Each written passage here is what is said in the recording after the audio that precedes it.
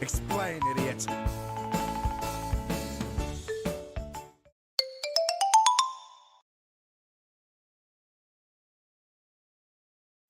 For some reason, I can't hear shit, and I don't know why that is. Give me 1 second. I can hear everything else on my computer, but anything coming out of OBS, I cannot hear. It's just not playing. So that's just gonna be weird, but whatever. Hi everyone, welcome to the stream. How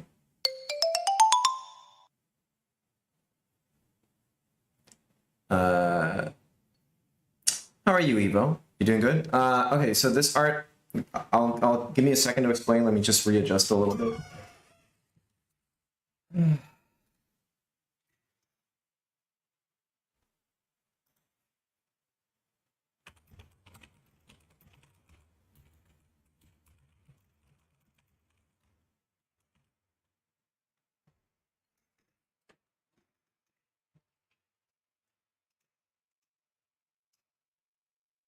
Okay, hold on. I'm gonna go get some music. Assuna. Assuna won the poll, so I'm gonna draw some Assuna. I'm just gonna shuffle. I don't want to listen to the title.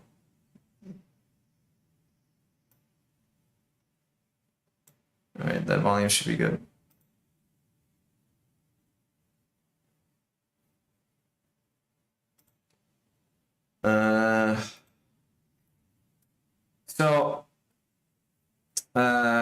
In a moment, I might need to get up and go get something. So don't mind me that. Someone ordered medicine, and so the pharmacist is gonna bring it over. Yeah, today in the doctor we have Assuna. I have 2 post ideas. So one being, no, I'm good. I'm better. So one is, both ideas are her sitting on a desk, somewhat, right? Might have to move her up. But both ideas of her sitting on a desk. This one would not be her lying down. It's misleading. I think what would happen, that would be better, is if I do this. And it's just the hands coming out like that.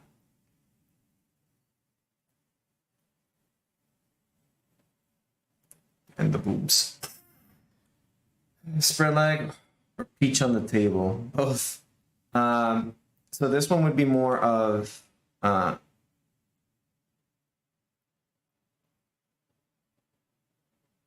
like this, right? But this other one would be like this, which is pretty much kind of like the same as her what's it called? As her live 2D on the bunny one, which is here. Hold on.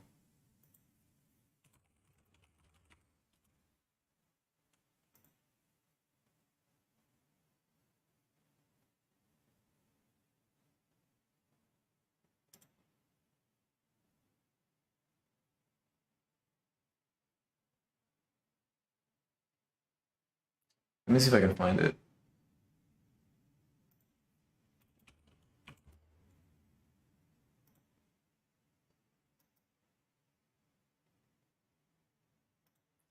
It kind of looks like this a little bit.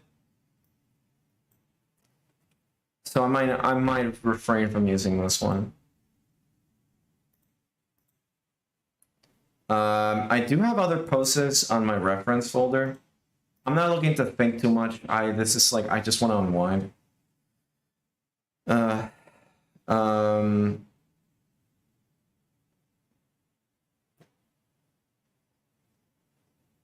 but I want to do something that feels a little more in line with her and a little more casual, rather than like having like a weird pinup pose. Let me see.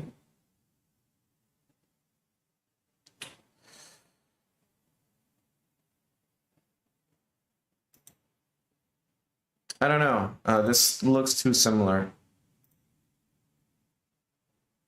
But it is also different, so I don't know. Hey, Tony. This one might work. I'll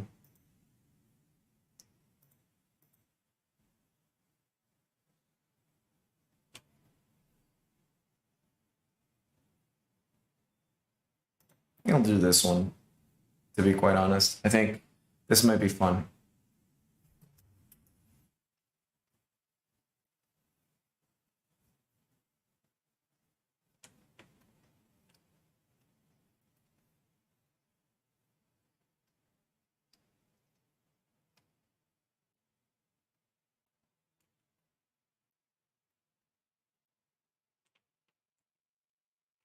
Hold on.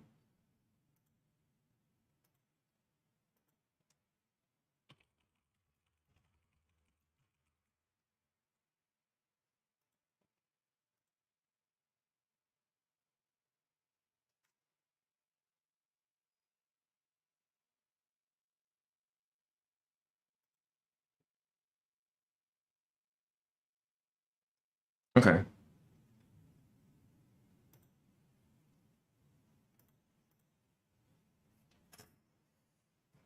All right. If you hear like a character talking at some point, it's because I have the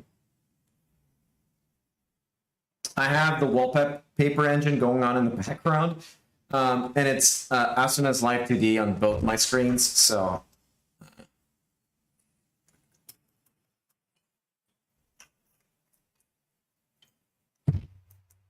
also, I know we're all coming over here to like chill out and stuff, but if at any point I feel like I'm like getting shit off my chest, just don't mind me. Like I've been a little bit stressed lately.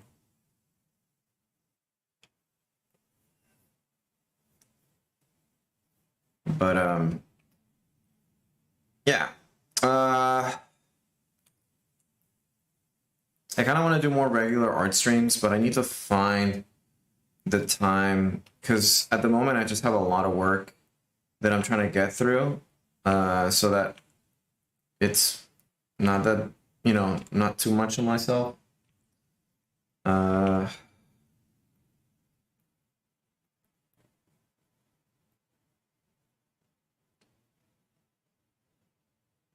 Radio.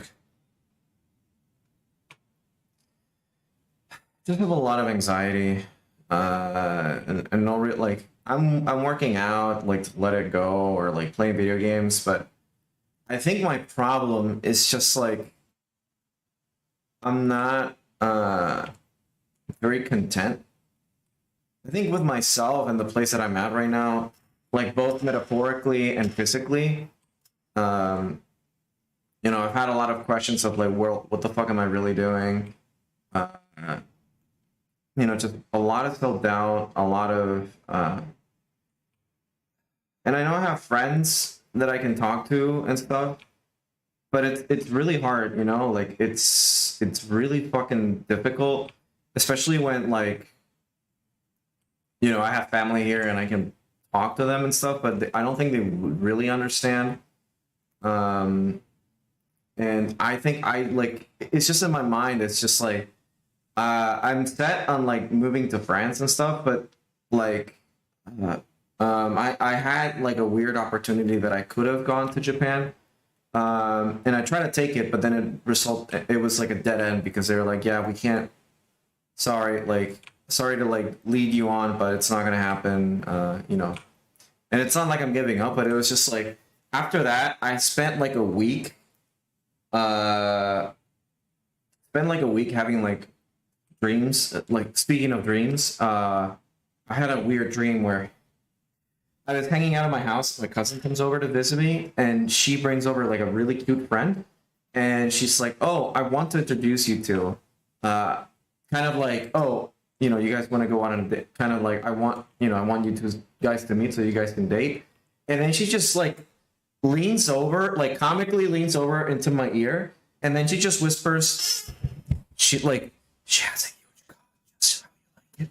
Like out of nowhere, like she does not know the kind of stuff I draw, or like I don't know. It was just weird, and then like I wake up and it's like, what the fuck was that?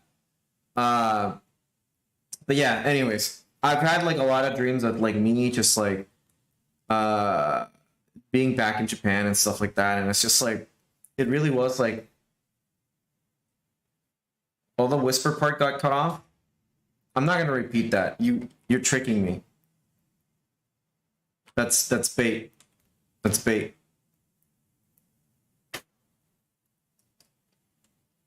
But it's just remembering like my friends and stuff, and like a lot of like the good times that I had there and stuff, and just like how like myself I was there, and like how happy I was and stuff. Like sure, I didn't have my family, but I met a lot of different people.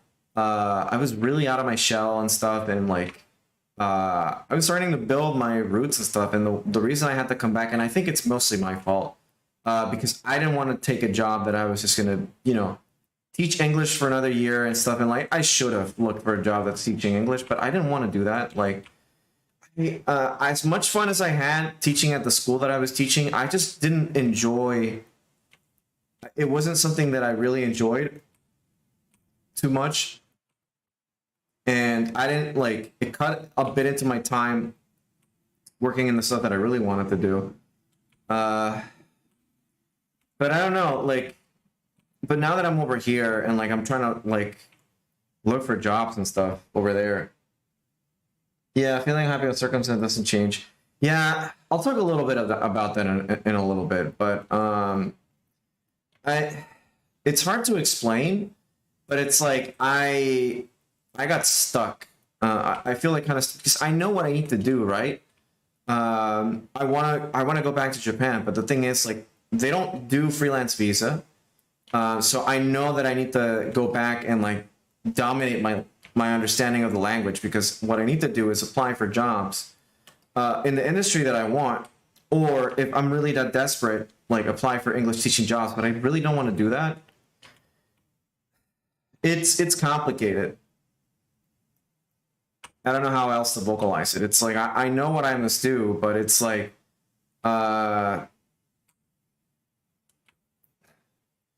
again, not that age matters too much, but I'm like 30, right? So it's like it brings out all these like worries in me. It's like, what am I really doing? Am I really like thinking that me as an artist, or like as I believe I'm like a game developer, quote unquote, can I really make it? Can I really do all this stuff? And like, am I wasting my time? Is like all of this effort, should I just get a regular job and just, you know, leave this as my hobby, which I really wouldn't like love that, and all these kinds of things. Because like I was just like also thinking like, oh, like I'm not really doing, like even in my hobby I feel like I'm not doing enough, like the streaming stuff. But that's not like, I know that like my intention from the start wasn't really to make this a business. It's just one of those things that get slumped into everything else, and it's just like, am I really doing something right? Am I like, what am I doing wrong? What am I doing right? Like I'm like very confused at the moment. Like a lot of things are just coming to me, and I feel like shit, like really like shit. I've had a lot of anxiety. I've had a lot, like, it's a good thing. Like I recognize that having a lot of work is good, because it essentially means that I have work, right? And I get paid. And I know a lot of people want commissions from me and stuff, but it's also like I just owe people stuff, and like I'm not even sure which project I want to tackle, because I want to do so many things. I don't have the time, and I don't even know which ones are worth tackling, which ones are it's weird. Like I just have this like fucking like huge thing on my chest just like sitting on me. And I think also like the environment I'm in is not very conducive to a healthy environment either. Like I live with my family, and it's I don't dislike, like I love my family and everything. But everything here feels like so stagnant. Nobody's like outside of like one or two people, like nobody's like really motivated to go do shit and stuff. Like I've lived by myself for many years, and then like having to come back several times to come back to live with my parents has been demoralizing, but I've gotten over it. Like shit's not easy anymore, and it's fine. But it's also like just I feel like I don't know. I feel like I'm not in an environment where like I feel conducive that it's helpful to me in terms of like just feeling. I don't know. Every day I wake up and it feels the same. Like I'm not going anywhere. Like I'm waiting. Like I'm waiting for my passport. I'm waiting to be able to complete my application to go to France, if that even comes to fruition. Waiting to see if I can get better at Japanese, because then I would want to try and apply for a job in Japan. Like there's so many things that that obviously are going to take time, or are just like, is it really worth the time? And again, my self-doubts about being like this artist that I'm trying to like make a living and stuff. And I have somewhat, it's just like, I'm like, am I really even good enough to just do this for a living? Like maybe it's my fault that I haven't had much growth, and it is. Because I've been focusing so much on like improving my art and doing stuff behind the scenes and whatever. And it's just like recently also like I procrastinated so much, but not like out of like my own volition. It's just like I wake up sometimes and like I start working on something, and then it's very easy for me to get distracted, and I'm just like I feel better just sometimes not doing work. So it's been very hard. I can't really describe it. So I've been trying my best to just do stuff, and like that's why like every time I find like, oh, I want to do a comic, and I start doing the storyboard and stuff, and people are liking it, and I'm just like finding ways to motivate myself and stuff. There's a lot of stuff that motivates me, right? Like I have my own game, I am working with people, and it's like I there are things that I'm very motivated about it, but it's just like sometimes like I feel like whatever I do is just going to be shit anyways. Yeah, exactly. Like I feel like everything that I'm going to do is just going to come out like shit, even though like sometimes I just feel like, oh, that's not true. Like that cowgirl I did, I really like, and I'm enjoying drawing her and stuff, and like a lot of the stuff that I've done with her. Yeah, no, it's fine. You don't really need to offer advice. It's just like things I gotta find and figure out on my own, or talk with a few people. I don't like. I know at the end of the day, one thing is real. I do not want to stay here. I feel like it's not even like my parents are the problem, or there's something here that is toxic. Not a very toxic environment at all. It's just I feel like being here is a very definition of stagnation, and that I'm not moving forward. I'm relating to some of the troubles that you're going through, because I'm also going through some of it. Yeah, I got you. And it's just like I feel like being here is just a very representation of stagnation. And honestly, like I don't like divulging, but it's not very it's not very inspiring when like your family, like, and I don't want to sound like a dick, because I do help out like a lot around the house. Like I pay, like I pretend like I'm paying rent somewhere, so I give a lot of money out because it's just the right thing to do, even if they didn't ask for it, or even if like, you know, I'm like, I help out around the house. If we gotta go to the supermarket, even if I paid my rent, like I'll go and do shopping on my own to help around the house, not for myself, but for everybody else. I'll willingly like not eat something just to let someone else in the house eat it.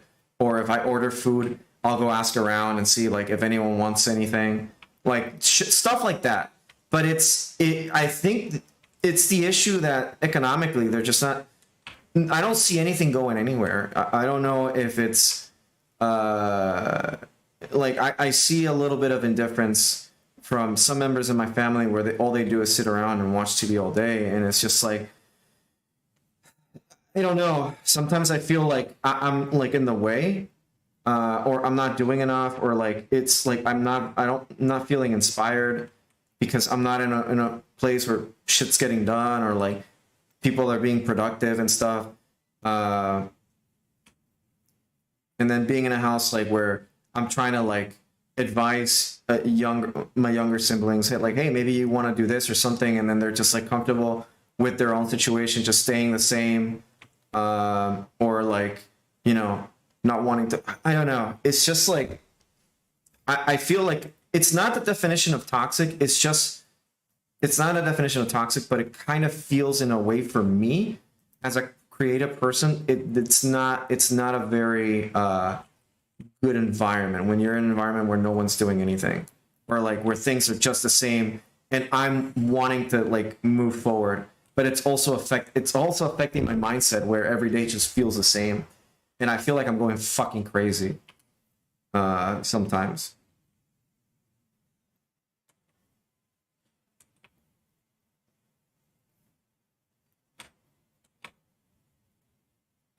Like I'm not the type that just like I'm gonna stay in bed.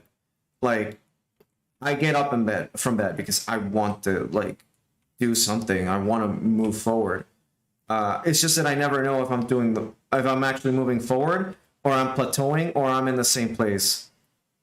So I'm always trying different things. I'm like, okay, well maybe if I do something different, maybe if I just focus on not doing a ton of not safe for work and I do ecky stuff, maybe something will click. Maybe if I just do something else. Yeah, I don't know. And you know what? Another thing is that maybe I just feel lonely too. Like, ironically, surrounded my family, I feel pretty lonely. Even if like my brother will come in and start talking to me about anime that I recommended to him and stuff. It's just like I'm just sitting here like, and the worst part is that you know, when your parents are making fun of you, and like I'll recognize that I've been very irritable lately, but it's that I'm just very anxious and somewhat depressed because I'm just like I can't fucking stand it. So it's just like, but how do I express that to people that just are not gonna get it, or like without hurting their feelings, because I'm like, you know, they're kind of partial to why I feel that way. Like it's not their fault necessarily. A lot of the stuff, like a lot of the reasons why we're in the situation that we are, is not entirely their fault, and I can't. It's not fair for me to say that to them, but it's also like I feel like they're not very, you know, they're just like, you know, from poor decisions to just not doing anything or being indifferent, or, you know, I don't know. And I feel like a terrible son for saying that, like really, really bad. Like I feel fucking terrible about it.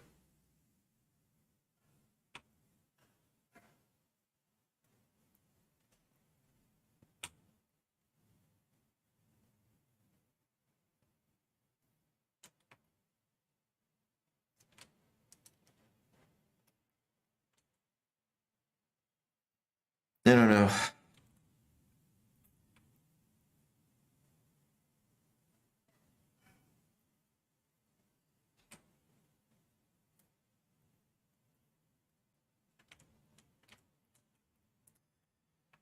Yeah, but I can't help it. I'm like, you gotta understand, I'm from a different generation.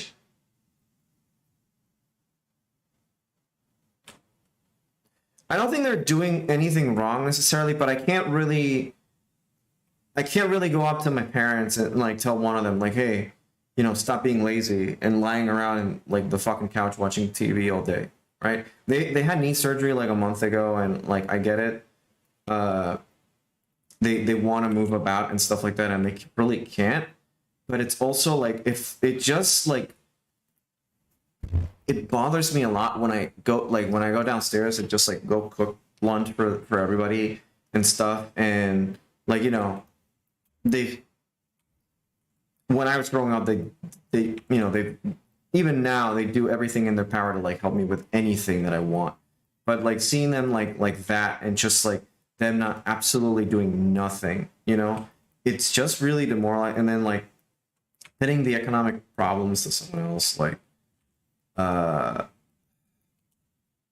it's just like, I don't know, like what are we fucking doing here?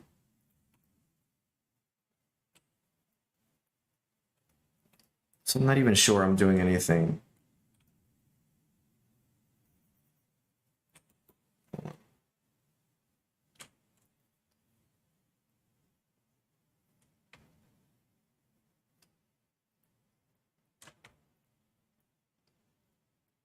The pool music. But I can't really go up to this, like, you know, that's not you know, that's not the kind of relationship we have. Even though like we were really, really close. I can't just go up to someone. Like in general, you can't really go up to someone, you know, because they're going through their own thing too, right? So it's not fair of me to do that. But I really want to say it because I feel like, again, you can't go up to someone that, you know, feels terrible.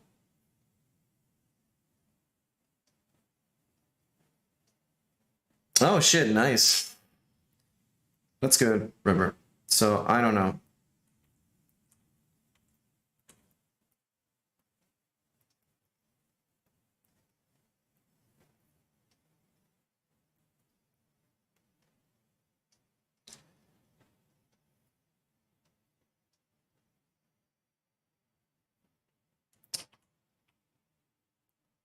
Honestly, like we don't. I feel you, but it's like, uh. Also, if anyone doesn't want to hear that, you can feel free to mute me and just watch me draw. It's fine. I'm not gonna stop drawing stuff.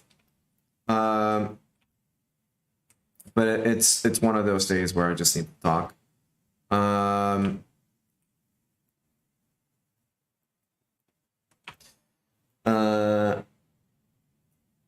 Yeah, I don't know.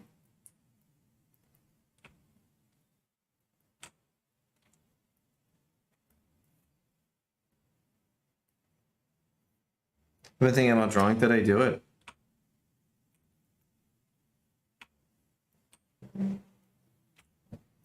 I don't know.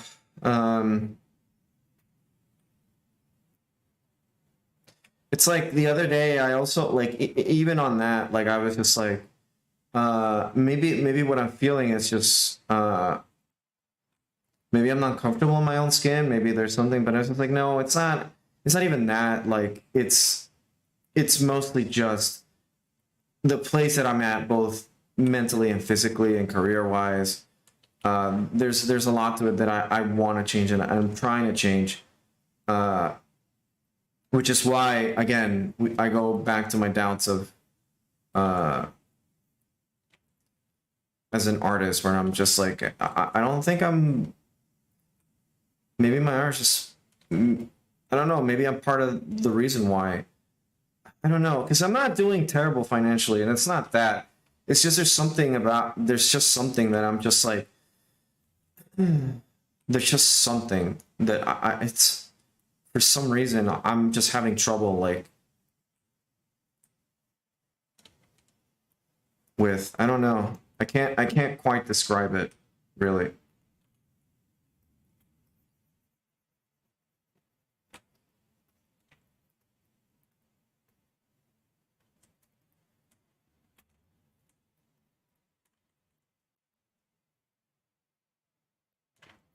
Like I've even debated like maybe I should just close my fan box. I've been trying everything, like new things. It's not that I'm like my style, I dislike it. That's not it, because I've been doing new things. It's just like I'm not sure, like I don't know, like I have so many ideas and I can't I don't know like which one's worth spending time on or not. And I know that my game, a lot of people want it to go. And I feel very strongly about it, but it's also like I don't want to like do something half-assed.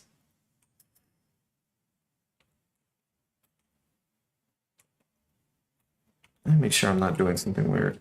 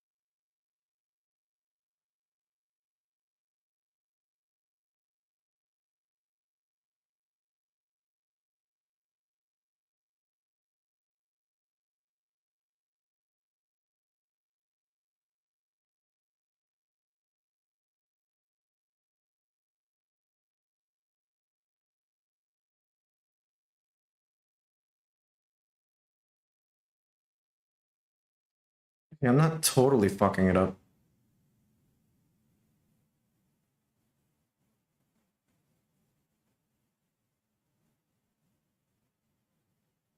Okay.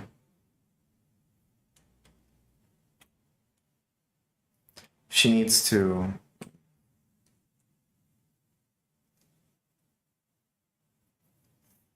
Maybe, I don't know, I can tell you are doing stuff to change your curves and all this stuff to see what's like the story with you. Worrying about what may not, it's not a bad thing, but it would be better not to obsess it over. Well, family is family. You can't choose them, but they choose you. They choose you, but it's good. I think it's good that you care about your family in a good way. Yeah, you know, I'm drawing right now, but I think maybe I might pull up on a friend later.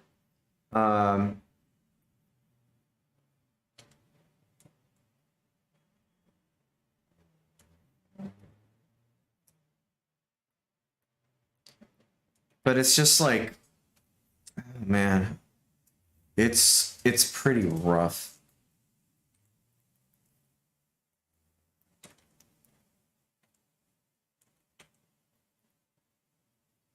The thing is, she has to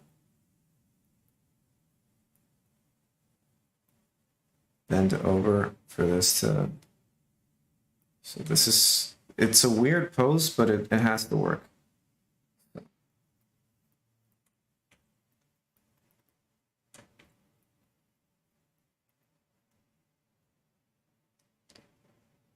Yeah, I'll talk with them, see if, like... See what they think.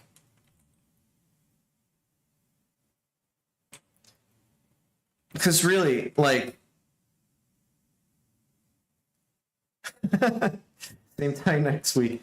I think I know, like, I have ideas, right? For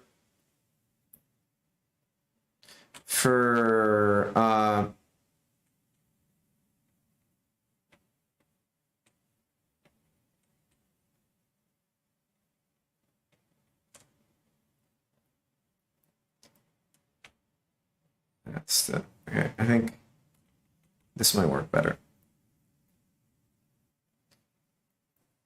For, like, where I would like to be physically, I would love to just be in Japan, really. I would love to just go back and just stay there. I think the idea, like what I like most about it is just like I was my own person there in terms of like I didn't really know anybody when I went there. Yeah, I knew a few people, right? Like people that I went on a student exchange program like years prior, but after that, like I would have maybe seen them like a couple of months, like a couple of times every every so often. Like we wouldn't hang out that much because they lived on the other side of Tokyo. But I made my own friends there. Like I was living in a share house by my own. I figured out I want to learn more Japanese. Figured out there's a public school that teaches Japanese, and I managed to befriend a bunch of grandmas, and like I was a grandchild, like just a bunch of like stuff like that, and it was just like such a thing for me that like I learned so much. Managed to table at my own conventions, even though I had a hard time sometimes, understanding the Japanese a little bit. But I made friends with a bunch of artists that were kind of in my same circle. I was able to apprentice under mangaka for maybe just a little bit, but I was able to do that, and just like a lot of opportunities were like opening up. And I even went to an anime studio, and I met with a director. Even though they couldn't hire me because they worked on 3D, and like he didn't really have that much power. He was just a director. He came up. He was just like, yeah, I mean, I like your stuff, and like there was just like a lot of stuff. And for me, that was just like I had to come back because things were not good economically, because my art wasn't really that good back then, and also like I wasn't doing so hot with my art and stuff. I wasn't making enough money. No, I haven't talked to them in a long time because a lot of the people that I was friends with that were foreigners left. They're not in Japan anymore. And I only talked with the people that I was pretty somewhat close with, like the grandmas, and this one friend in the dorm. She was really, really cool, and we still talk sometimes. Like I'll text her and it's like, hey, how are you doing? But she worked, I don't remember, she worked at like a political office, but she didn't really have any pull. She was just like an office worker. So it's not like she had anything she can be like, come work for me. Like she wasn't like, and the other guy that worked in the industry who actually spoke English, and he was really, he works in 3D and stuff. He also like, didn't like when I tried asking him, and he's like, well, I'll introduce you to like a director and stuff so you can meet up.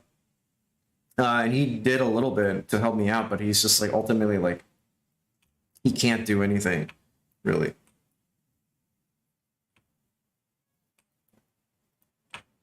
So it's believe me, when I was living there, after I was told that, my contract was not going to renew because they, through fault of their own, they lost a bunch of contracts in the area. They're like, yeah, we're going to give it to seniors regardless of their performance, even though like the school that I worked at, both schools that I worked at spoke nothing but good things about me. They're just like, yeah, no, like, and I met with the teachers and stuff, like after I was let go. And they're like, yeah, the kids ask for you all the time. And it was just like, because I was just like, well, if I get to work with those schools again, like I would consider taking it. But after I got the notification, my boss told me, hey, Care, my boss called me like a month before they notified anybody else. And he came up to me and he's just like, hey, listen, they're going to let all the new guys go. I'm giving you I'm not even supposed to tell you, but my boss liked me a lot. And he's just like, I'm not even supposed to tell you, but I want you to prepare. And it's really unfair that they're not even like going out of the way to tell you so that you can start finding a job. So it's like, oh shit, what's going to happen with my visa? And he's like, you get to keep it. Don't worry. you can use it to find a job, but it's just like you're gonna have to find one. So good luck. And it was just like, and right then and there, I was just like, all right. I was looking for jobs anyways, but listen, I went to Compile Heart, the people for the Neptunia series. I went to Marvelous Entertainment. I went to different anime studios. I went everywhere. And the fucking thing is that I was applying at the time where people that were in university, like anime university and stuff, were graduating. And so they were looking at Japanese applications first before they were going to look at foreigners, because they would have to sponsor the foreigner. And again, I don't think I was that good enough that they would go out of their way to hire me over someone local. I'm not, you know, I know what my limitations were at the time. And they're just like, I remember one of the worst feelings that I ever had applying for those jobs. It was that I had called Marvelous because I was worried that I have forgotten a documentation, right? And I called up and I was like, hey, I was just there. And before I could finish, I know the lady like covered the phone, and I could hear her say like, oh, it's a dumb gaijin that was here that dropped off like the papers or whatever, and they both laughed, and it's just like, yeah, what's up? And you know, I was just like, no, I think I might have forgotten to drop something off, but never mind, I know it's there, sorry. And it was just like, I felt so bad. Despite all the people that I was friends with wanting me to stay there, but it's just like, I couldn't, like, money was getting tight. I got hit with a few like I had to pay taxes that my company didn't pay, because they're like, oh, you have to take care of your own taxes. But it was just like, no, can you please take care of them? And then like, it was just weird. I got hit with a lot of stuff. They didn't even teach us how to pay the taxes or whatever. They said, oh, you'll get a slip in the mail. But it's like, they weren't reporting right. It was just a bunch of stuff. The company sucked. And I knew that they were like pretty bad because ALT contract companies are the worst. And everybody hated working for them. But I was there because I was like, well, 1 year I'll find a job, and it was bad. On so many levels, I felt terrible. I felt terrible because I was just not good at art. It's just like, if you know, maybe I was decent and it's my fault that I'm not good.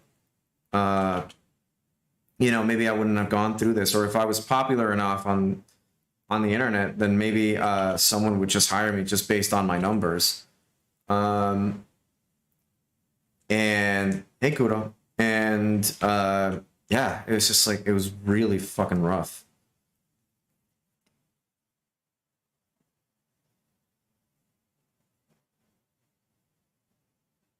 So yeah, now like I'm just thinking, like I applied to, like, I would love to stay independent, but again, I can stay independent and do my own thing if I move to France. And France is fun. I love France a lot, and like I was really excited to be there when I was there. But another thing that like if I want to go to Japan, I have to, you know, apply somewhere, and I applied to 1 or 2 places, but I don't know. It's rough. But yeah, that's why, like, also, like, it's like right now, like the way I'm feeling is just carryover from that kind of stuff that I never addressed.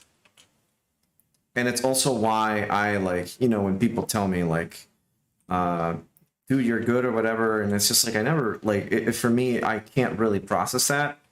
And one of the reasons is that even though, you know, pros, people that are like established industry leaders have told me, but I also don't believe it, because it's like, if I'm not good, like if you say I'm good or I have potential, why when I was looking for something to do, to put my talent to use or do something, I couldn't find it? Was it just that I wasn't a local, or was it really people just being really nice and I'm just, you know, being patronized? Is that it? Like, I can never, you know, for me it's hard. Growing up in a place where you're expected to just be good at everything because you're the oldest in the family, and you're expected to just ace everything, be an example, and do everything, and it's just, you know, you're not expected to fail, and it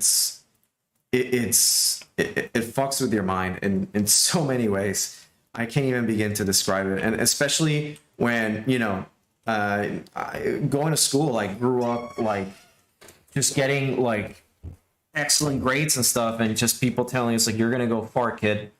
And I always took that with a grain of salt, but it was a sharp contrast with me growing up being bullied and stuff. And you know, when I went to college, I realized that it really didn't, the grades part didn't really matter. So that was like a learning experience, but I met my best friends there and stuff, and I learned a bunch of different things. But it's also when you're faced in the reality of job hunting or trying to like make it in the world, and then you realize, like, you start feeling like, you know, all the effort you put into a lot of things, it makes you feel like you're a piece of shit, in a few words. Where like people used to tell me, you know, you're good at this, you're good at that, or whatever. And you know, as much as I joke around that, you know, I'm dumb, I know I'm not. I know on some level I'm pretty smart, but what am I good at, River? It's just, you know, again, I'm sorry if this is just like you were expecting just a good time, good booba time, but, and I'm like opening my heart out a little bit here.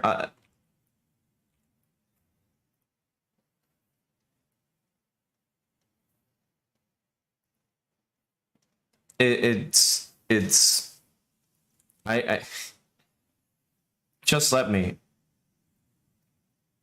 I've seen streamers do it. I'm entitled to it a little bit.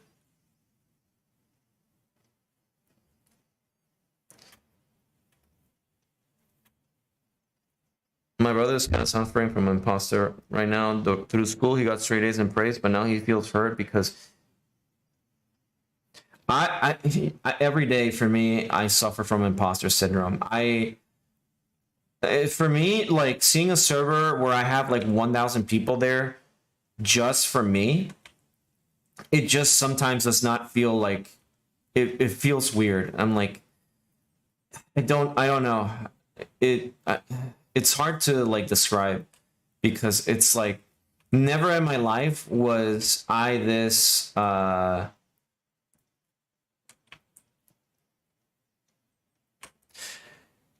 if I went up to one of my friends and told them like, yeah, I have a huge server, you know, with like about like 1,000 people that just hang out and they're like there for me, and like they tease me sometimes and whatever, or they're like always excited to see, or like on Twitter I have like 40,000 followers or something like that, and 20,000 on another one, they wouldn't believe you.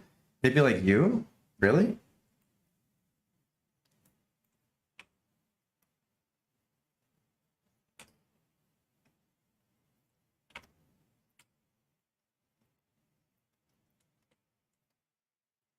I just like, I don't know. And honestly, if this isn't about,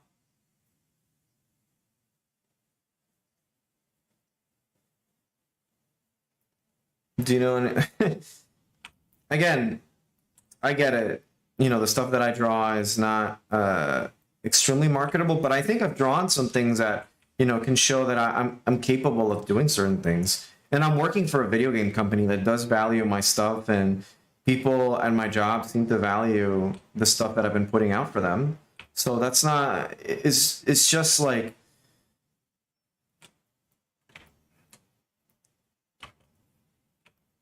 I don't know.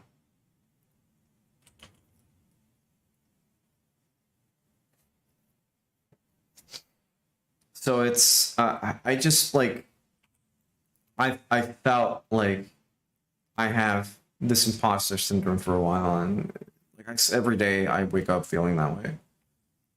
Um, and uh, the one thing like that's always landed me a job is my experience with marketing, and like I like to think that I'm decent at it. You know, I've you know rarely had to do too many interviews when I'm looking for work in terms of like I got interviewed to work at Nintendo at one point. But I mean, admittedly, that was my fault that I didn't get the job because they were leaning heavily on me, and I didn't prepare properly for the interview. But you know, that kind of pushed them away. But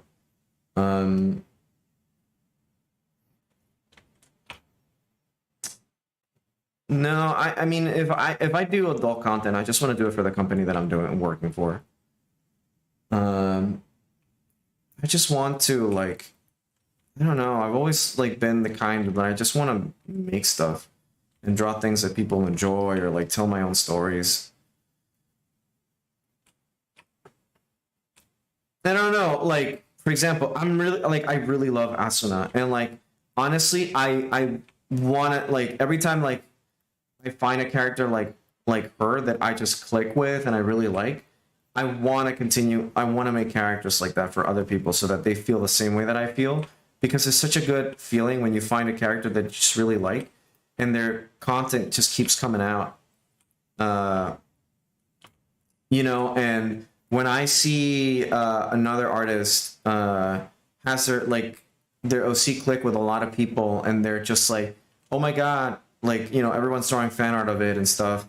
Uh, I get jealous, yeah, but I'm also like, oh man, I wish I could do that. Like, I really want to motivate people enough that they're like really into the character, they really love it, and they want to do things like that, where they're motivated to create things. Because that's mostly what I want out of my art, is that I motivate people to create stuff, whether it's my own characters or things of their own creation. That's kind of like, it's good to hear, Tony. I'm glad. That's just like what I want to do.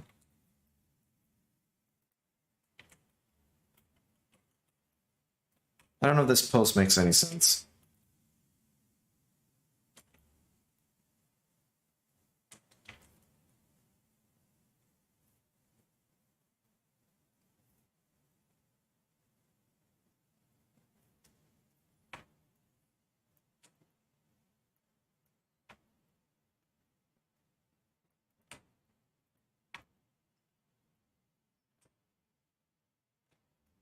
She's sitting on top of someone. No, she's sitting on top of a desk.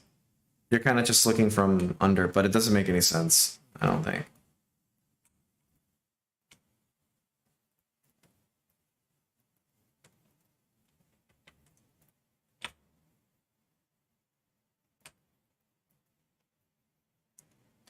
But again, you know what? It's fine. I'm here to just kick back. This doesn't have to be perfect. It's fine. I, you know, I can make something else later that I can spend, like, you know, spend a lot of time on.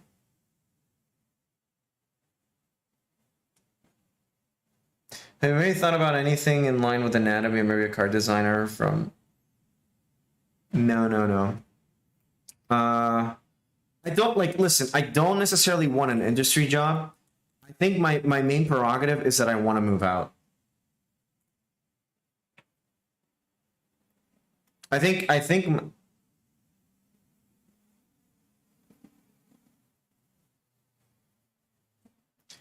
Kaesu has a cute blue hair Garen modern brand name shoes became a really iconic pairing. Just draw huge girls because I like them. I don't know how many others do. I just like, I don't know. Sometimes here's another thing too. Sometimes like I feel like I have way too many responsibilities that I probably place on myself. And sometimes I feel like every time like I open Clip Studio, I'm gonna make something because there's an end to it. And as much as I love making like character designs because I'm working on the game, or I owe a trade to someone and stuff, and I need to get working on it. Sometimes I feel like I can't really just draw for the sake of drawing, which is why I was enjoying drawing Minerva so much, because they were just drawings that I was just making that were not necessarily impressive or anything. They were just things that I was doing for fun, and I was like, oh, maybe I should draw her doing this and stuff. And for me, it was just like, man, I'm not. It feels good to just draw for the sake of drawing or doing something because I'm having fun and losing myself in the process. In terms of just drawing for the sake of the artistic purpose, or like drawing something, you know, I want to draw big boobs because I want her to have big boobs and stuff, and that's something that I was just like, it just feels good to do. I don't know. And it's not that I'm not having fun with art, like I am, but it's just like, I feel like lately maybe there's something that I've lost. Or maybe like I haven't given myself a break to just not draw anything with any point, just draw. But I also feel like I've put this pressure on me. I also like, sometimes I feel like I just want to get rid of my fan box, even though it's good money. And I'm very slow with it, but it's also like I'm on this treadmill with it where you have to constantly keep making stuff, and people are sub for me working on my game, and that's fine. Because I'm working on things for it on the background. Nothing like physical that I can show. It's just like I'm writing scenarios and stuff for a remake. But there's when you have a lot of eyes looking at you and they're like, hey, when's coming out?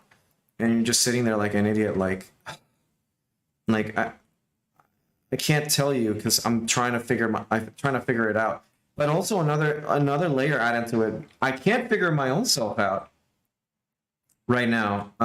So it's harder. Like, I'm trying to figure out my own living situation. I'm trying to figure out what the fuck, where am I gonna go? Where all of this is going. The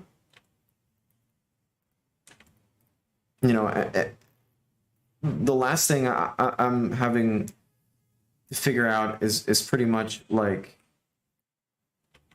sadly, like the last thing that I'm having like problems with is just like where I'm I don't know, like I have good ideas and I've been doing stuff in the background for my game and stuff, but you get this added pressure of like,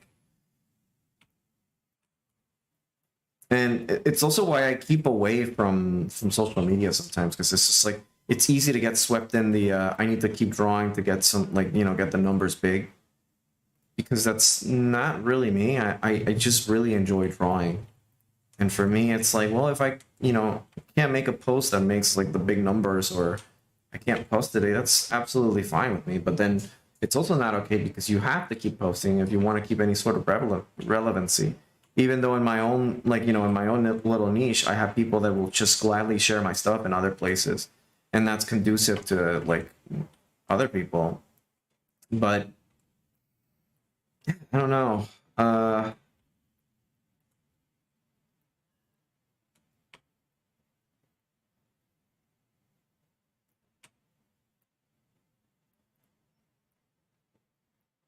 don't know. I've always been like a person that just does their own thing. I remember, like, to give examples, I remember, for example, on my fraternity, like, I wanted to be president, and a lot of people were like, yeah, you should totally be president. Like, you'd be very good at it. You know, you really like this fraternity. You've been like so good and stuff. But I didn't get elected. But it's fine. It was a blessing in disguise because it was a lot of work. And they just wanted to vote for the popular guy or the guy that was popular with the other places. But guess who ended up doing a lot of the work there, and a lot of like the social aspect of the fraternity, or like who was the most liked. I mean, not to sound like, you know, stroking my ego or whatever, but it was like nobody liked the president. By the time that, you know, I was graduating, they were just like, yeah, he kind of sucks. So it was just like, you know.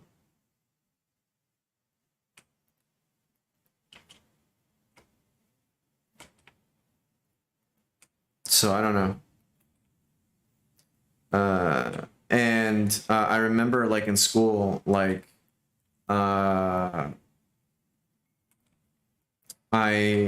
did a lot of things where like I didn't see it happening, and I was just like, well, I want this to happen, and like I started. I remember that I was like, I asked like, hey, can we get like a Japanese class going in after school?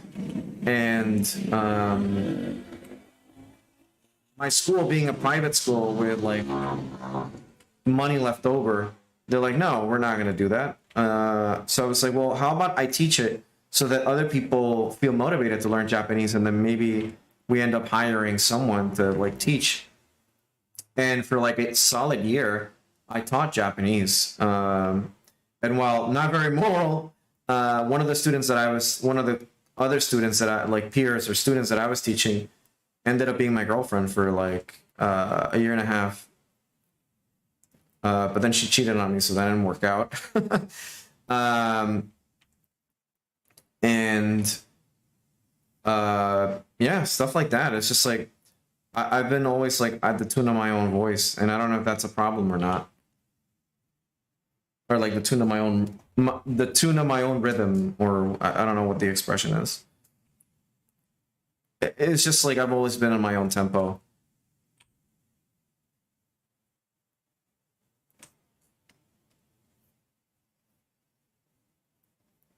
One of the funniest things I remember from high school too is that back then I used to draw big boobs, but not as big as I draw them today, but I used to draw them pretty big. And I remember one of my friends, she's just like, hey, just out of curiosity, not that it's a problem for me, but why do you draw them so big? And I told her, I was like, I don't know, I just like big boobs. And she's like, you know what? I appreciate your honesty. We weren't really close after that, but we got like, you know, we were friends. And I even like hung out with her because she was in the same, she was studying, she was going to school in the same area that I used to.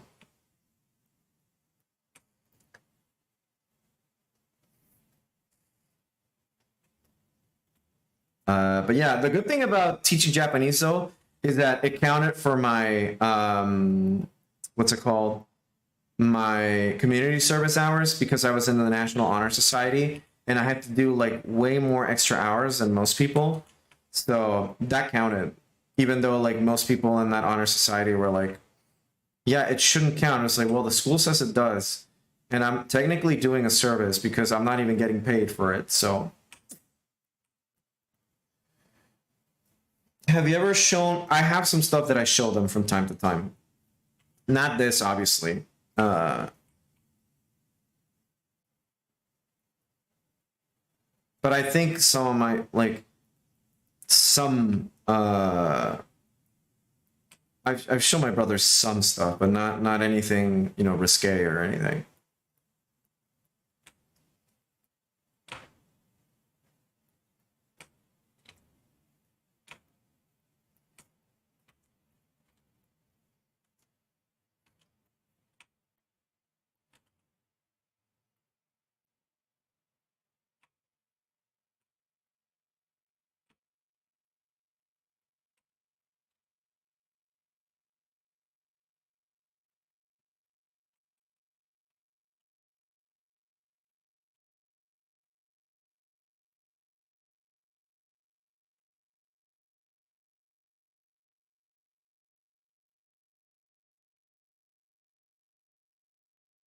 Ooh, fire.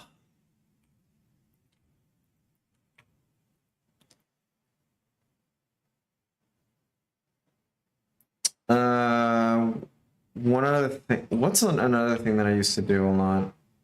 I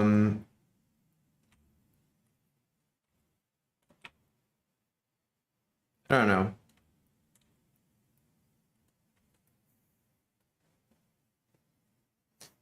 Oh yeah, I'm glad I'm not living in those areas, or I was born there.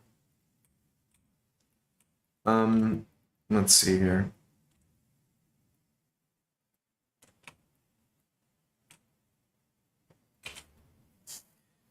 What's another thing? Like, I don't even want to address. I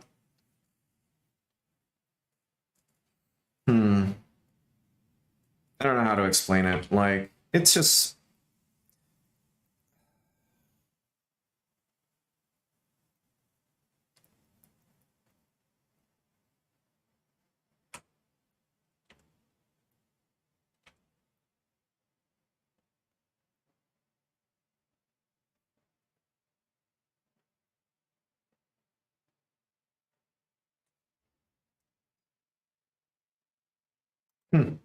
Kiss the teacher. Oh my god. Yeah, kind of. I've always taught, so like even. Oh my god. No wonder I like Blue Archive.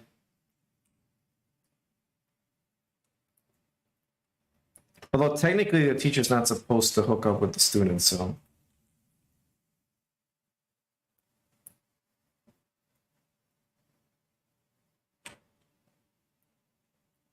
I took my job with the teaching in Japan pretty seriously.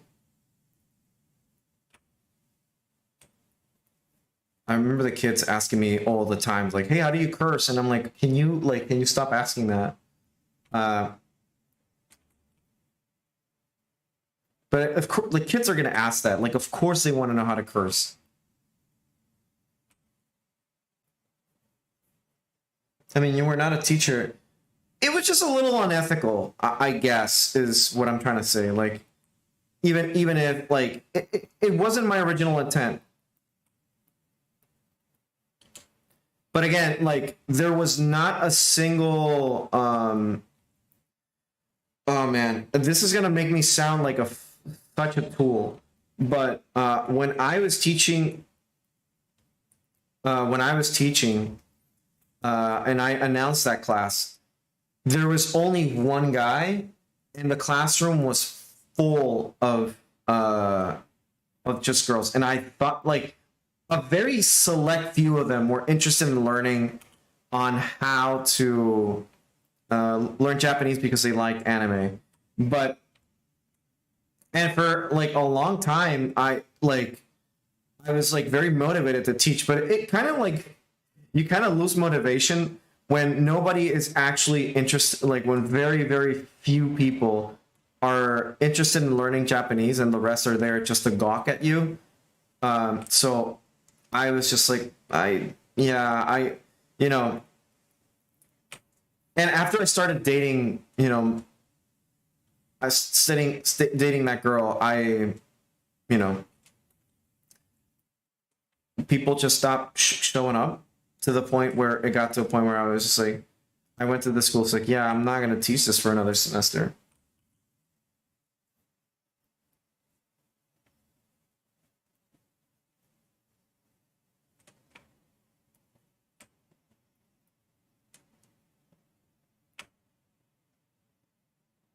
It was a good experience, and you know, yeah, I like ABBA. That was good. That reminds me of the Conk on Earth bit about the nuclear weapons, where it's like, can we talk about something else? And the guy is just like, and like Philomena just goes like, oh, do you like ABBA? And the guy is just like, I love ABBA, but she's just like crying. It's really funny.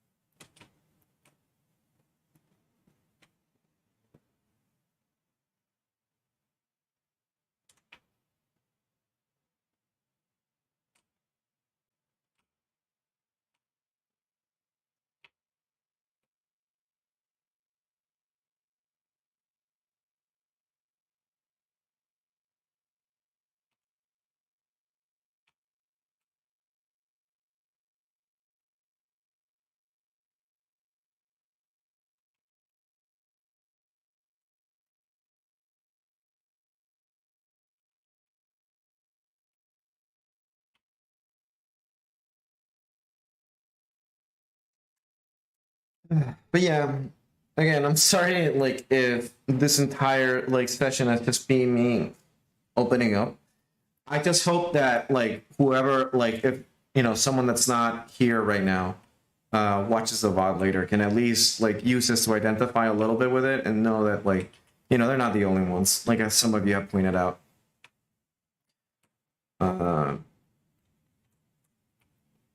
You know, understand that success is relative. I don't feel... it's not that I don't feel accomplished. I don't feel like... I feel like for someone my age, I should be more accomplished than what I feel.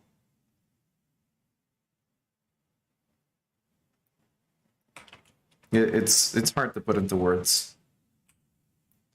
I don't feel like a complete failure. It's just...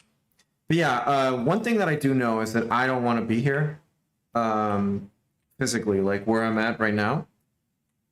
I do want to be somewhere else. Ideally Japan, but I'm like willing to look at different options. But I haven't discarded, like I'm like signing up for an actual online course to pick up my Japanese again. So I'm actually like putting in the work. And I'm gonna try and draw more so that my art doesn't suffer too much, even though I have a lot of work. You know, so to do something different that's not, you know, do fan art or something like that, and like maybe on the streaming side of things pick up a little bit, specifically with art and stuff. I don't know. I don't want to stop trying things and just be like, I didn't try it. You know, I don't want to have regrets, so I'm just gonna keep trying.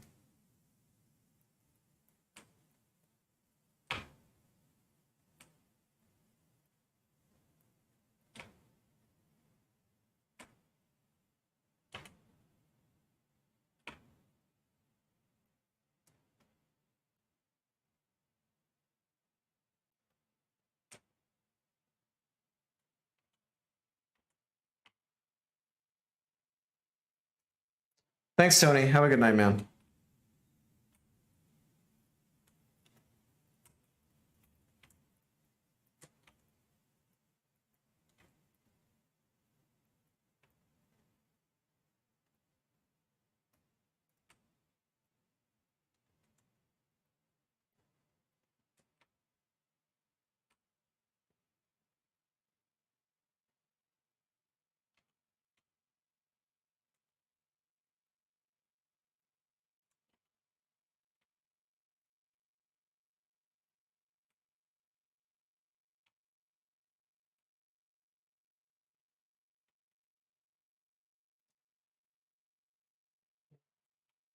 Yeah, it's pretty weird.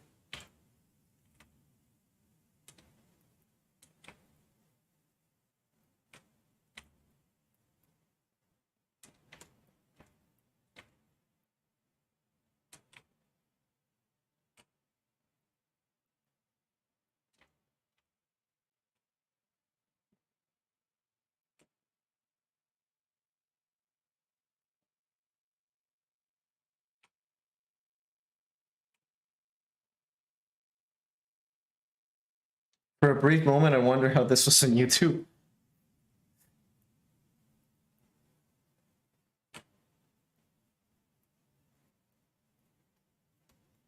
It's nothing bad, technically speaking.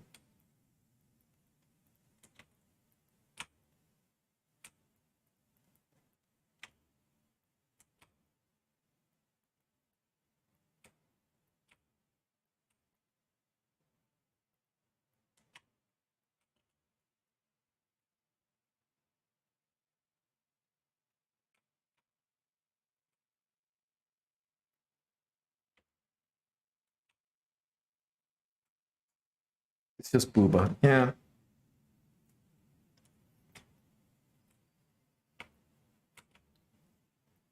But yeah, I'll save. We'll move on from the subject. So next week, we have the new event for Blue Archive, so I'm going to be streaming that. At least completing the story. And not so much the grinding part. Well, I mean, it's not going to be complicated. I don't think. It's just gonna be story stuff. So I can stream that.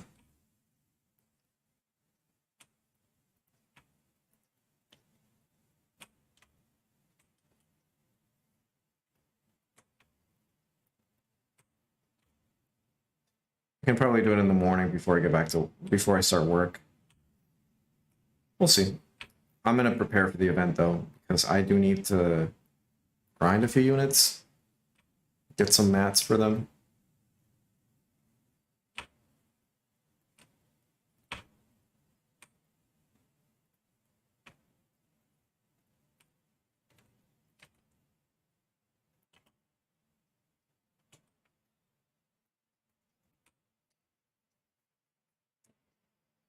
Oh shit. Yeah, stranger danger. Just tell her I don't want any trouble, please. You need to be honest, like, hey, no, like, you're 16, I'm gonna tell, please no.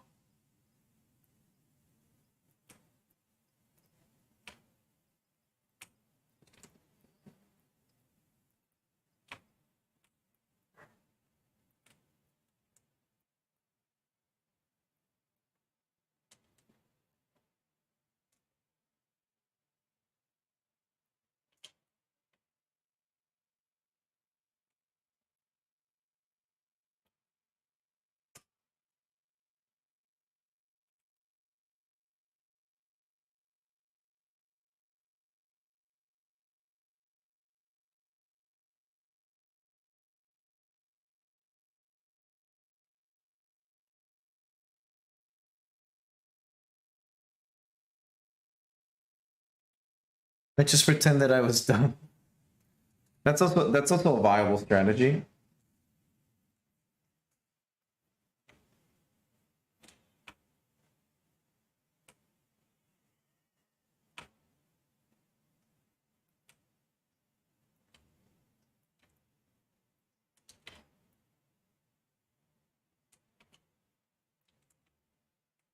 I'm an adult who needs an adult.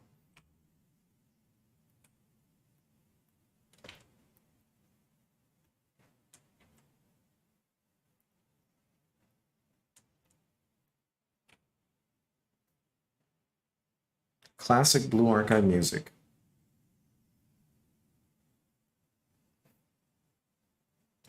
Joke's on them. I was only pretending.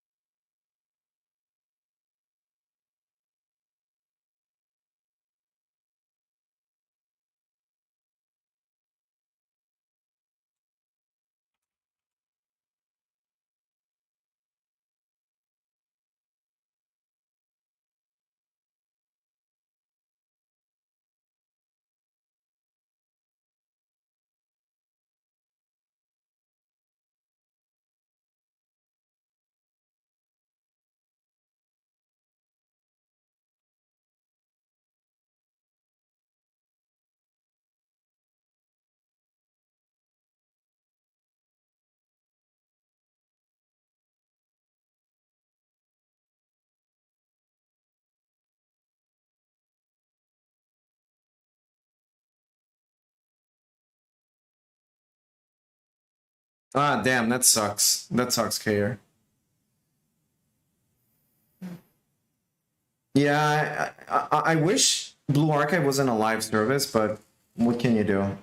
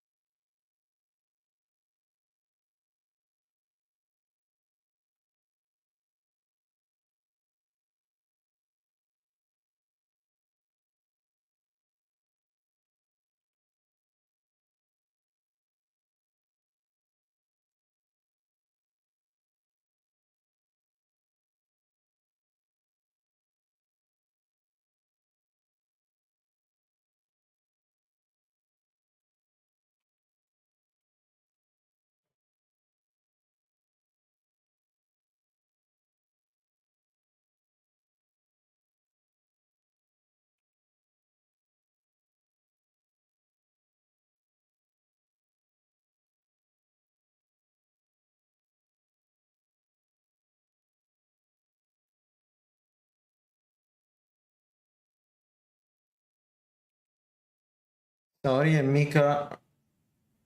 Yep.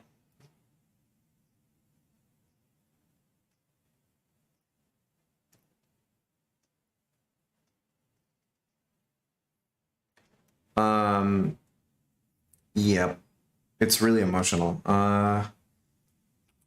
There's a lot that happens in the story that I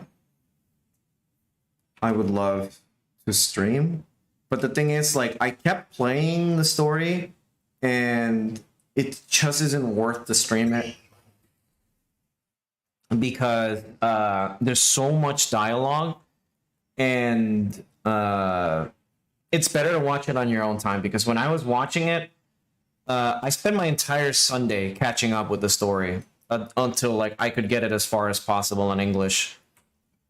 And it was like 6 hours of just pure dialogue and stuff. And I was just like, that, you know,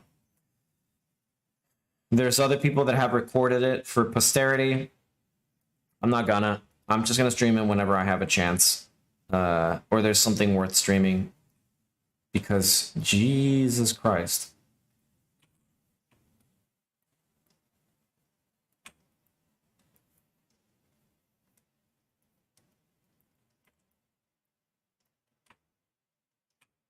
All right, I'm gonna start making this small.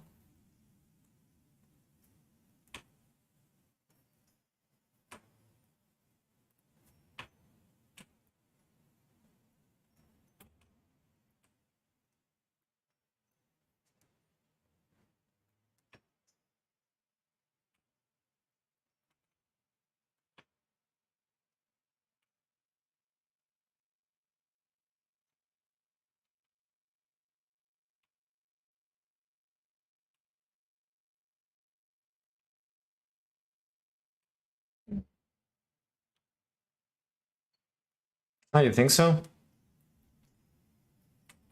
It's a little uneven, but it's just gonna be a sketch. I'm not worried of it being perfect. The thing I want to learn on Assuna is how to convey more emotion in both art and writing. We're emotional creatures, and well, let me show you an example here. Through story. Let me see.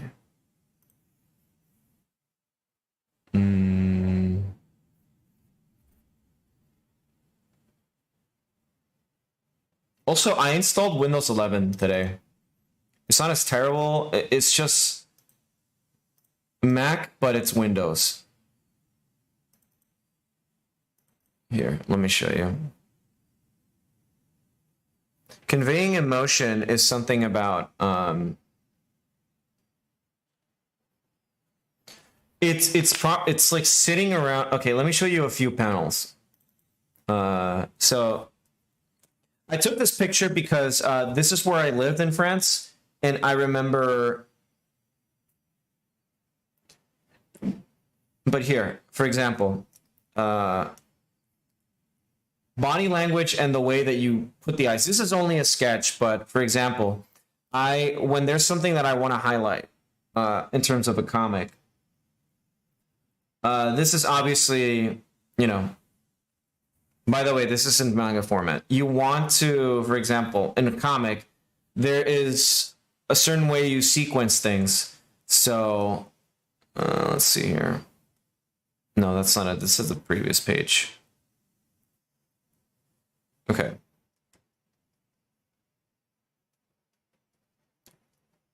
So, for example, here you have the mouth.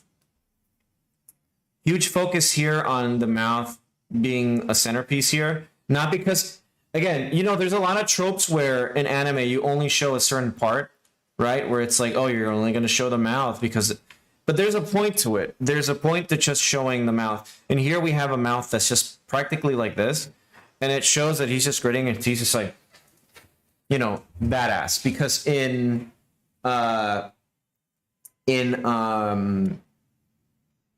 stuff like The Good, the Bad, and the Ugly, where the Clint Eastwood character always has like a toothpick or something coming out, or he's just like the inverted mouth, where just like always kind of like doing the Elvis lip. where it's just like staring and stuff, and that's kind of like a badass or like a I don't give a shit mouth. So you kind of like keep that in mind where it's like, okay.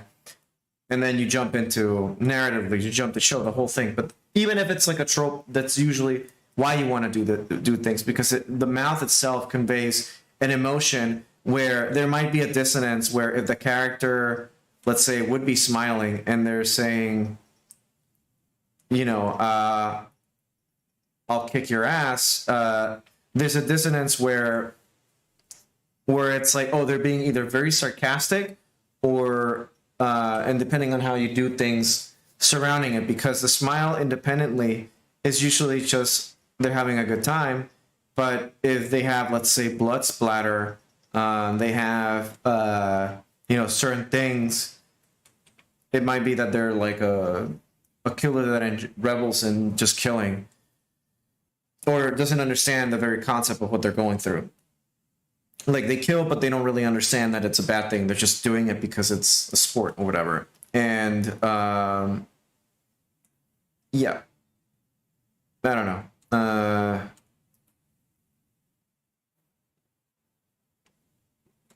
Yeah, so I don't know.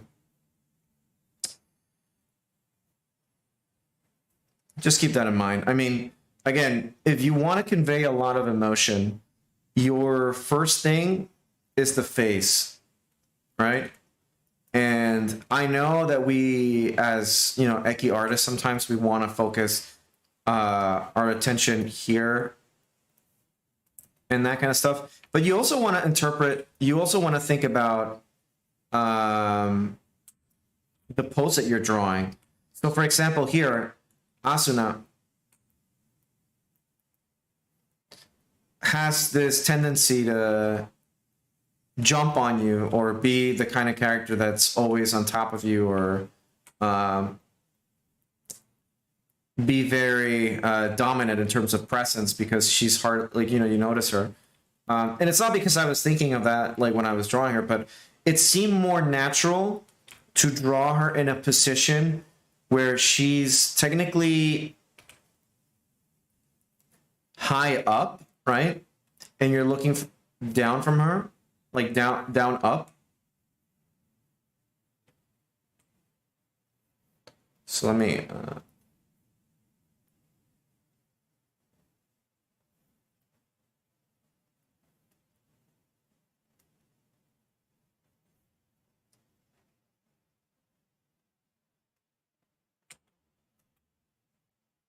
I don't know if that makes any sense, but the way you draw the body, like she's leaning over, just think about it, because it wouldn't have made sense if I drew her doing something that was like not conducive to her, like reading a book or something. Like if she was sitting still, like reading a book, looking serious, like that. That's not her. That's not her body language. She's very in your face kind of character. So I don't know. That's a lot of things people don't think about when, you know, they draw pinups or something. They draw like character on less sexy pose. You know, and they're like, okay, popular character, here you go, sexy pose, and that's fine. There are some, you know, artists will do a very good rendition, but like, I like seeing more characters in their environment drawn in a sexy way, or the context being something, you know. No, yeah, she has a smug demeanor, but it's not like Mesugaki smug. It's more of like she's playful smug.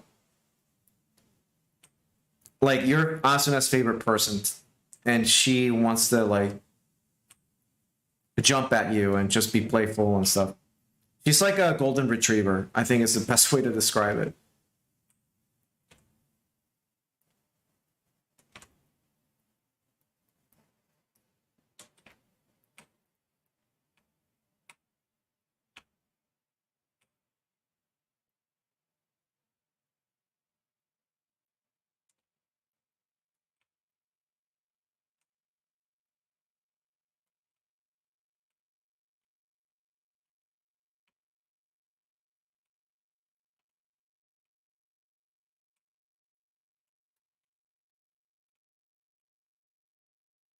Funny that you schooled her tuber because she's blonde.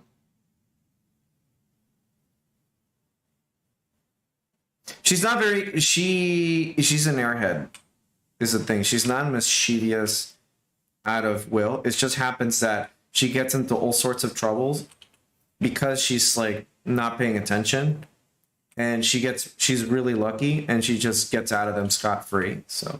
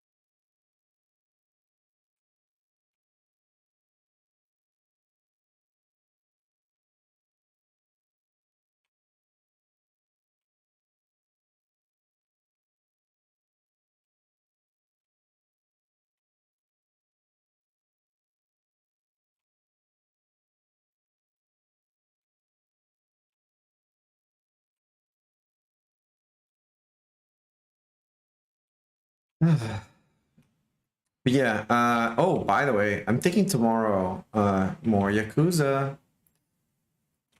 I needed a break from the game for like a day or two. I haven't played it, even though I think on Friday or, yeah, on Friday, I played a little bit of it, and I did some side quests.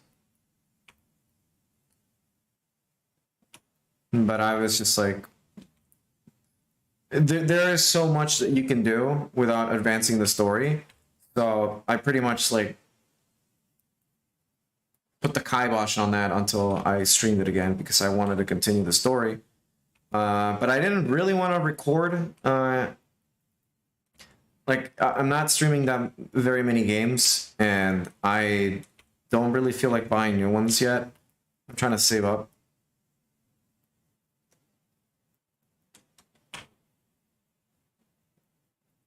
Especially considering next month is Breath of the Wild 2 or whatever. Tears of the Kingdom, Tear My Asshole, whatever, I don't know.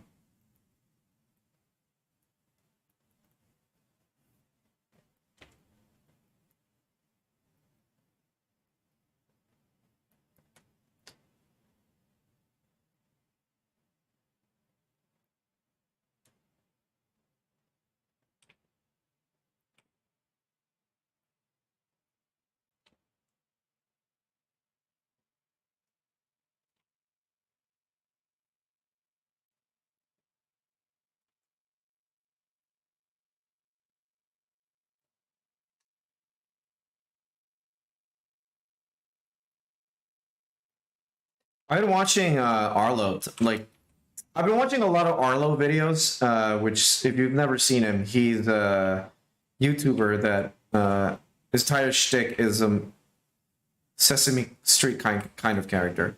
But anyways, been watching him talk a lot, and I started watching his video on why Breath of the Wild is a masterpiece. I think my problem with Breath of the Wild is that between each thing to do, there was nothing to do. Like, I get that the whole point was like it's just this experience that you tackle it the way that you want to do it, and like I understand that the whole point of that game coming out is that it was so different from your Call of Duties or games that needed like constant action.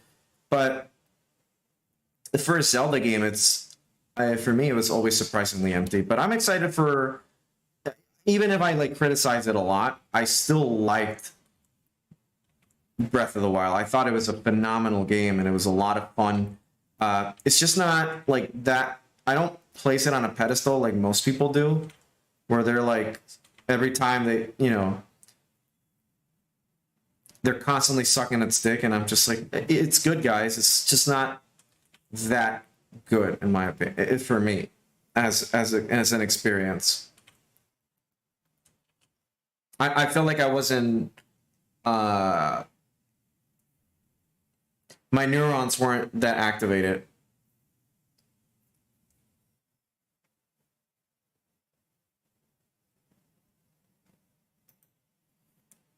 Well, it's definitely not a masterpiece by any means. Interesting, yeah, innovative, yes. Yeah, especially the biggest issue is that it's on the Switch. And again, I remember this one guy giving me shit because I said that the Switch isn't capable of running Breath of the Wild or any game that big for that matter. And he's just like, no, it's not. Like, maybe your Switch has a problem, but it runs. But it's like, no, I'm running like 2023. I'm running a game like Breath of the Wild at 30 FPS. Are you kidding me? And it's not 4K. And it doesn't need to be 60 FPS to be a good experience. But it's like everybody has a stable 60 for their games, especially for a game that's not that incredibly demanding.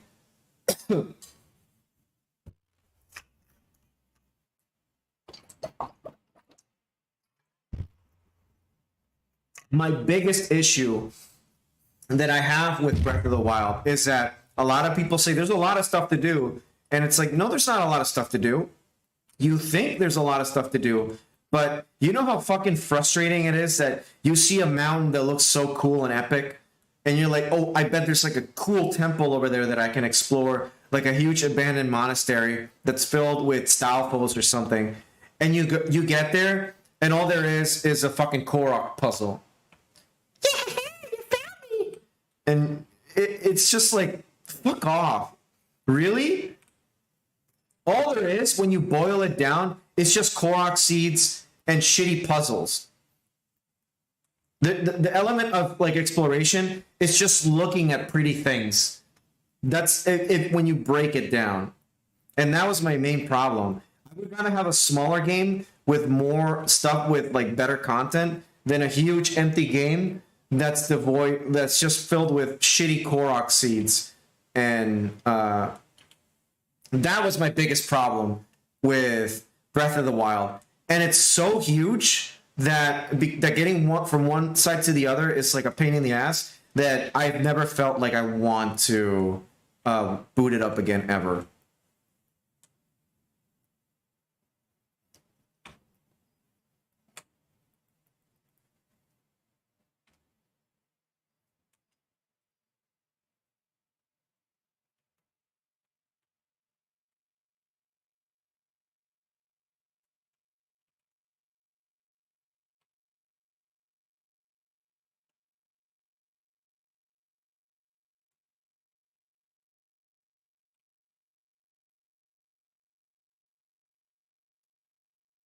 So I'm excited for Breath of the Wild too.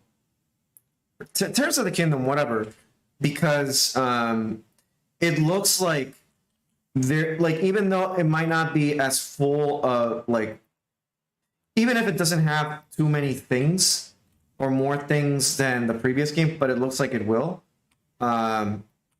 There's more to do than just walking from one place to the other. Like, you know, you're gonna find there's more shit to do.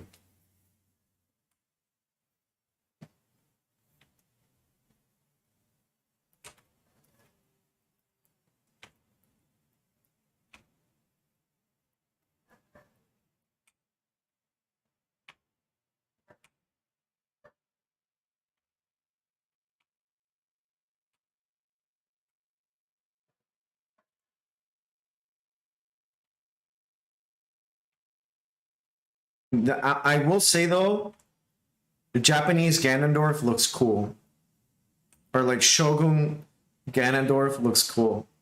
I do like that design.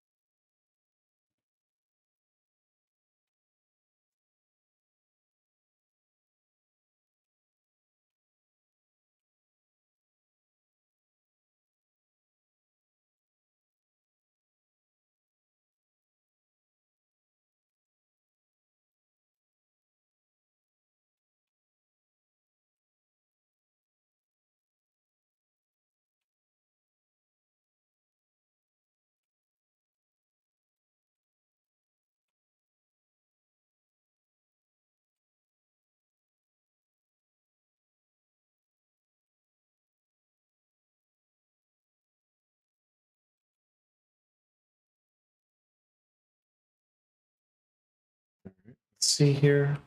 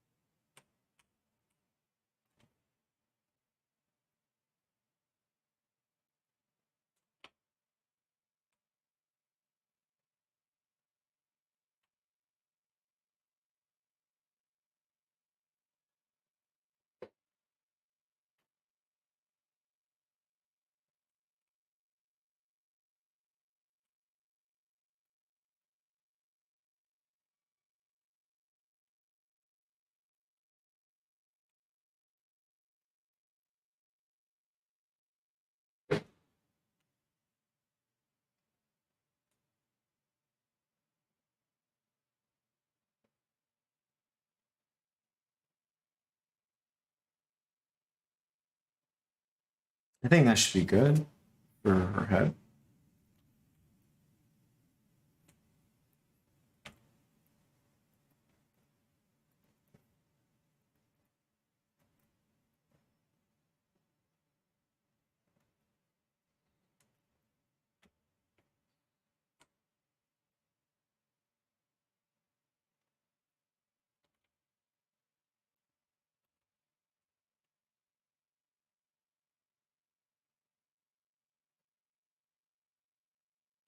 Oh, I like this song.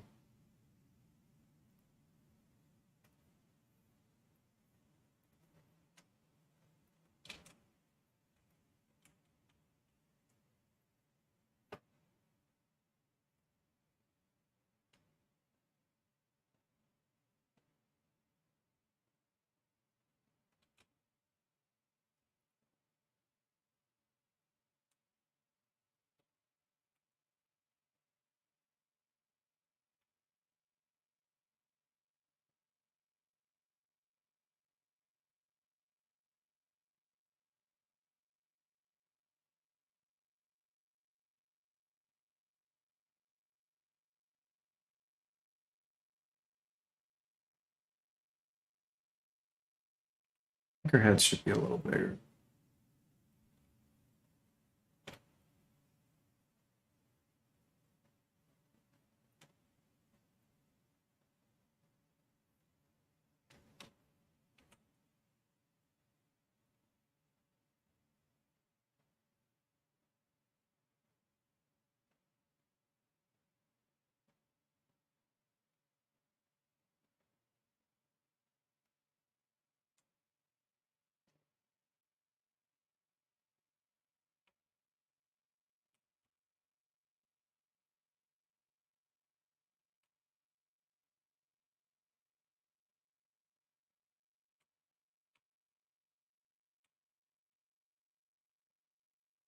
Pen might be a little too big.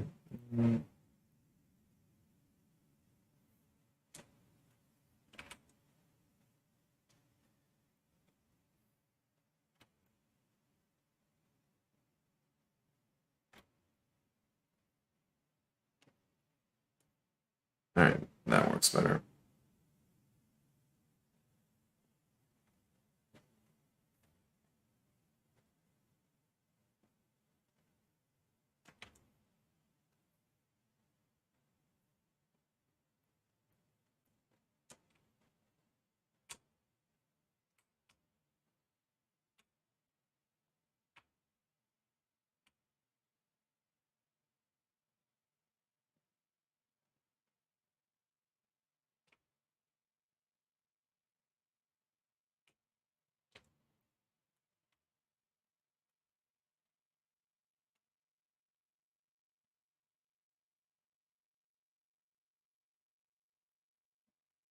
Okay, let me see now.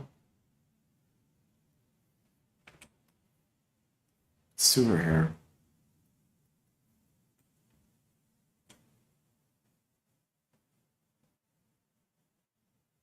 I feel like her head is a little too wide.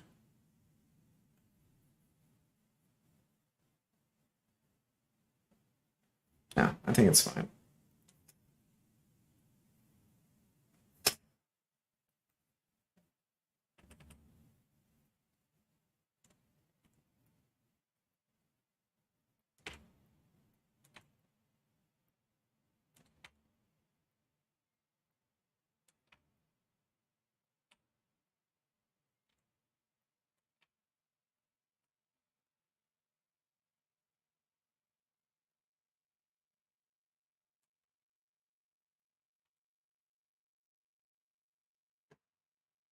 What's that meme?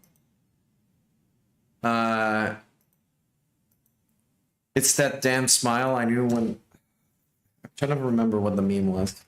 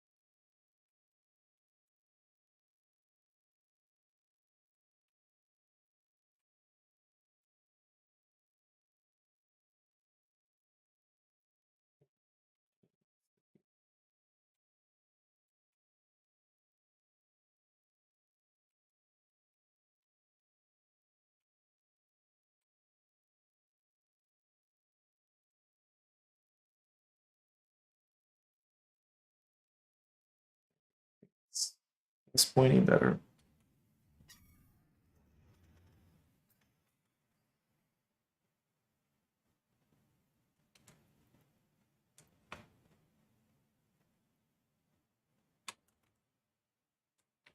You know, thinking about the story for Blue Archive, thinking about the SRT Academy, and their plotline got like when I was playing JP, I kind of skimmed over like most of the story, and I kept reading it, and I was just like, "Holy shit, this one got pretty interesting," because it took that one's overlooked. That one has like some interesting turns, and it stopped at a cliffhanger because I don't think it's been updated on global, but it's pretty interesting. It's really fun. It's just a bunch of students that like.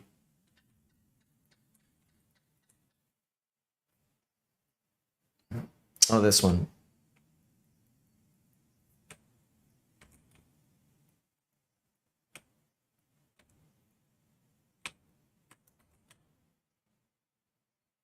Can you guys even hear the music? You guys cannot hear the music. This entire time I've been talking and there has been no music in the background. Oh, I am so good at this. I am top streamer. I've been streaming for close to 2 hours. And I've been talking about the music at random intervals and nobody...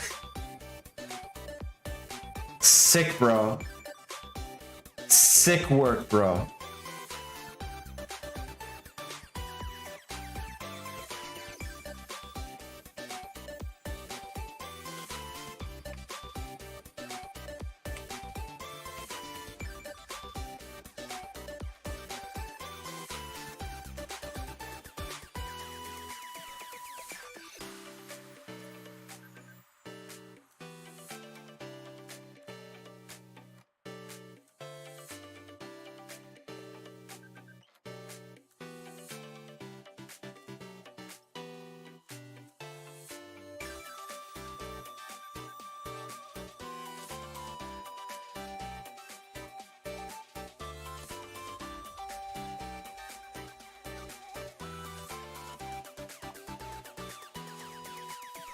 It's fine. It's not your fault. It's my fault.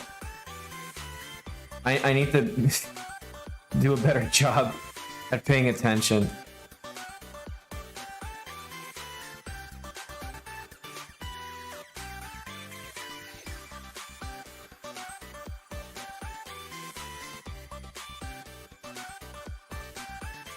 Oh shit, sorry.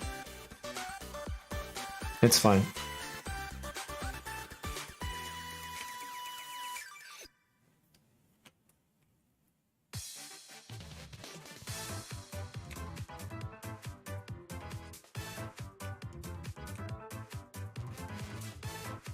Been using MX Adventures as my drawing music for days now. Slow enough, but enough. It's something. I've been just listening to Wendigoon videos.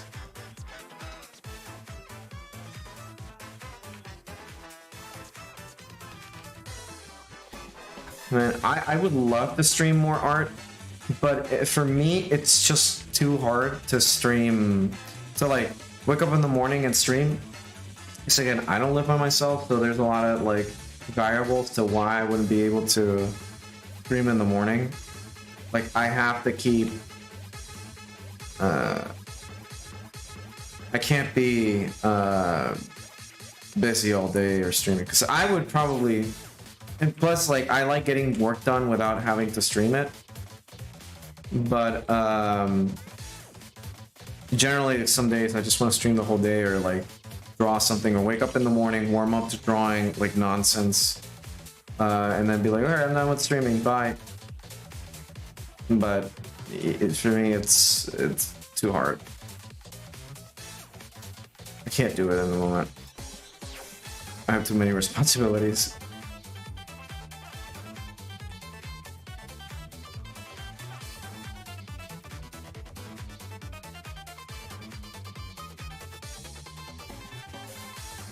I think her eyes need to be higher. I think that's kind of like what I've been.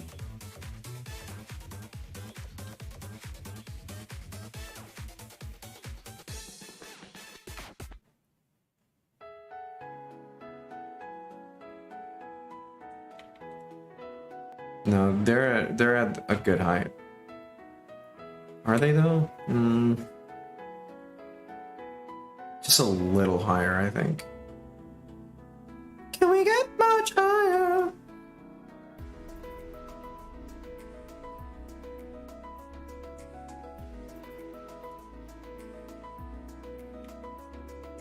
Yeah, this one. That height works.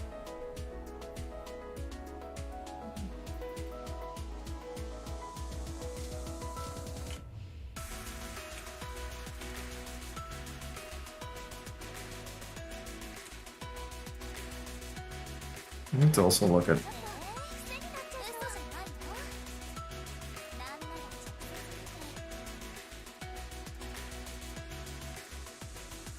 Again, if you hear like someone talking in the background, that's my wallpaper. That's my wallpaper engine stuff.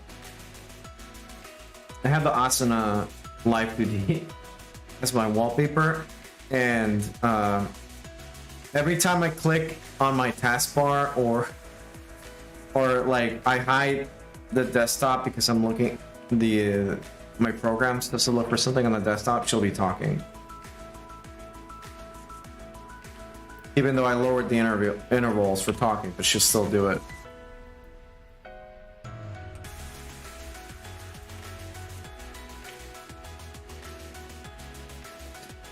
Speaking of like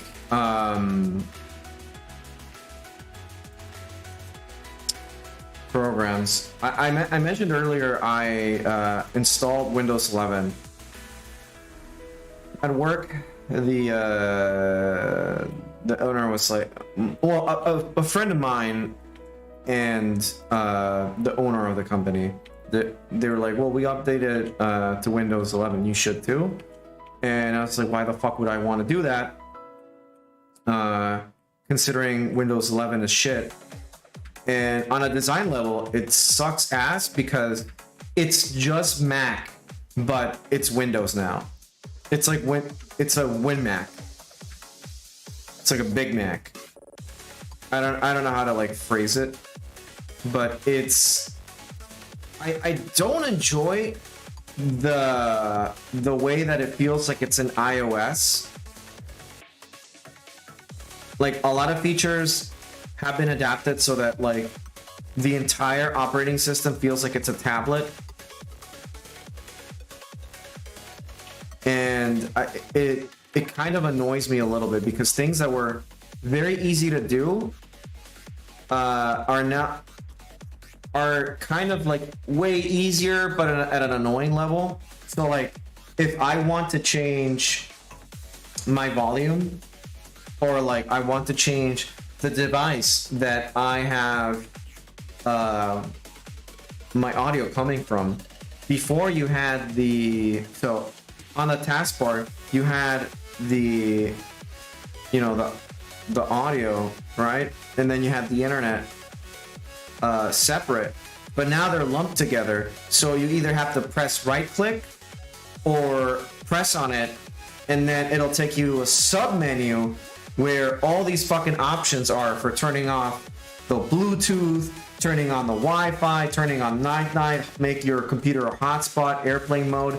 Why the fuck do I need airplane mode on a PC? On a desktop PC, no less. Like, it just doesn't make any sense. That's designed for laptops and tablets. And the selection is like another thing. Select the sound output. So I don't like, I don't know. Maybe I'm just being old man yells at clouds. But it is like just an annoyance.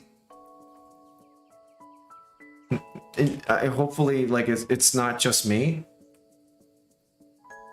But it's like I have a family member. Well, I had a family member who used to work at Microsoft. I have them. They're still alive, but they used to work at Microsoft. They got laid off, and she was telling me how like nobody in the team, like nobody at Microsoft wanted to upgrade to Windows 11. Everybody hated it. I was made aware that there was a streamer, I think Crony, had like issues where like the computer took her entire stream hostage, or Cortana, whatever. But it's just like I don't know. It's fine now, and the main reason why I upgraded, even though I just don't like visually, I don't find it appealing, especially considering that I hate that the taskbar is in the fucking middle now. Like it's a Mac. When I like it on the like, I have a little bit of OCD, I think, because it's like it's not on the left, so it's like driving me fucking crazy. And I updated it because it's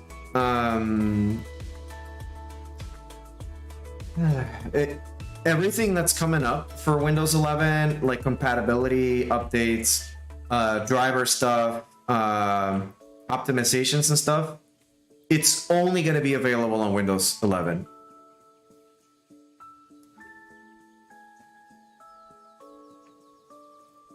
Yeah, someone sent me a clip. I haven't seen it. But it was just funny to hear that.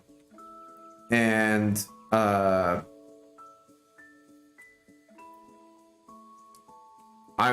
it's, you know, I'm looking at it and it just looks, it doesn't even like the folders just do not look appealing. I do not like the design of the folders. Whoever they designed to design the UI, they designed it like it's a web browser for the file explorer, and it blows ass. And the folders just do not look appealing. It's pretty much graphic design is my passion. I don't like it. And maybe it'll grow on me, maybe it won't. But I do like the old design better.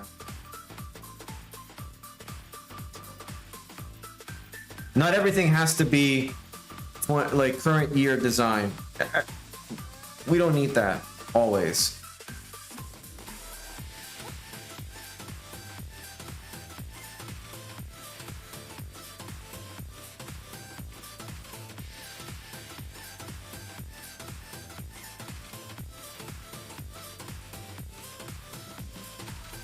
I hate this like oversimplification of icons on everything. It just sucks.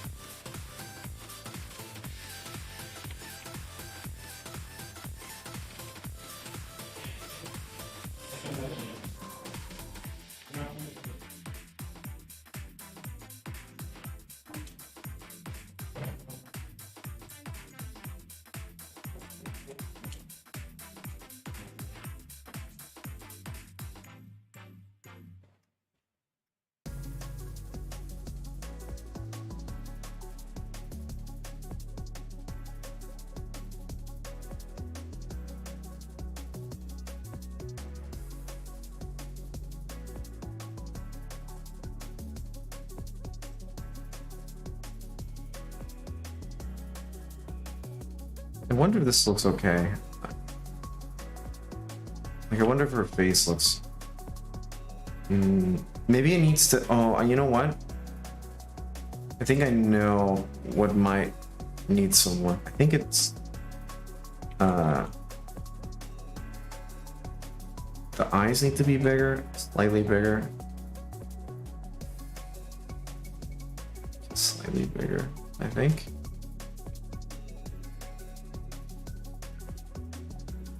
And yes, this needs to be wider. And this needs to be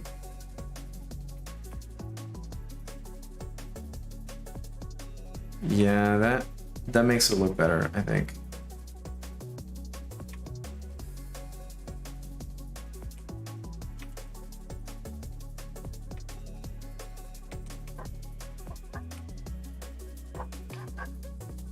Oh yeah, I wanted to apologize. Sorry I didn't stream yesterday. I mean, if you heard me unloading today, it kind of makes sense why I didn't stream yesterday. I was just feeling like I was playing Blue Archive, and like it was just like I kept saying like I'll just, you know, I'll stream like after I finish the story. And even if I was engrossed at the same time, I was just like having one of those moments where like I kind of just want to be alone with my thoughts while I play this game. And it was a good escape. It was a good escape too for a little bit. I didn't really like have to think or anything, and it reminded me why I love video games so much. They're like a good way to escape. Not entirely, like not run away. It's just a good moment to just like think about other things, use the imagination and stuff. And it was just like, man, wish Blue Archive wasn't a live service game. Man, I will like if I have to send a letter to like Nexon, it's just like, can you fucking give me the game or give me the IP so I can make a game that's not a live service that everybody like, you know, will exist in posterity. Please.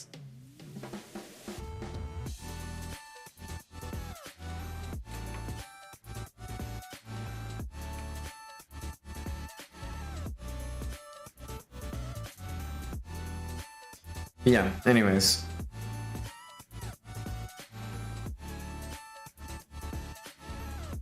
Maybe I need to move the mouse forward.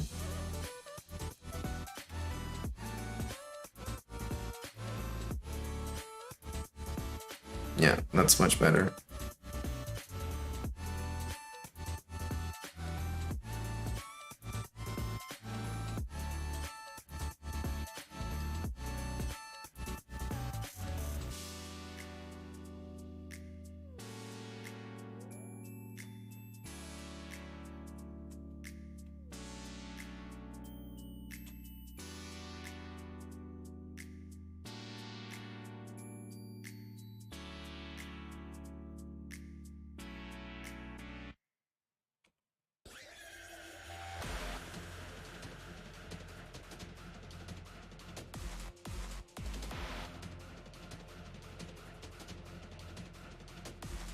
Okay.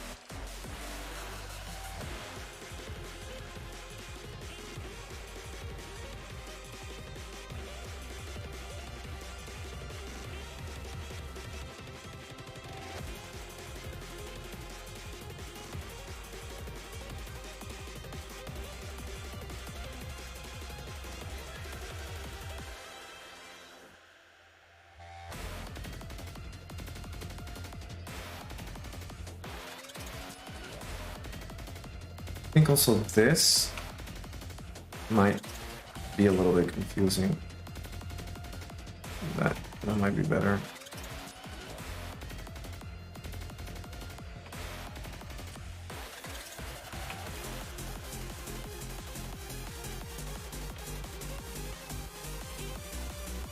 Guys, BRB, give me 1 second.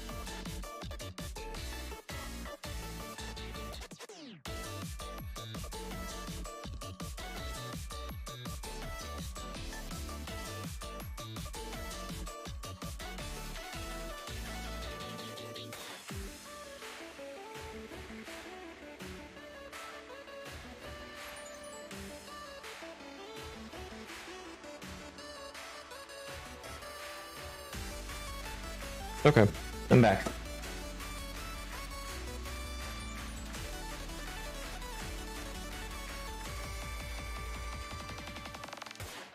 All right.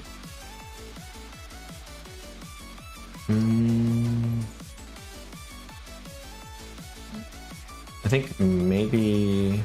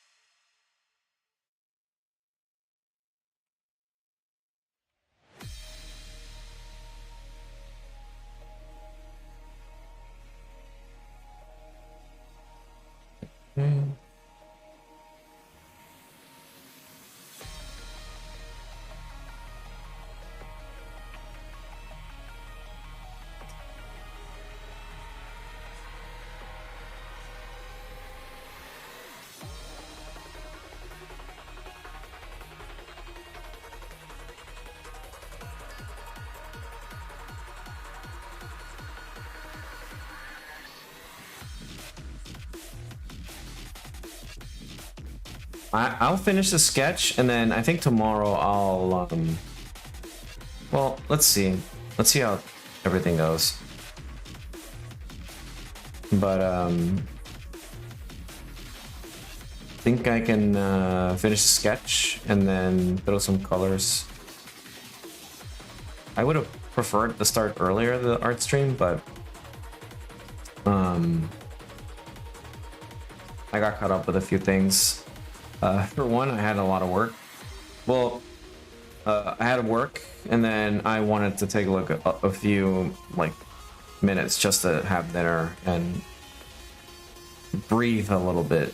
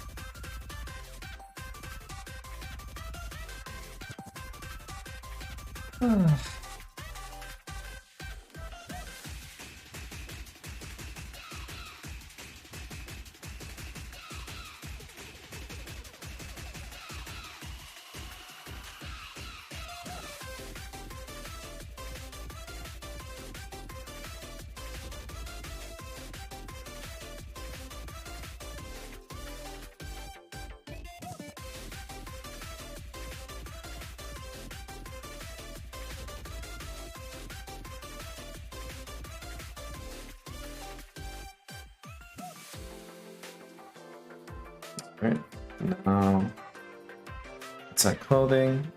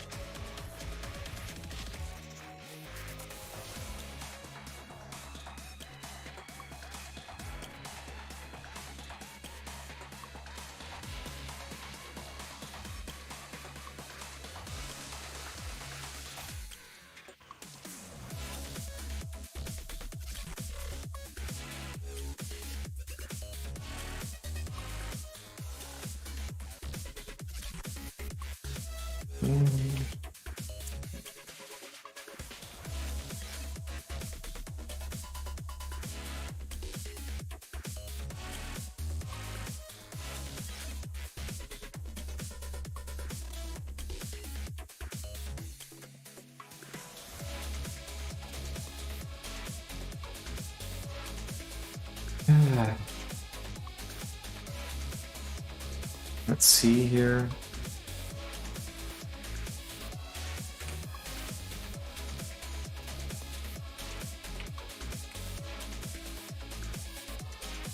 A lot of people are scared of drawing clothes, but I kind of really enjoy it.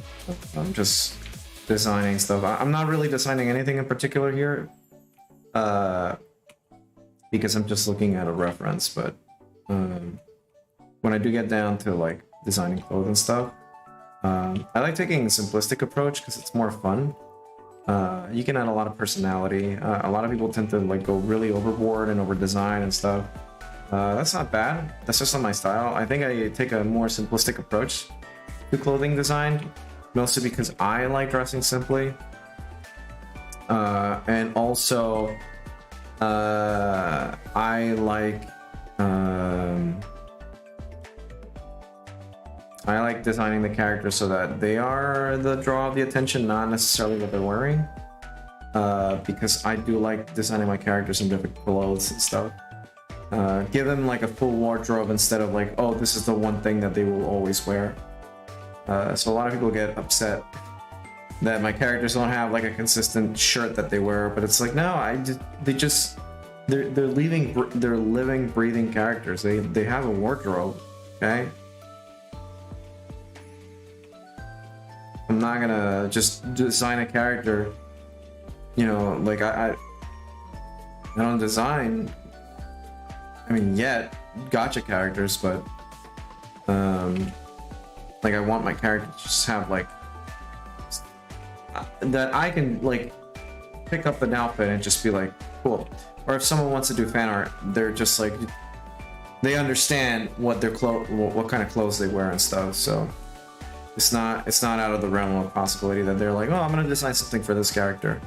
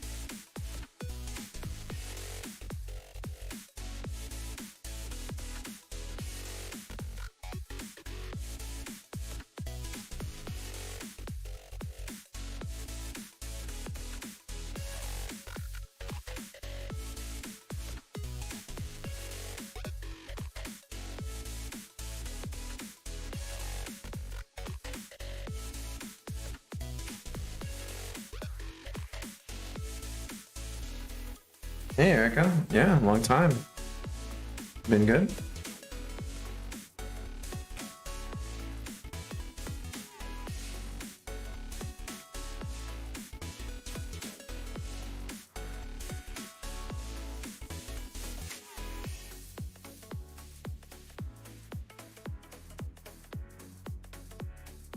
Hey Sunny. Welcome to the stream.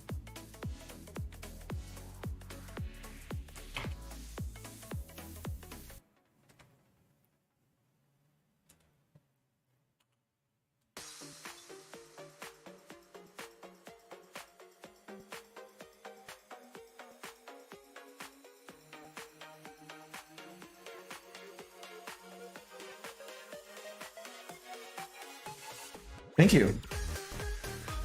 Ooh, congrats on the girlfriend. Ooh. Pachi, pachi, pachi, pachi. Omedetou. Welcome. Congrats.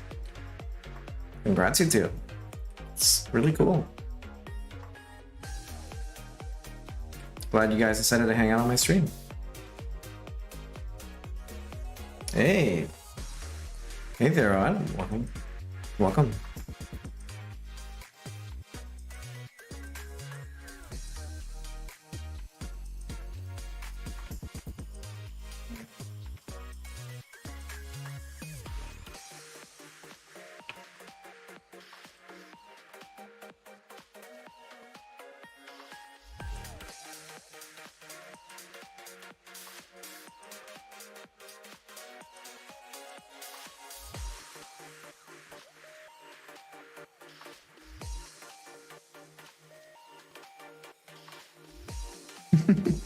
That's really cute.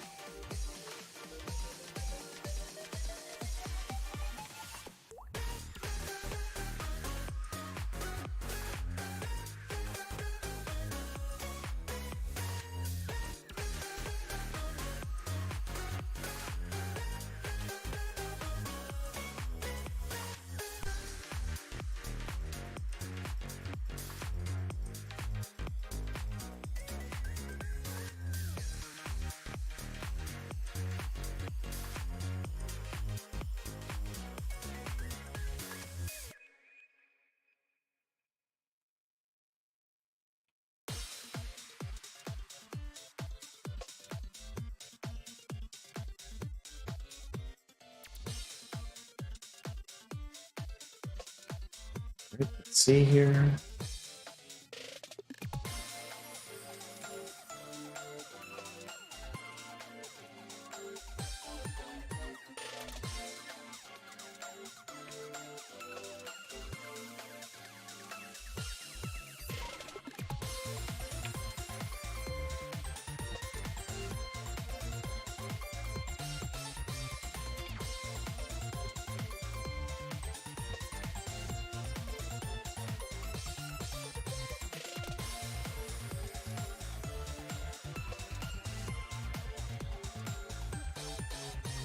See here.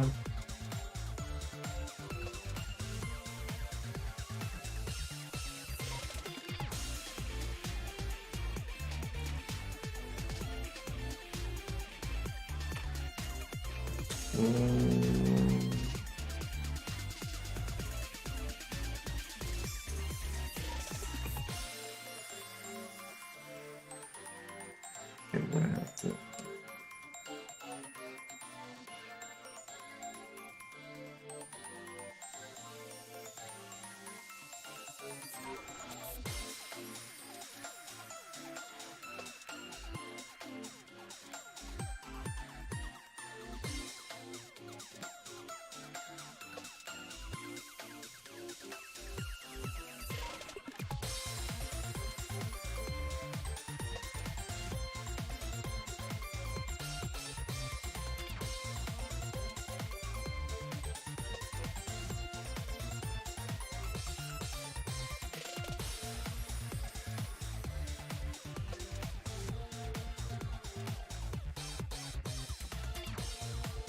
These Japanese style skirts always get me.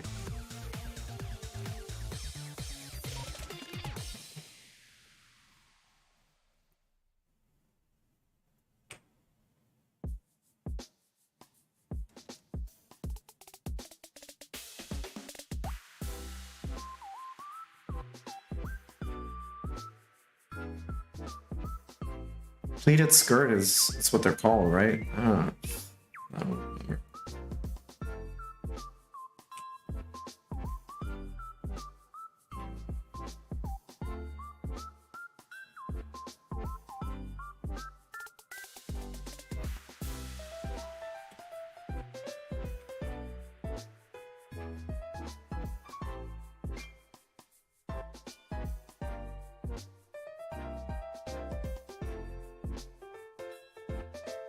Yeah, they can be a bit of a nightmare. I remember seeing a tutorial for like an easy way to do them, but I don't know where I put it.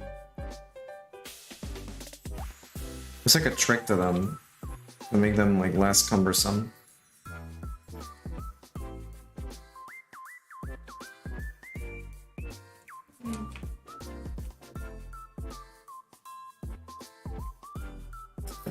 But hopefully this one makes sense.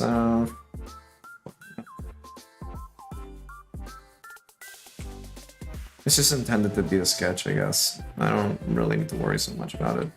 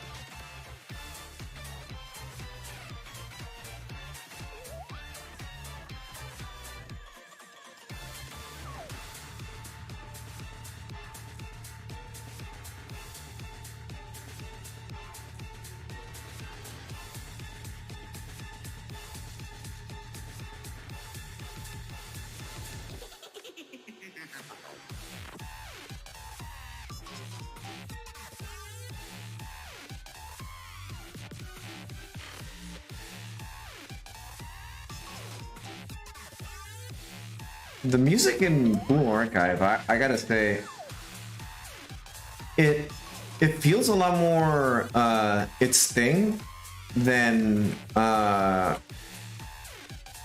music in Nikke. Because I remember listening to music in Nikke, and there's certainly very good music, and they hired very good talent, but it doesn't feel like it has its own identity. Meanwhile, like I don't want to like toot the horn of this game too much, but it has its own like musical identity. Like, don't get me wrong, Nikke's music is ballin', but this game, I think what I'm aiming at is that this game has its own unique identity. Like, you listen to the music and you feel like, okay, this belongs in this game.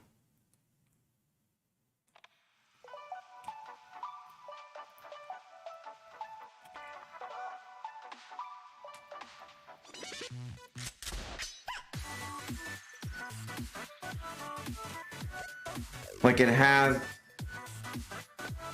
a je ne sais quoi.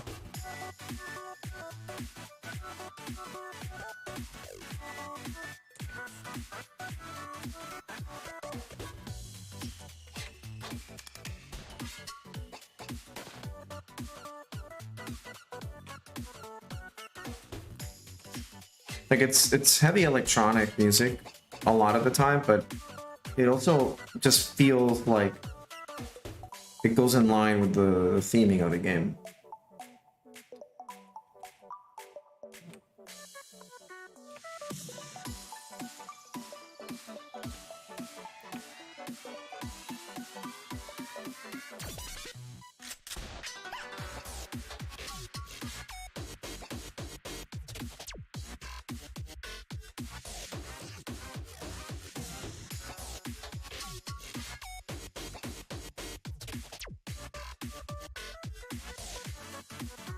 It just has long socks.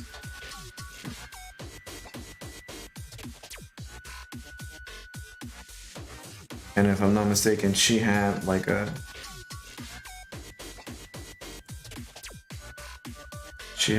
scrunchie here.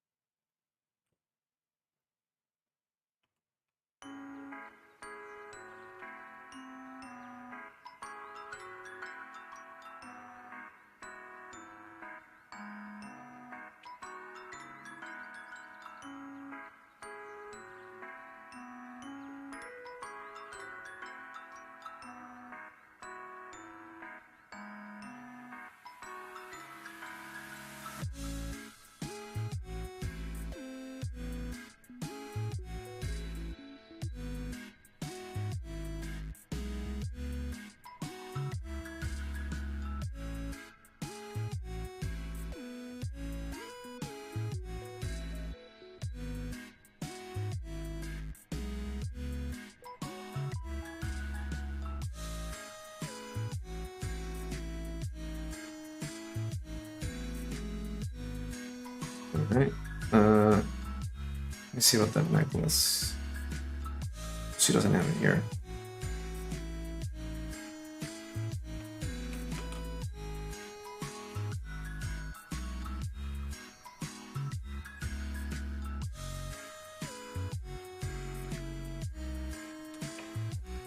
I also need to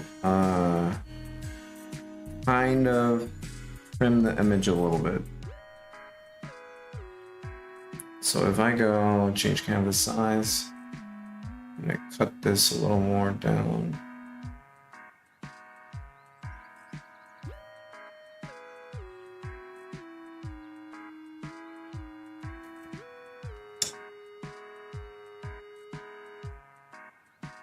And if I do this, make it a little higher. There we go. Okay. Let me try something out.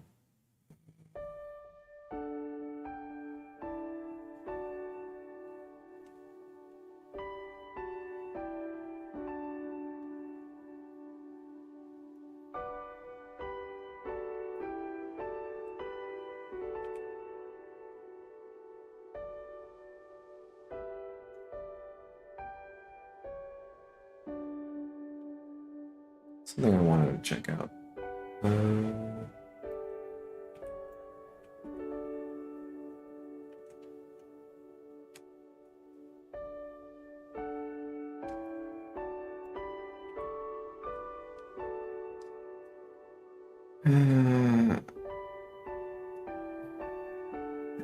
Change canvas size.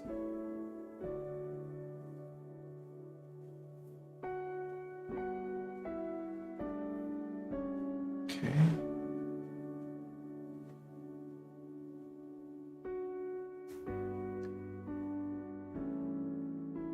Let me go ahead and put this over here. Maybe twist it a little bit. Grab his dick and twist it.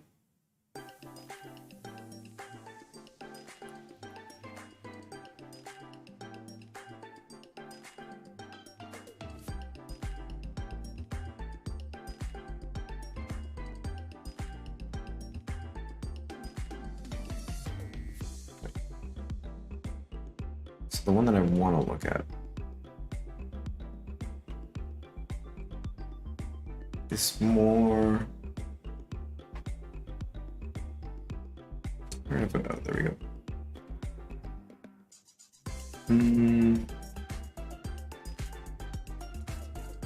Yeah.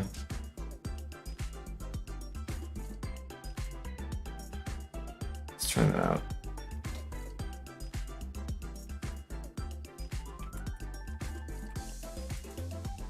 So you want to go ahead and let's change the canvas size here to fit this one.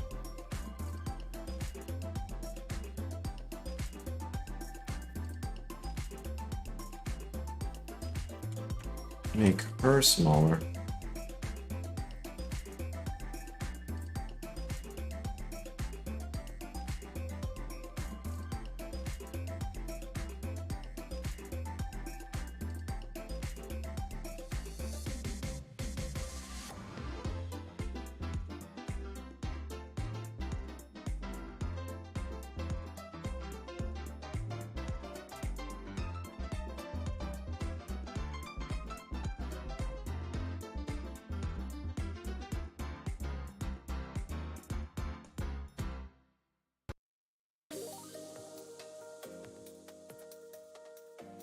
Okay.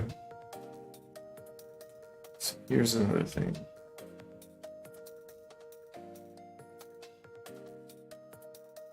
Maybe she can be smaller.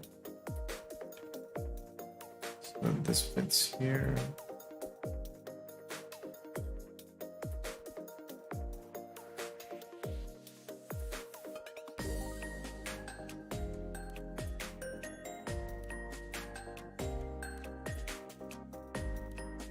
Okay.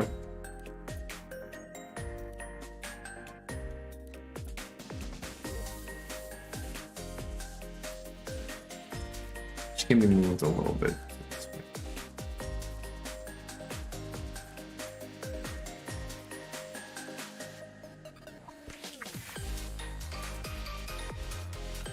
Ideally, you want to have, so ideally you want to have like something where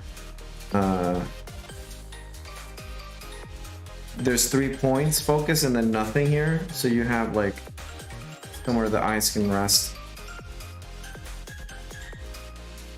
There you go. This feels a little bit better, I think. Versus, let's see.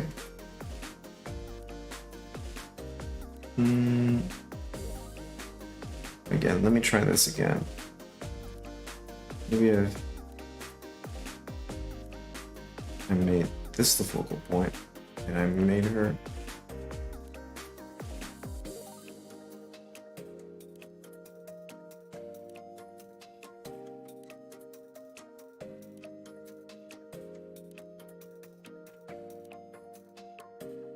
This.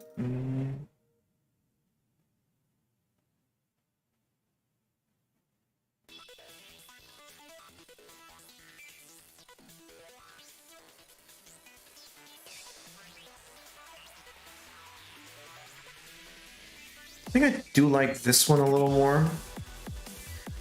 She feels more closer because you have this cut off.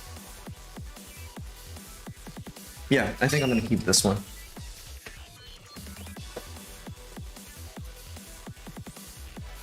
All right.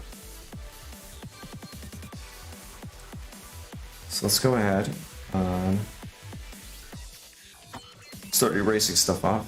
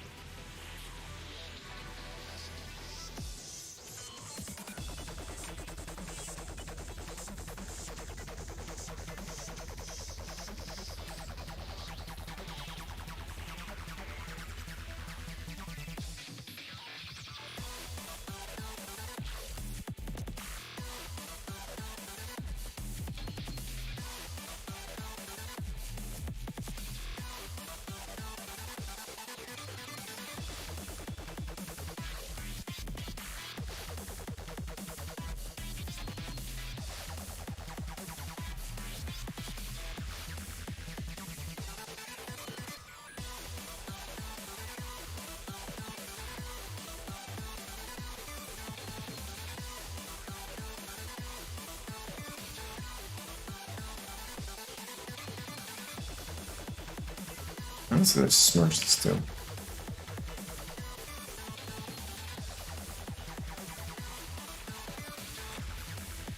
Let's clothing.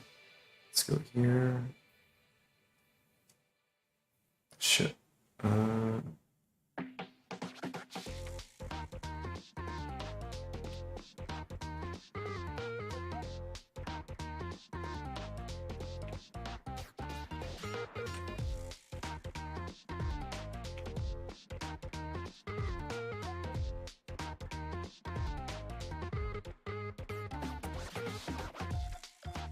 You know what I never understood?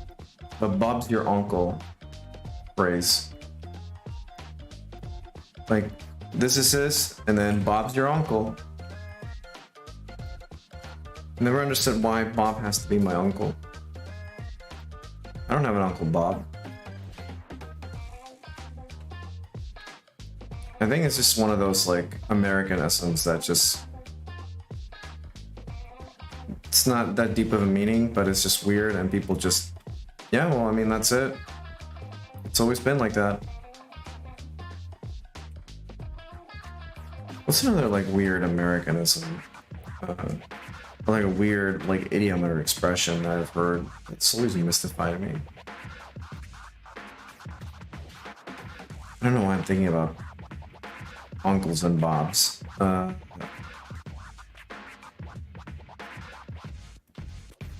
But there's like a few ones. Weird. People just say it without a second thought. But I guess that's the thing when like English is not your first language and you start like studying these things or like hearing them,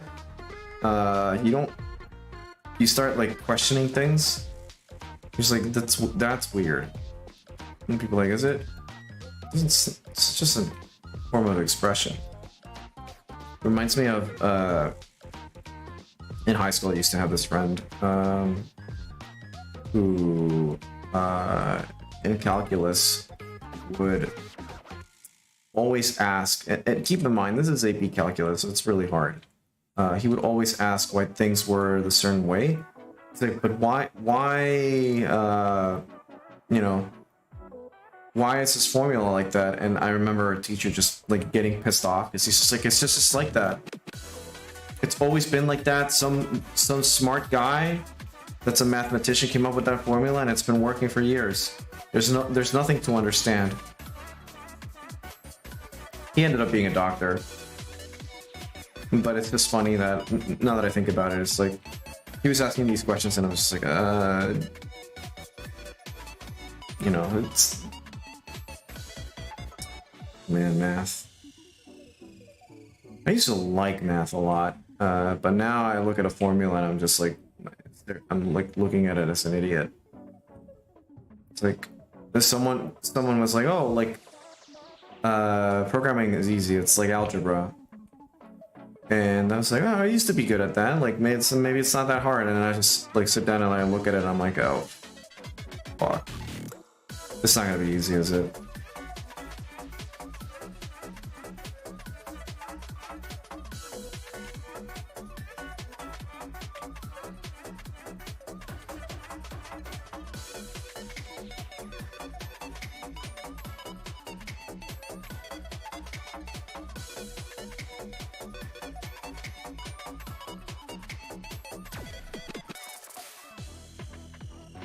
Knowing calculus makes math super easy. Yeah, I mean it does, but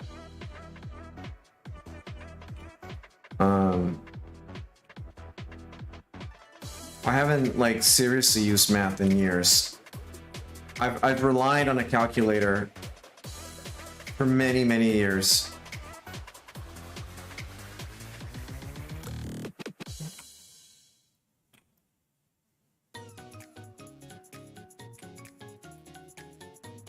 But at least I know, like, when I'm like using a formula, like I have an idea of like what I'm supposed to be doing. For a few years ago, I was like, maybe I should get back into math, and I started doing calculus formulas just for fun, or just to get back into it, just for myself, just to have like amuse myself a little bit, you know. And yeah,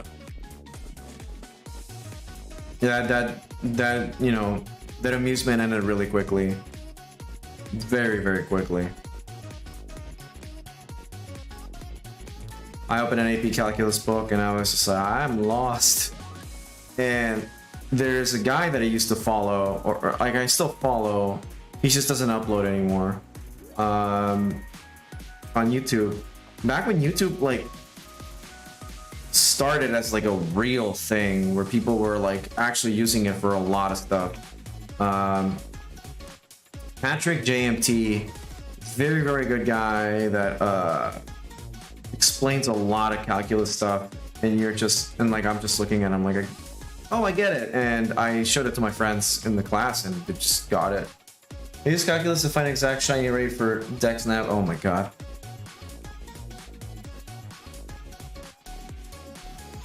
For me, it's more of just like, I don't want to look stupid, so I want to get good at this.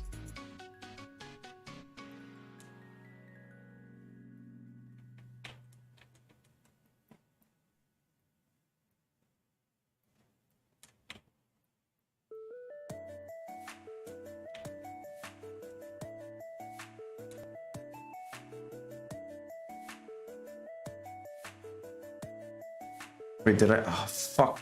I fucked it up.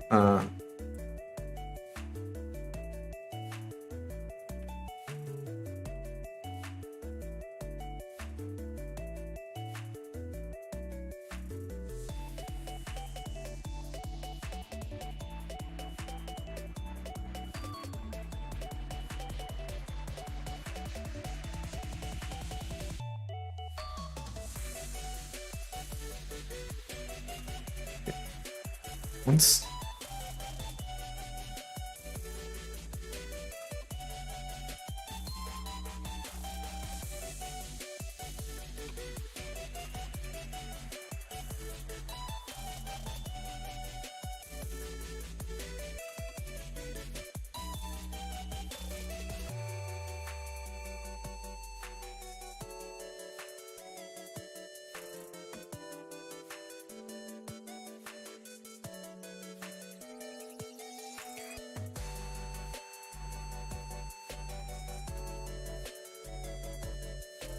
Might as well.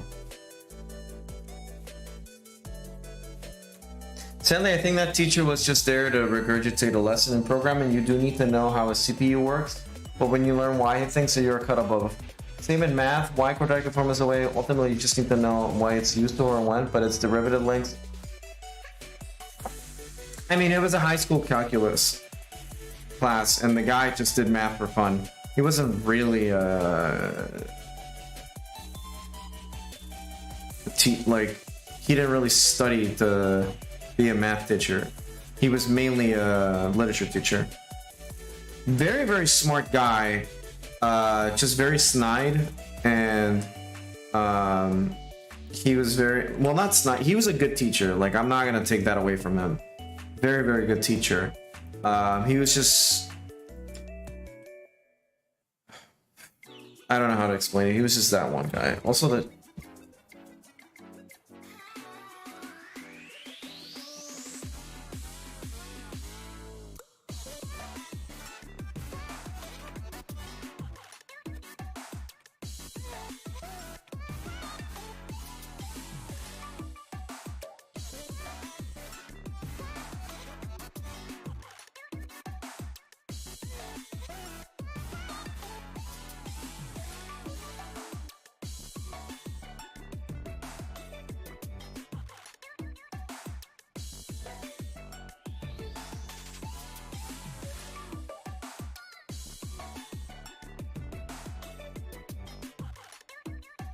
I'm gonna clean this up a little bit.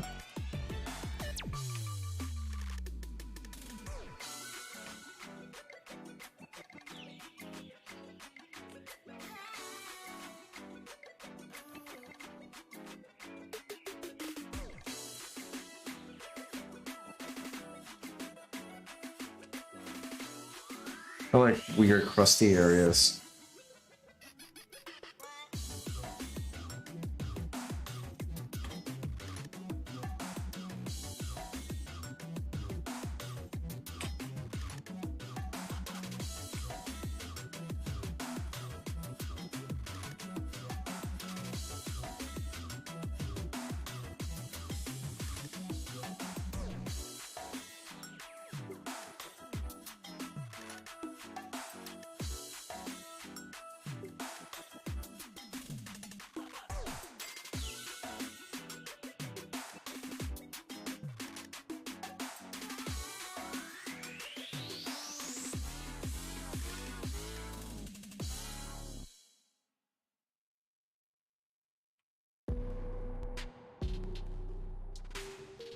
Had to use a mean of integrals, or I wouldn't go that far, personally. I think it's just fun when you finally crack it. It's like a puzzle, and I'm like, oh, I cracked it. That's how I started viewing functions and stuff like that when I was in high school. If I view it as a puzzle, it'll just make it more fun, so that I'm not losing my mind.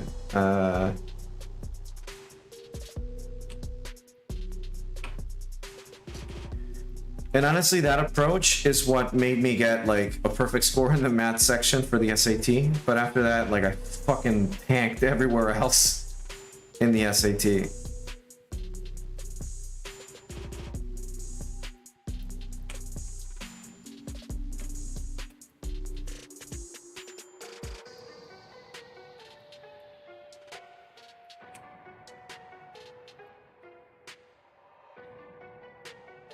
I wouldn't go that far for Pokemon, really.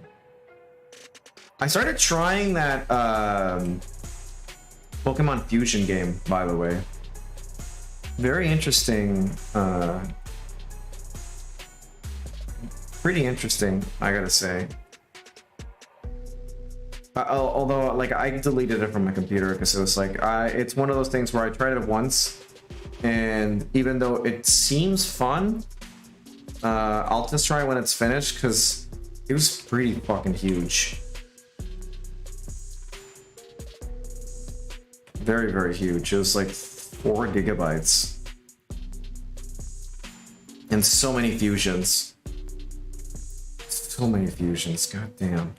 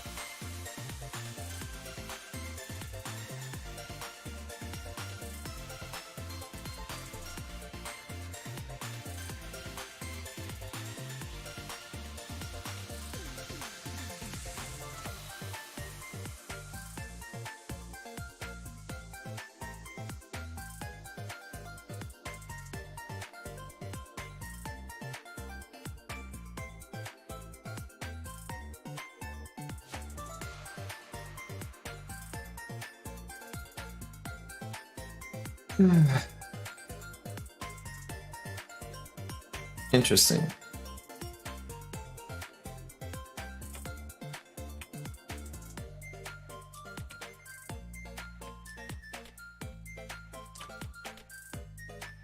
I feel like shiny hunting is fun, but the way that Nintendo has been treating the Pokemon franchise, it seems kind of fruitless because at some point you just won't be able to. I mean, if you didn't move fast enough, it might be impossible to have a living shiny desk now.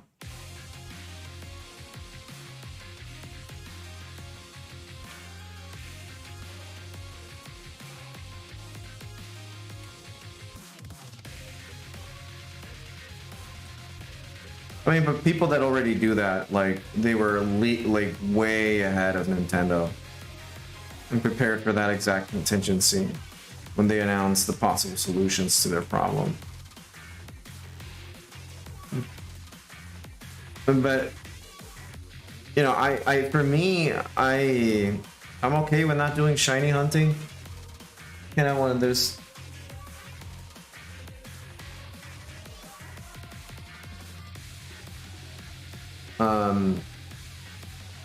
I think for me, it's just fun when I randomly find one, you know? It's like, oh, it's a shiny, that's cool. And you capture it and then that's it. But for me, there's more joy. And then like, if I do this math and like, I'm trying to like get it and stuff, for me, it's not,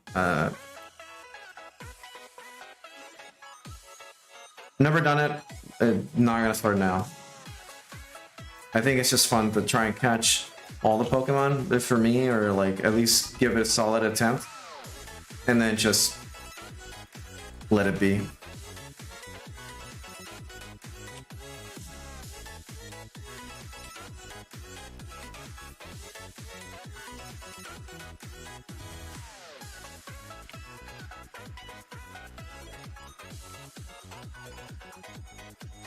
I mean, one of my closest friends, he just does a lot of shiny hunting. And I get excited for him. And I get excited when he shows me, and I'm like, oh shit, cool. Or when he tells me information. But me personally doing it, no. I don't have the patience for it, and for me, there are more games to try out or play.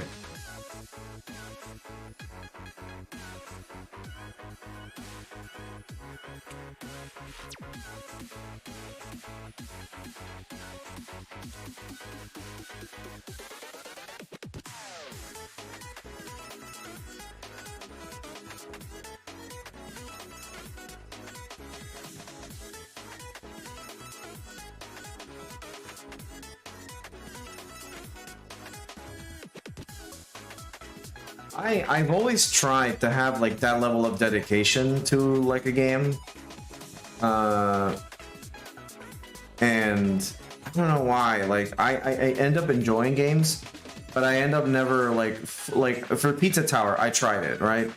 Like, oh yeah, fuck, I'll practice, get speedruns and stuff, but I get so absorbed by other stuff. You know, like I love Pizza Tower.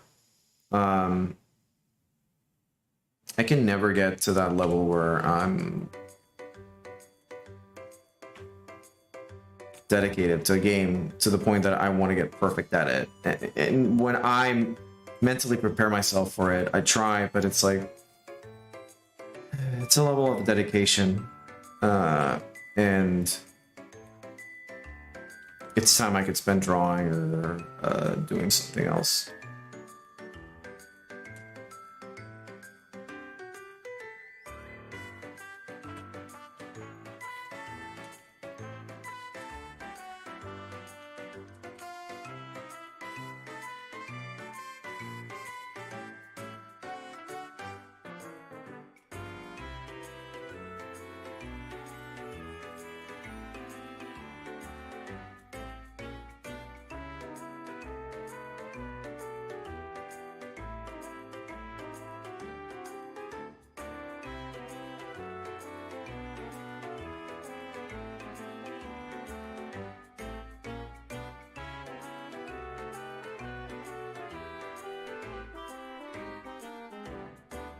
Yeah.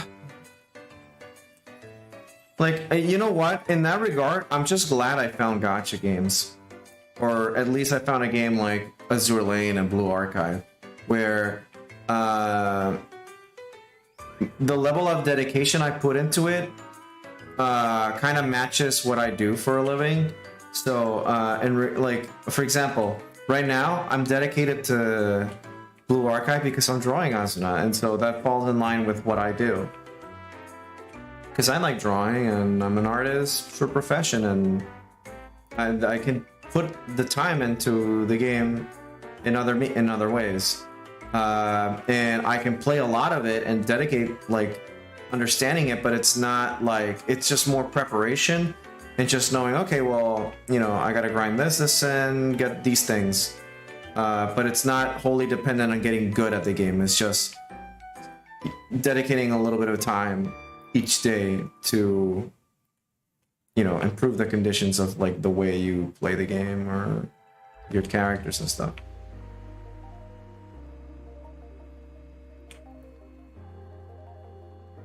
Not sure if that makes any kind of sense.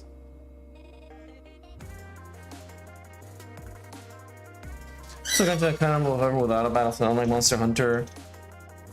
But I don't like Genshin Impact for the sole factor that it just feels kind of lame that you have a game like that and it's a live service game. And also a lot of the scummy stuff about like having a stamina system and that kind of stuff. I don't know. I don't like Genshin. I think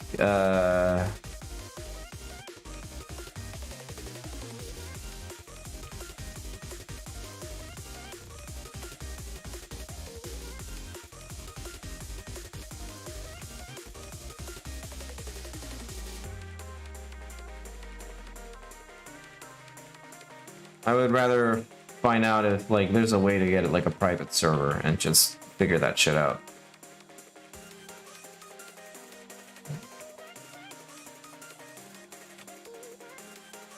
I mean, at the very least, there's not PvPs and stuff like that, where like you're like begging to get the newest character, or the game itself is unplayable because you don't have a specific character. At least from what I've seen, it's just like they have this game where you could potentially pay for the characters and get like DLC or stuff like that, but no, it's a gacha element. Where in a game like Blue Archive, I don't mind it as much because you're already built into that expectation because of the way that the game is already, like in the format that the game exists. But when you have a game with a huge map to explore and all these kinds of things, pitched as a free-to-play game as a live service, and you're like, oh, okay. And the rates are awful and stuff like that, so you can't really. It's like if Street Fighter. It's like if Street Fighter suddenly decided to be free, and you only have a choice of like 3 characters, but the rest you gotta pull for, either by playing for 7 years until you get enough to do a 10 pull, or pay your way into it.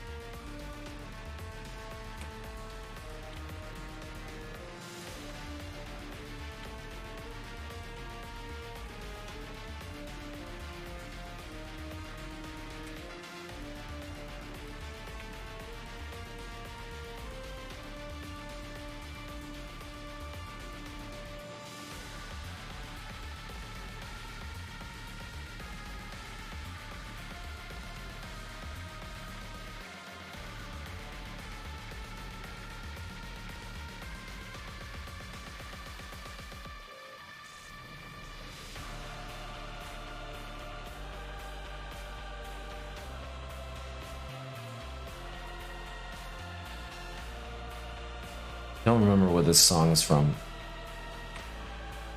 I think this might be spoiler. Oh yeah, it is.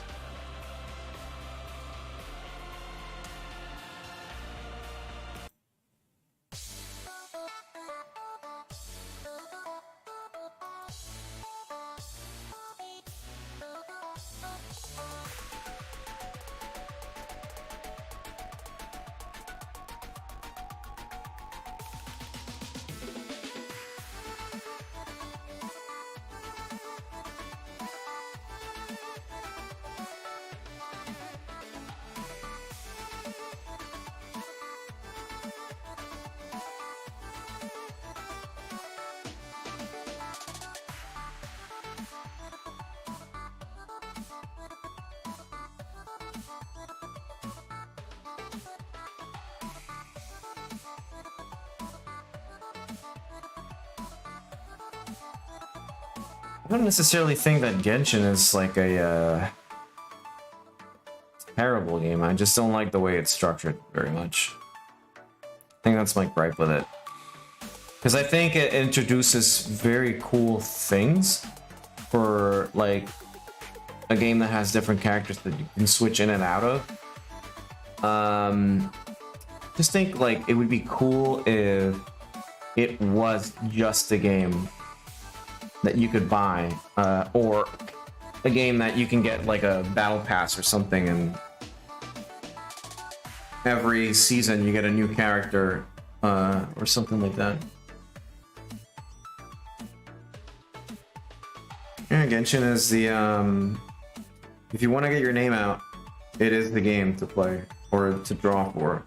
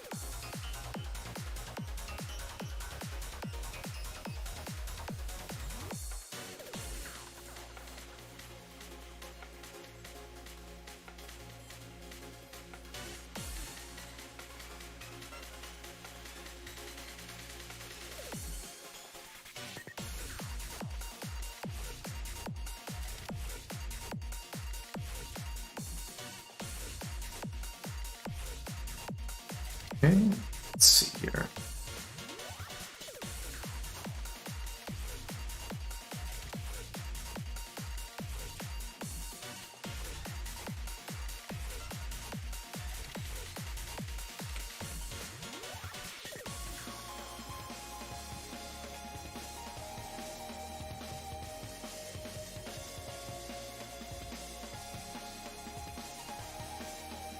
Let's see here.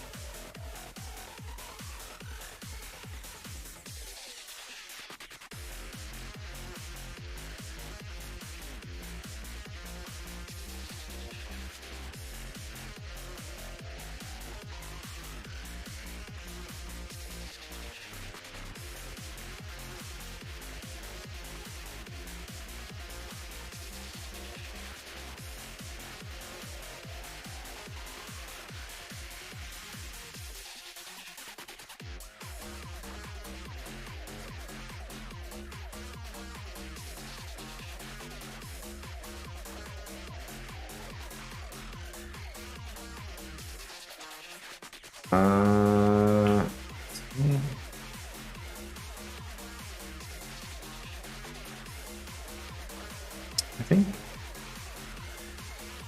it started erasing a little bit of the quality.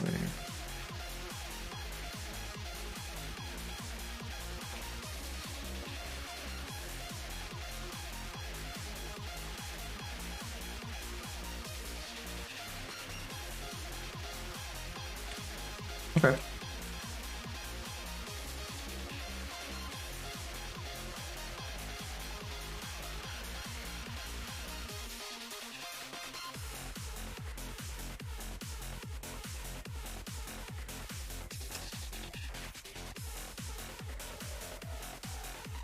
Something that's not sitting right. Something's weird. I think it's this, the face a little bit.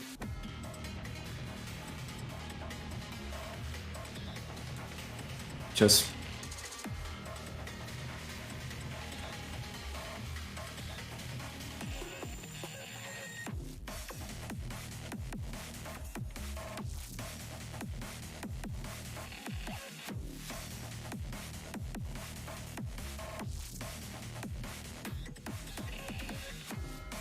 I think if I erase this,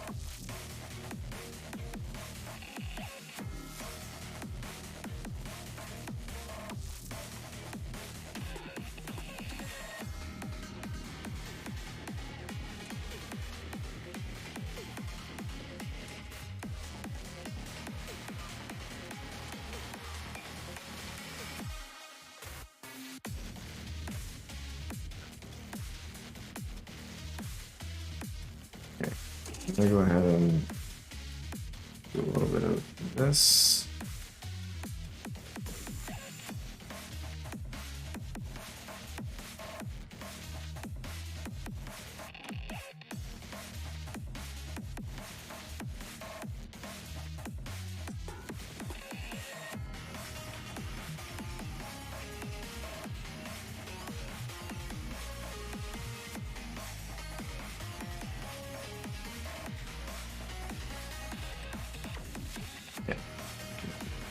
kind of nice here. Go here, erase that.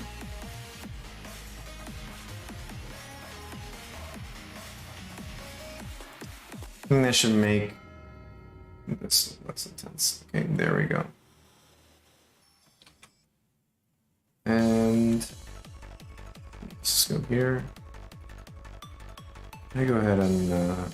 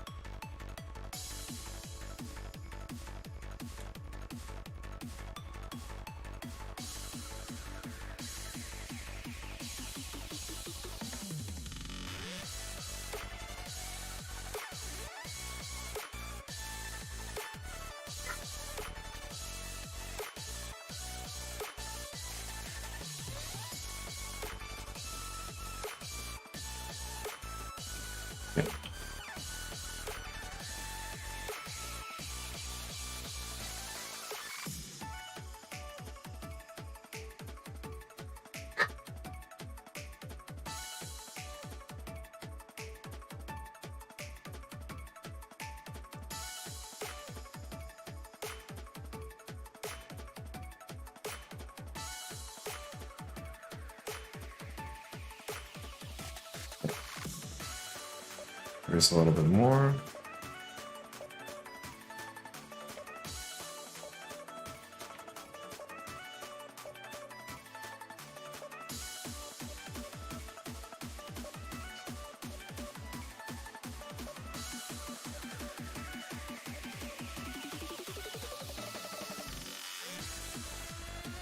And let's see.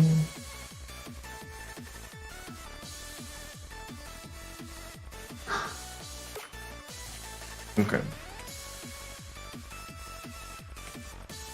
Let's see how that looks.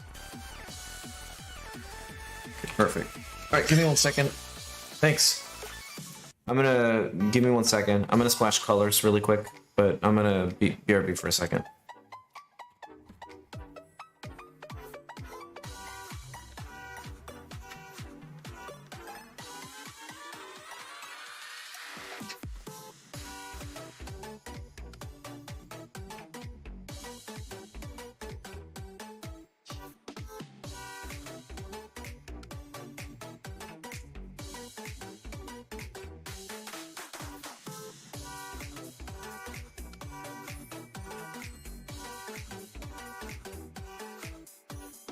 All right, I'm back.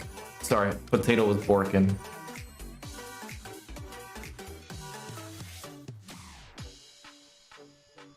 All right, I just want to keep this coloring simple.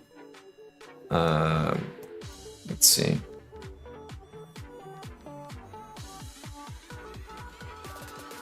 Oh, you know what?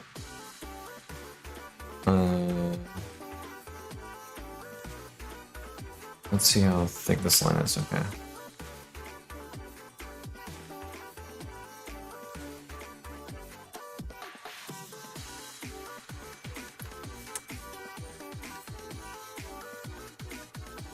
Okay.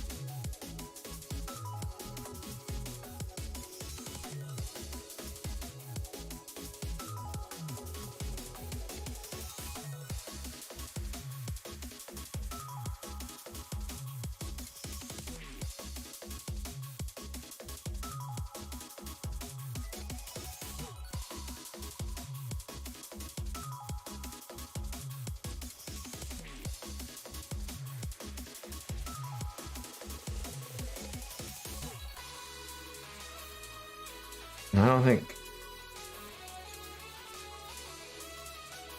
Maybe here. There we go.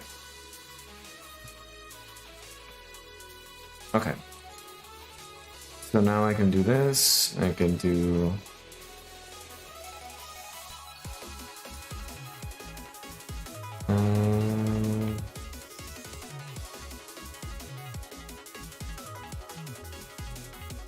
and then let's see. Oh, here.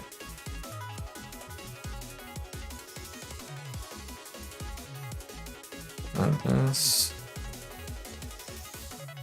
Eat this from this. Add this.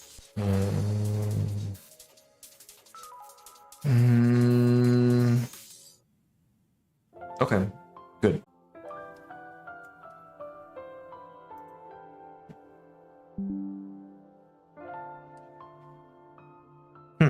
Weird.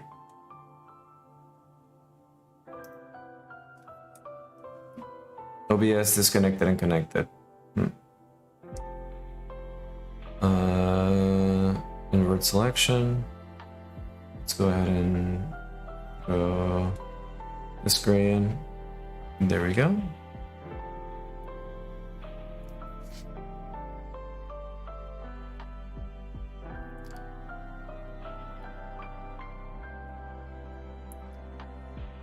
Let's just throw quick colors. I'm gonna go ahead and like copy her model from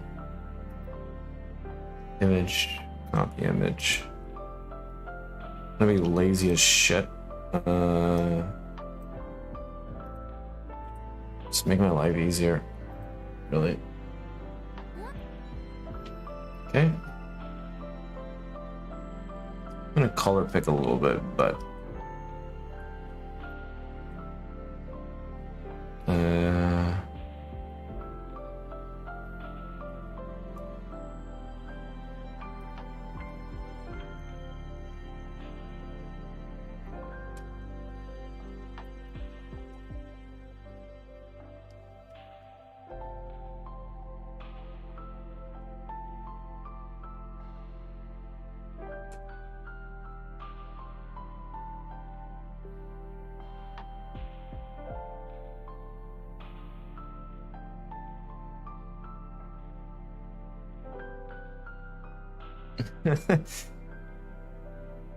no, I mean, I generally like eyeballing things and then playing around with colors, but today I'm particularly not.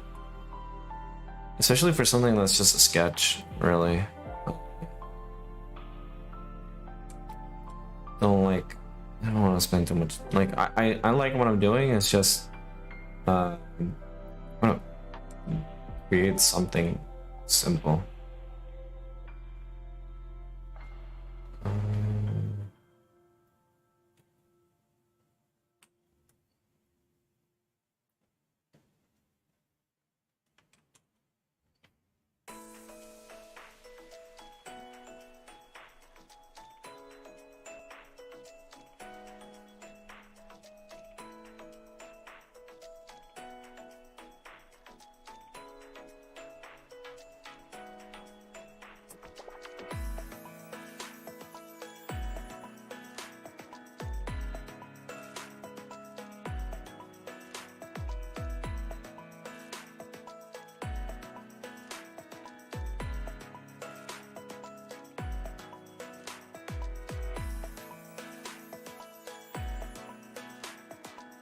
Dun, dun, dun, dun, dun, dun, dun, dun, dun.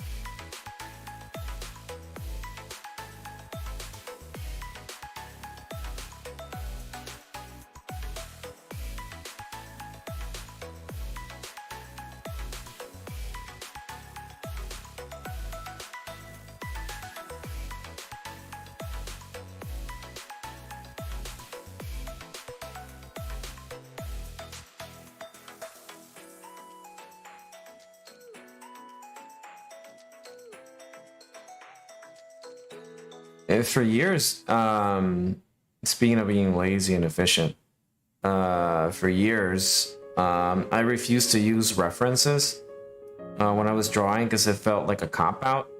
I mean, it is a stupid thought, but I was looking at like the greats, quote unquote, and I was just like, like, you know, they can do it, and it's just like, even people that are very good with memory, they'll use references whenever they can, just to avoid having to overthink or just make their life easier. Because if they have like a reference, it's just like, okay, I don't have to depend on my visual library as much. I can just work.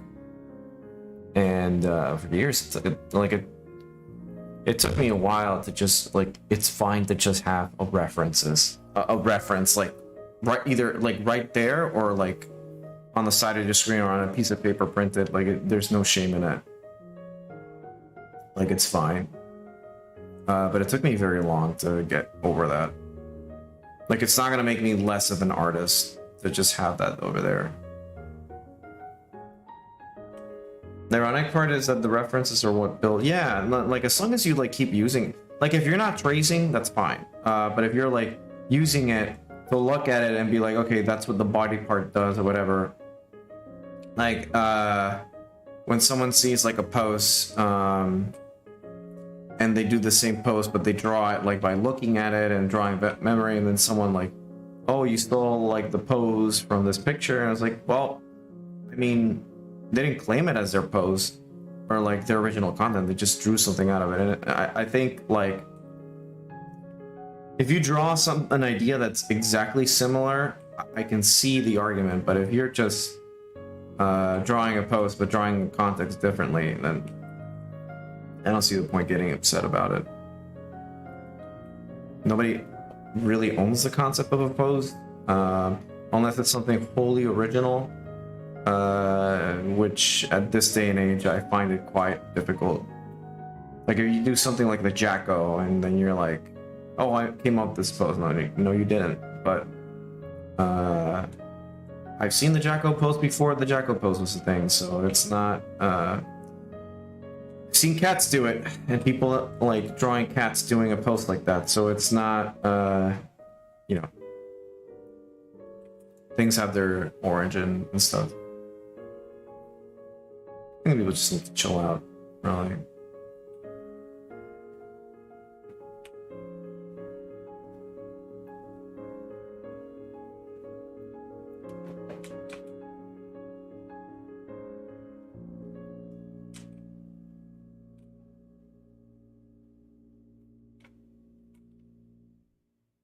Yeah, if you're not tracing and you're actually doing a good job at looking at something and critically, you know, drawing or building your visual library or your, you know, memory bank or whatever, it's fine. Put that reference up there. Ah, thank you. All right.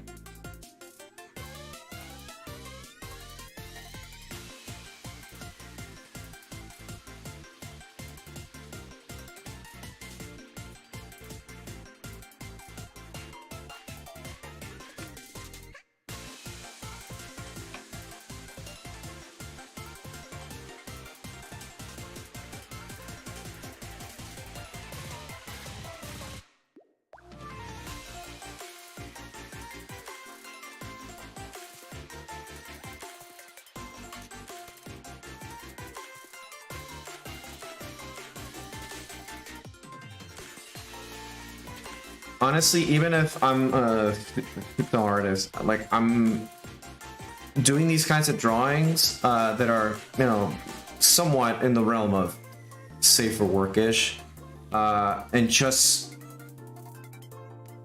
normal girls, quote unquote, it's like a little bit refreshing because I'm not really thinking of like where's the dong kind of deal. It's my whole shtick and it's fine. It's just it's fun for me to just draw something that's just fine and dandy, because then I can focus more on the boob or the butt or the face rather, and it makes it fun for me. I'm not having to think on the same 3 poses where you're gonna show dong, right? You can get a little more.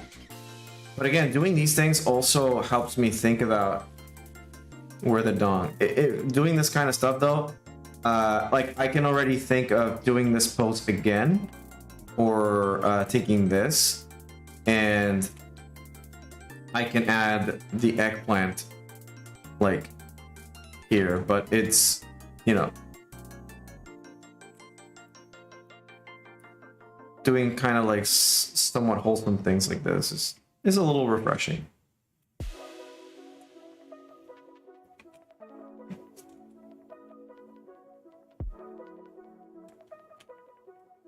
Okay, so let's see.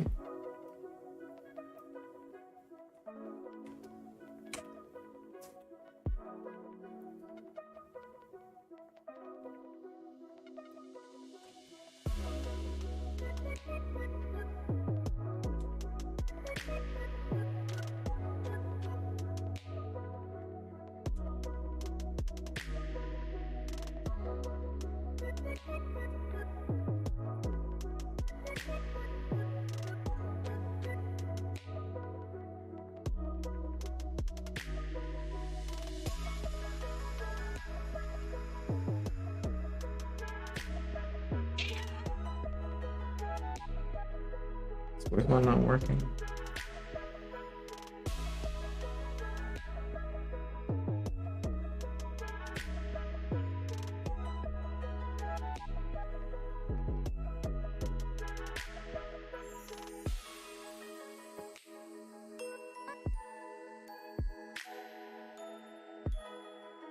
We're sleeping that dangerously on YouTube. Everything in moderation. I balance out. Yeah. I mean, all this stuff that I've been doing on the other on this Twitter and stuff has helped me with my regular content. Just because I'm kind of going out of my way to try different things or draw things differently or try out shit. Or draw characters for fan art for fun, and it's let me to like just constantly learn new things or think of fun poses that I could be doing.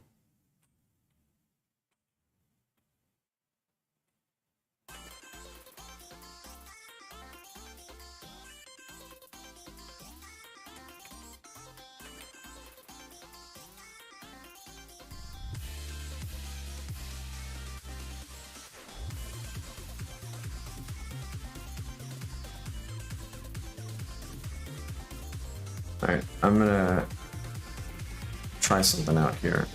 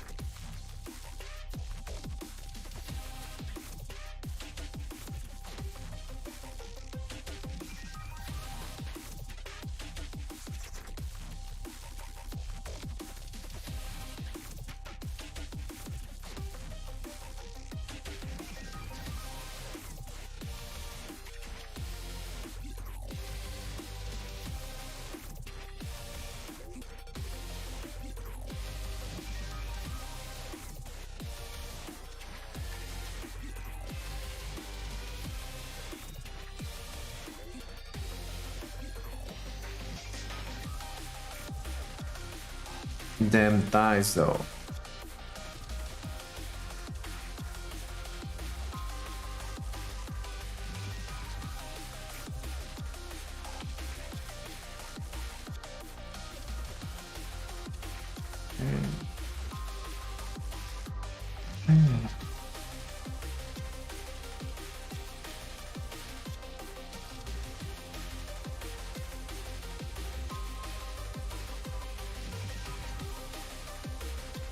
Take Assuna, best Assuna.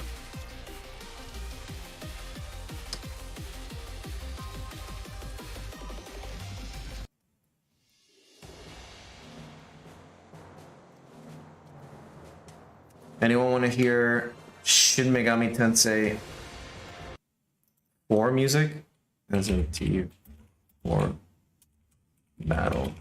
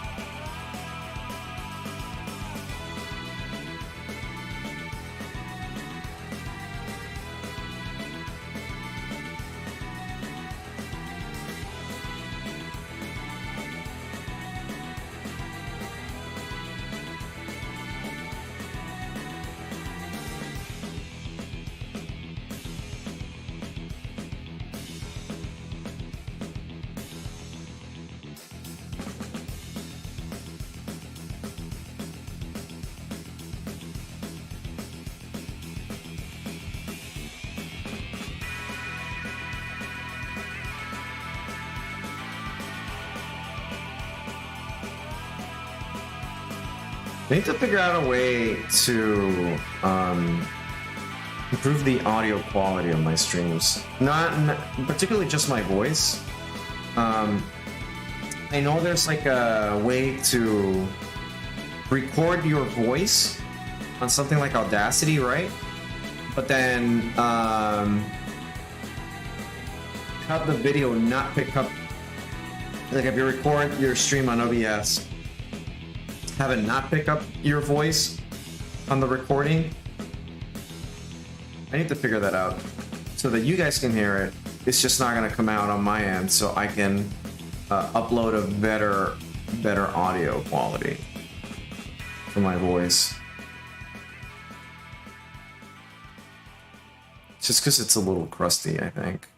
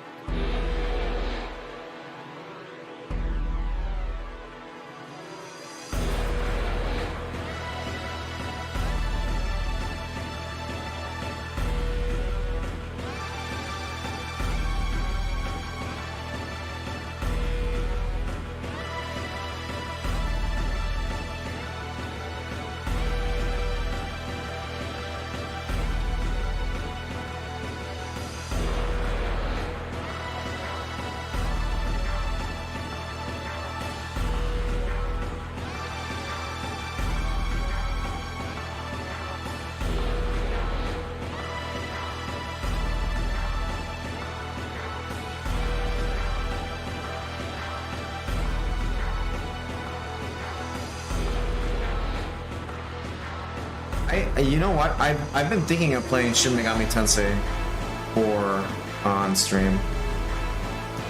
5, I didn't really hear too much about it, other than like it was good. But I don't see anyone like talking too much over it. And I feel like Shin Megami Tensei has evolved into just being Persona recently. At least with 5, like people. I don't know. I feel like I don't hear much about it. And it kind of sucks because 4 and 3 were fucking crazy.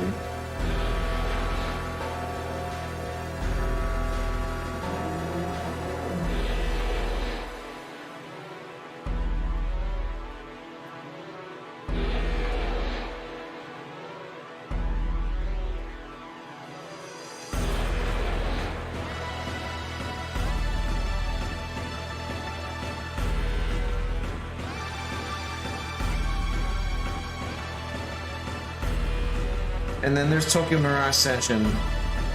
I still have to try it. I still have to try that.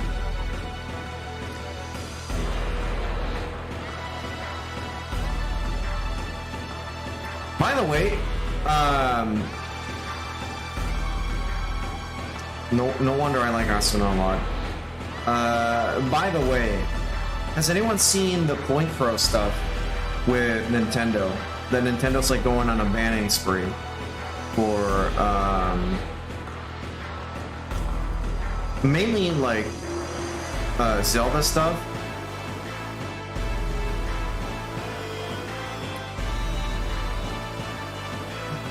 Well, yeah, Point Pro, yeah, and not just the Zelda stuff. Some of them, like some of his Mario stuff, got caught, and even like vanilla playthroughs got claimed.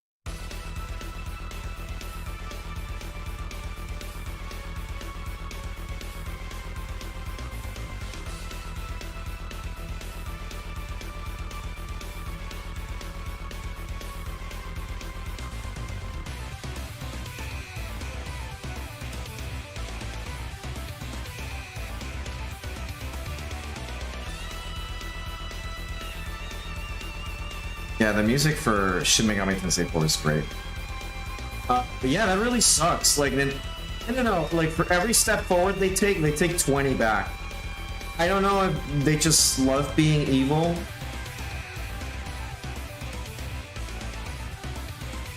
Like, I don't understand.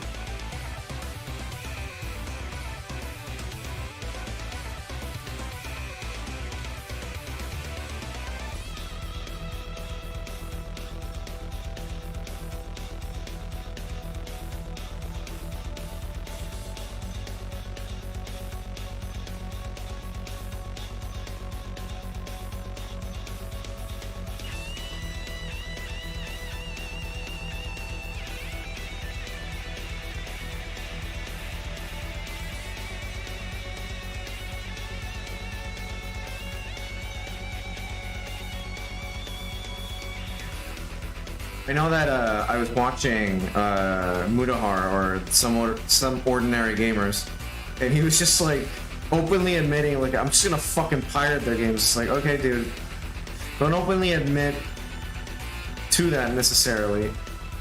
Like they can't do anything about it because they can't for sure say anything. But yeah, don't. Like, hey, listen, I'm right there with him, but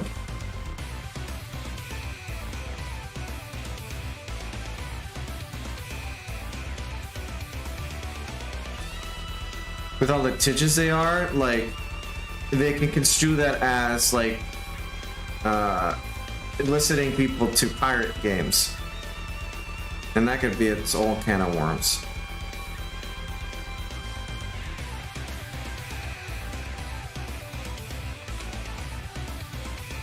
It just sucks for Point Pro though. Like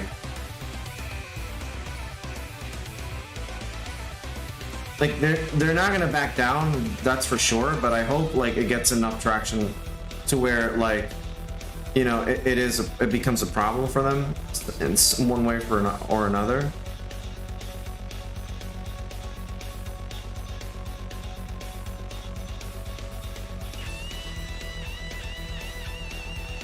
It's just another example of like companies abusing their copyright.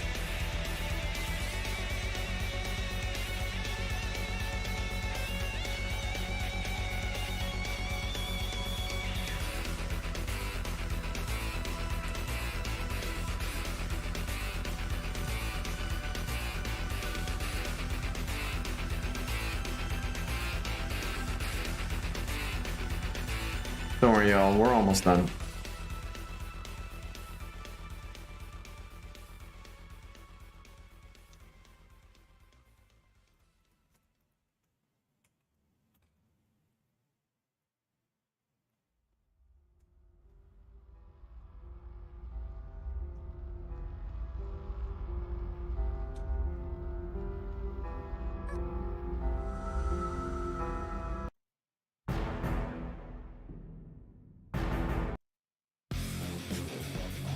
Alright, this is the song I was waiting for.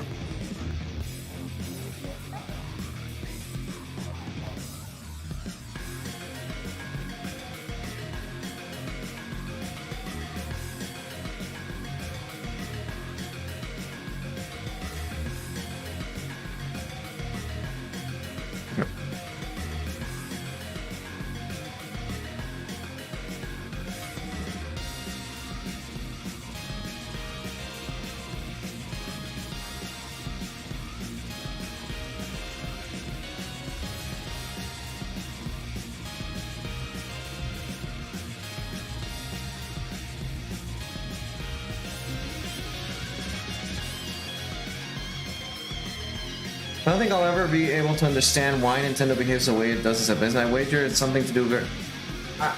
it can't be a Japanese thing, because even Capcom is like, yeah, whatever, we know mods exist for Monster Hunter. Are you guys having fun? Alright, we don't give a fuck. Are you guys playing Resident Evil? Alright, yeah, we don't give a shit, just keep buying. They're not as litigious as Nintendo, so I can't chalk it up to it just being a Japanese thing. It doesn't sound fair. And plenty of other, like, Japanese companies. Nintendo is Disney. And just remember, Nintendo's not your friend. When people think Nintendo's, like, doing cool shit, it's important to remember, Nintendo's not your friend. They are out there to, to protect their bottom line in the stupidest way possible.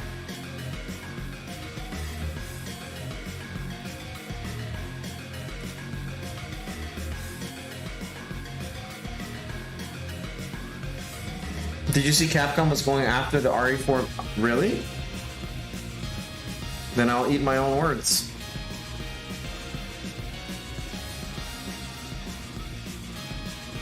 I didn't know they were doing that.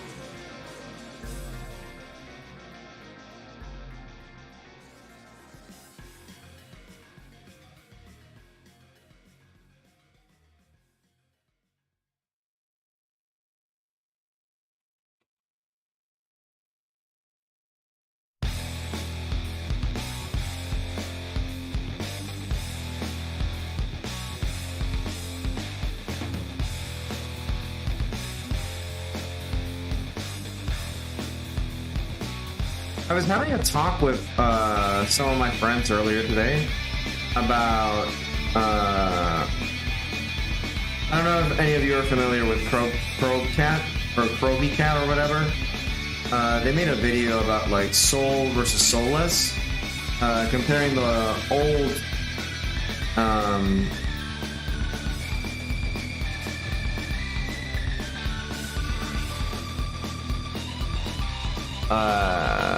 comparing the new RE4 remake with the original one, and I don't know, it felt like it was a stupid video. Like, I get some of their points, like the sound design is a little better, and some stuff, but I remember someone was like complaining that you couldn't have upskirt shots of Ashley, where, yeah, back then that was like, Like, listen, everybody should be able to do whatever they want. But I guarantee you that for Capcom's bottom line, I don't think having any of that stuff would have been a good choice. But I didn't even know those were in the original game anyways. I didn't even know those were in the original game. So when I heard about it, it's like it wasn't like, for a game like Resident Evil, it wasn't like on my mind that you could actually do that.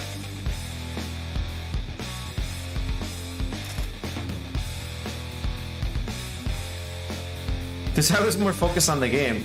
Like, sure, okay with that kind of stuff, but not like it's just like it's not in this like game that's supposed to be like horror game.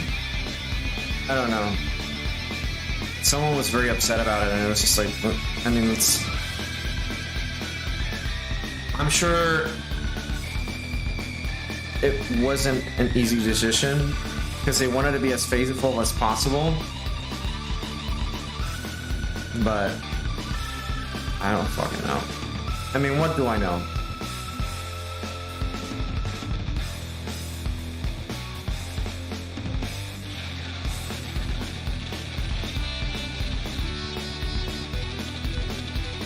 They were complaining about censorship and stuff, and it's like, it's not censorship because it wasn't in the game and then it was taken away. They just remade the game for modern audiences. They were very clear from the start.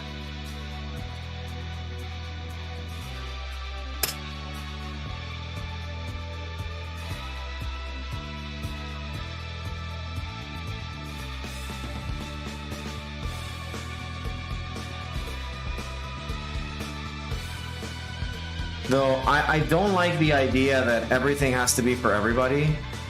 I think I don't subscribe to that concept.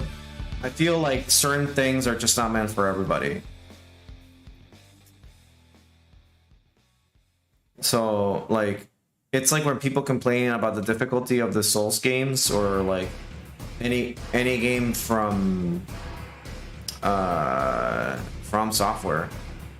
You just have to accept the fact that there are some things that you are not going to be a part of, or like it's just not for you.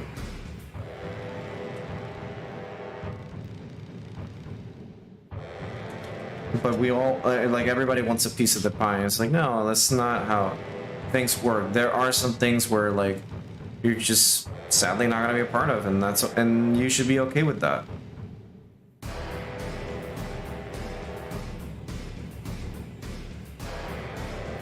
It's okay to have things that you don't enjoy or are not a part of. Things don't have to be made specifically for you. At least that's my view, my stance on that.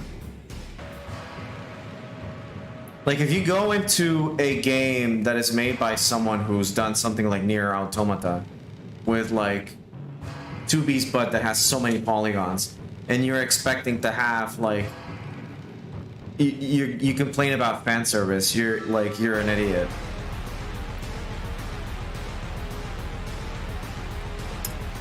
But if you go into jump into a game by a franchise that's a multi-million-dollar corporation that has games that are literally made for mass consumption, not made for specific demographics, just for everybody, and you're expecting to have like that kind of stuff, you're kind of also like an idiot. The original, they never removed the original, so you can still play it, you can still enjoy that kind of stuff if that's what you want. You're just not gonna have the ray tracing and that kind of stuff, and the original one is still charming. So I mean, you're not missing out on anything. It's like people that were complaining that Final Fantasy 7 remake ruined the original one, and it didn't. I mean, the remake is awesome in its own way. It's just like, in my opinion, I didn't enjoy it as much. I like the original one better because I'm a bigger fan of like the standard original system, and I think the story is just overall better from what we got in the remake. but stands on its own right, so I don't know. I mean, like, people are just gonna bitch about everything anyway, so who the fuck cares?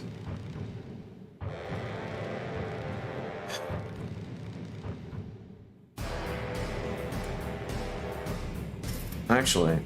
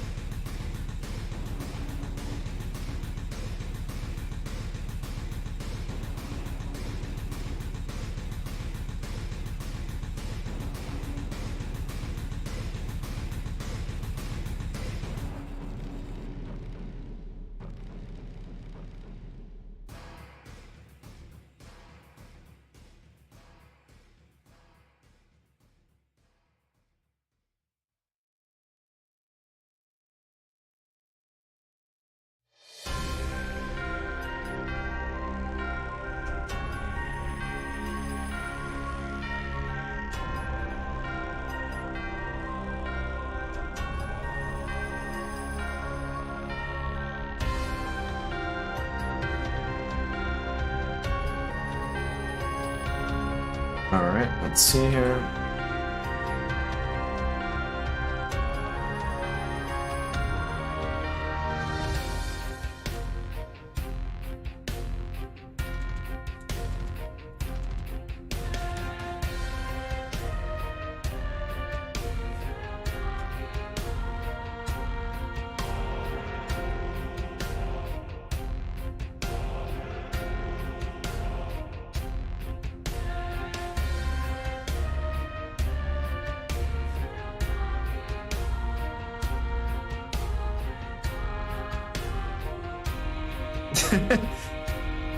I was gonna add like a line of like, Sensei, I'm not wearing anything. Like, I'm not wearing today or something.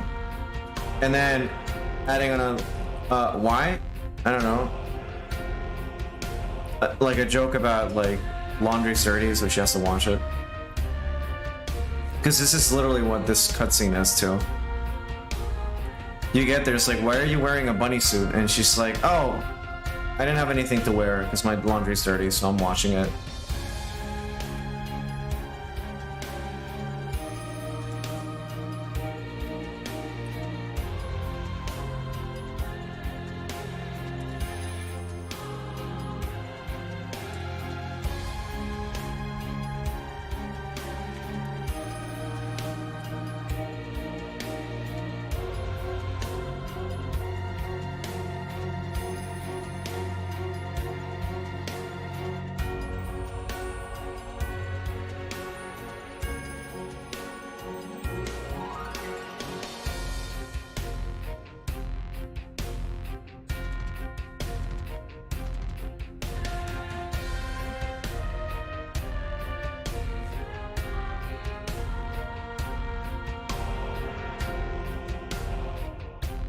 Okay, let's see here.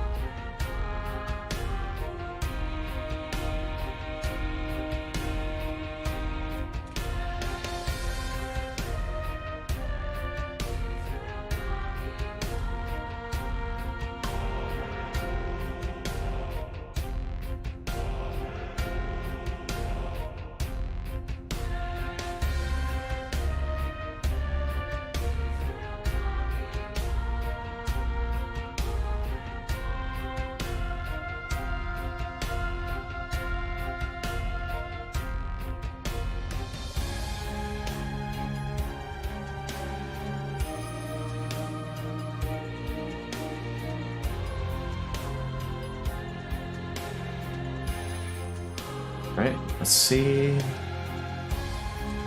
Let's just finish the hair.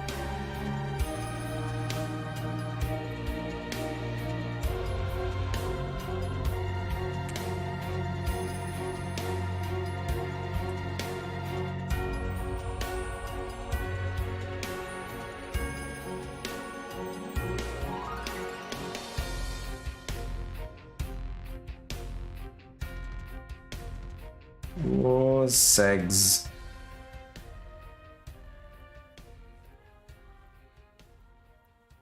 I want to design my sensei.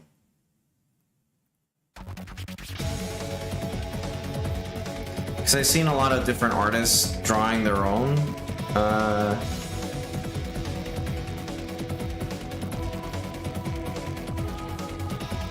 So I wanted to draw mine.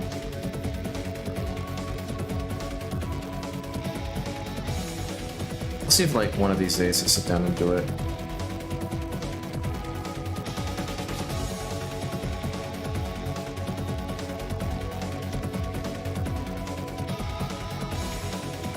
And I've seen a few people also design their own doctor for Arc Knights.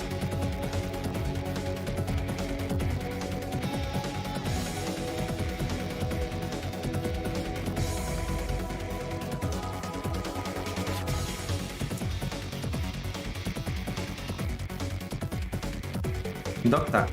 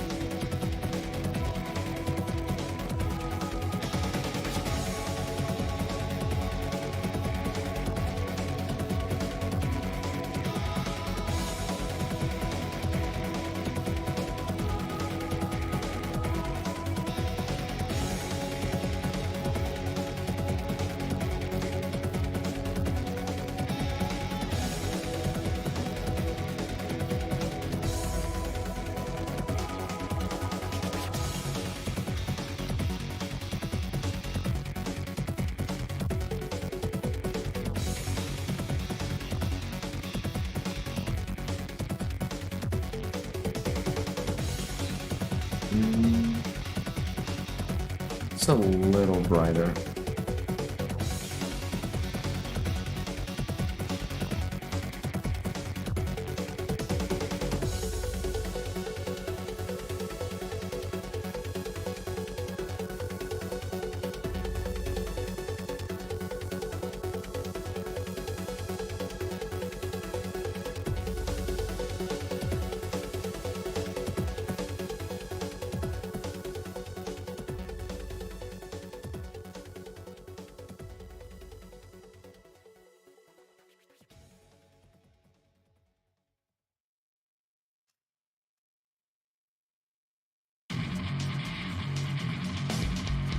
Not much longer.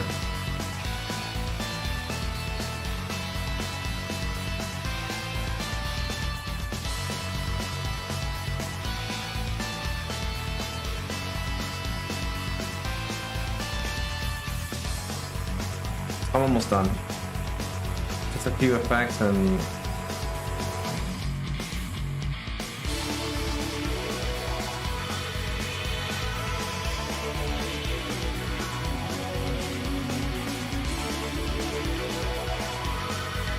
actually.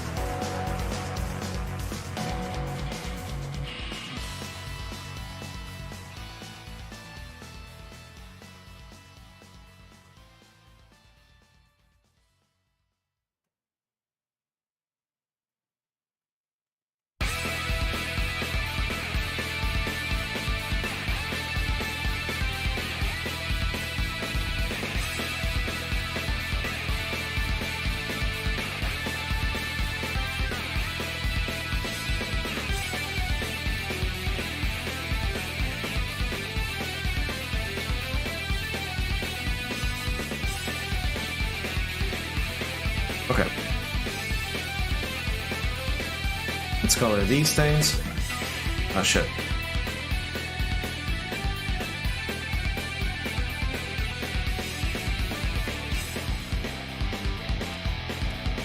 I've tired myself out drawing.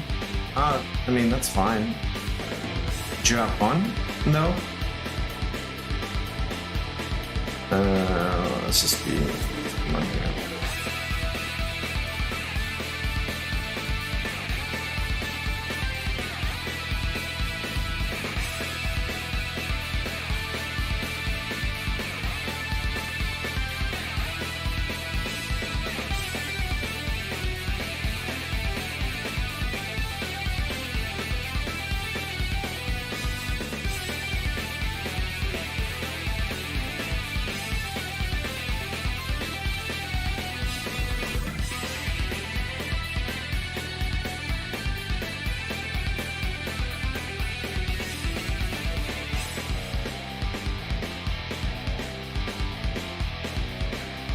I guess we could say that.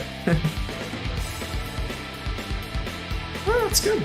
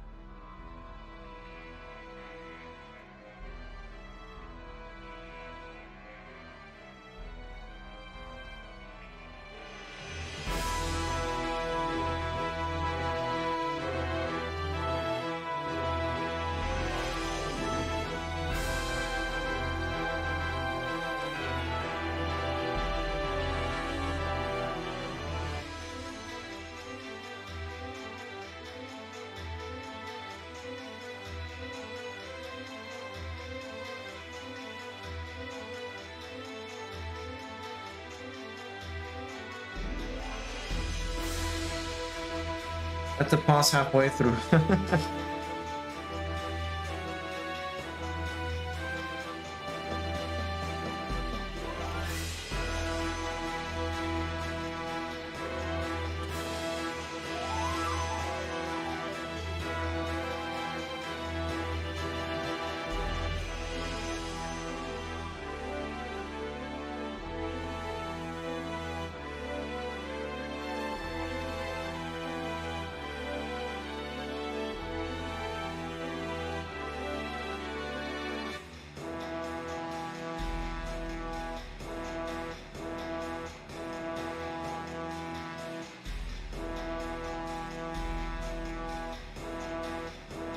Okay, we're almost done with the shirt.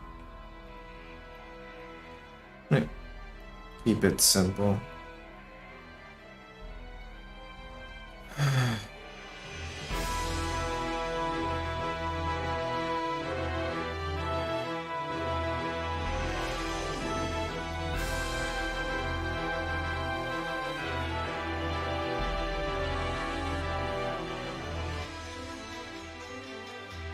Hands are weird. I agree, hands are weird.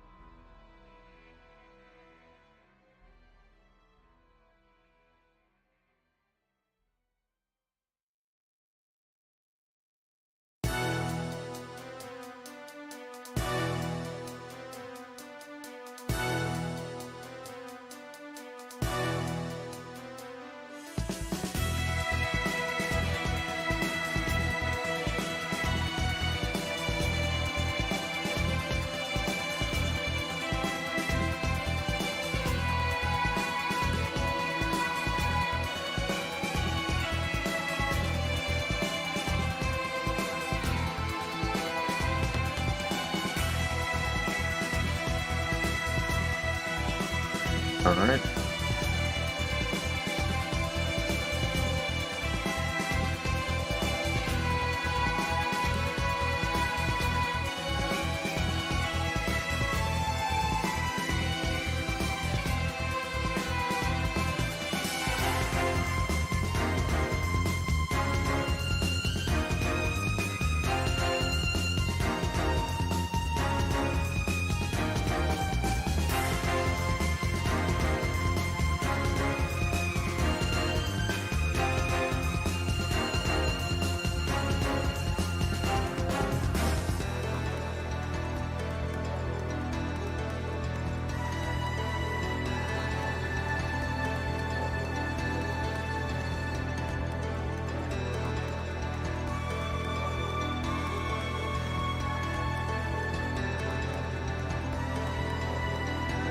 Okay.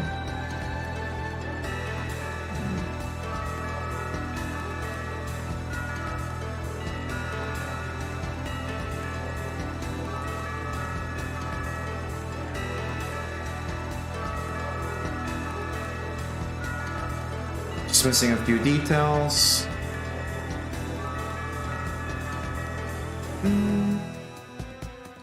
Skirt.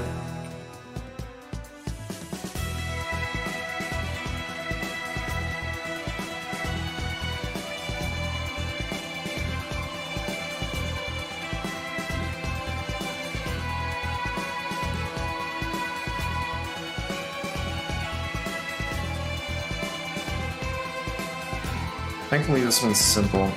This one, what I'm gonna do is just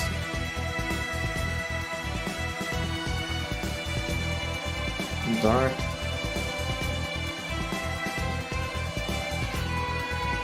This dark. There we go. A few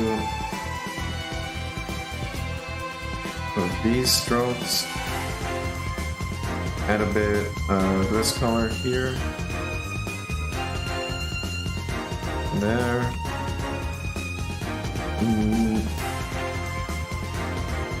And then too dark.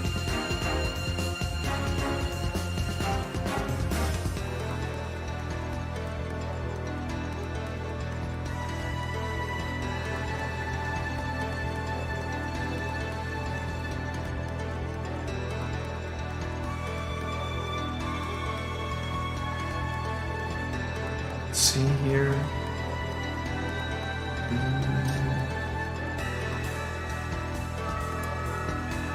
Now the rest is just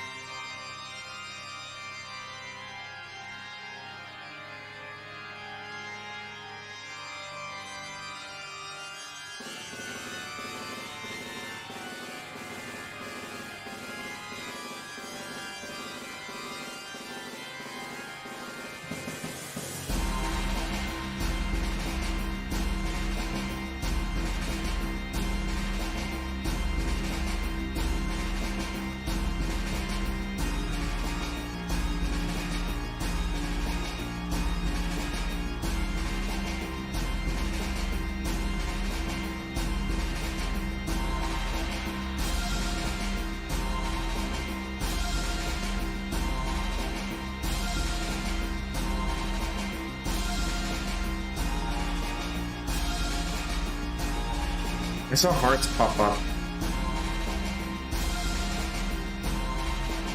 Like from the corner of my eye. I forgot that that was a feature that you could do.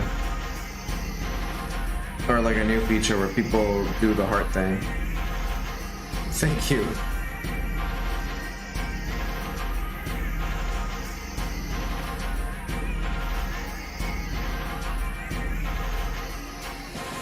Okay. And for this, I'm just gonna... Oh, right. Okay, hold on. So this is...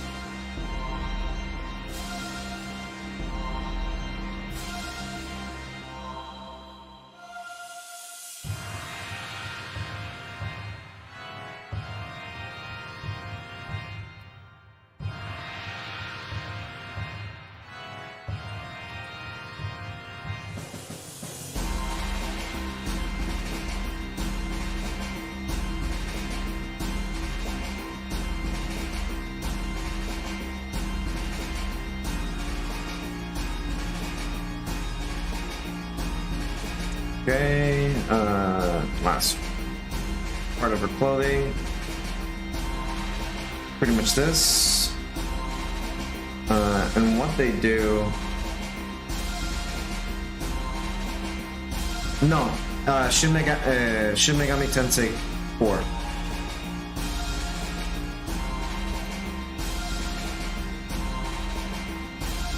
It's why it's very intense.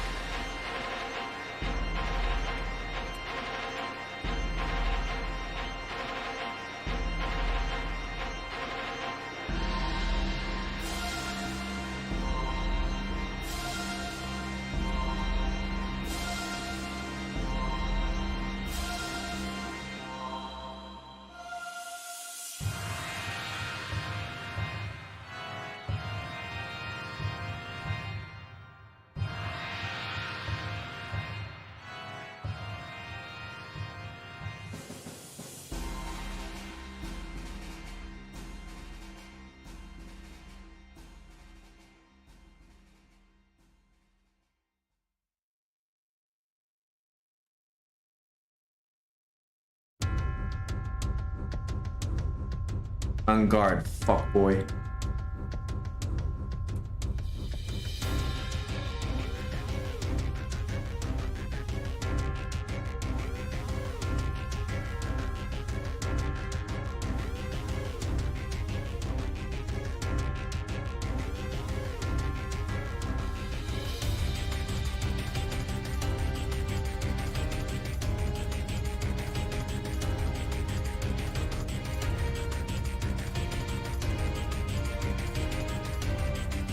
See.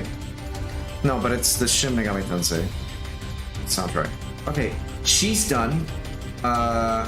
What I need in the desk.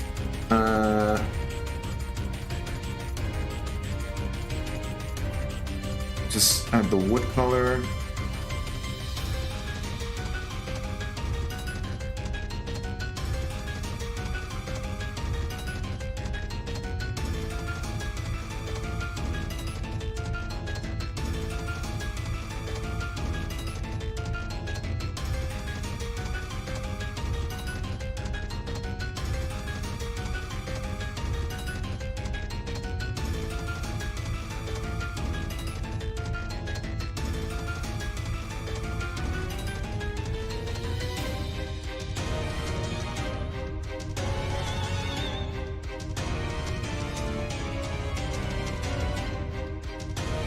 To be honest, it sounds more like a Dragon Quest soundtrack.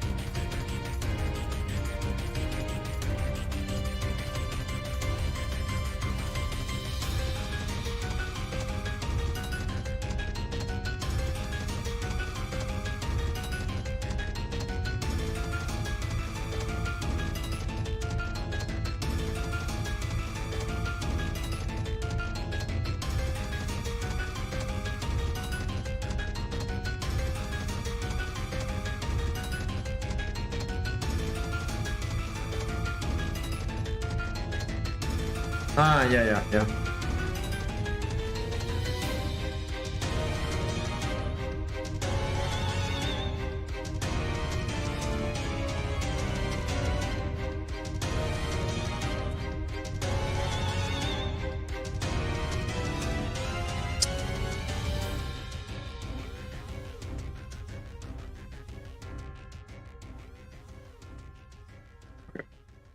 Well, Asuna's done. All I'm missing is, let's see.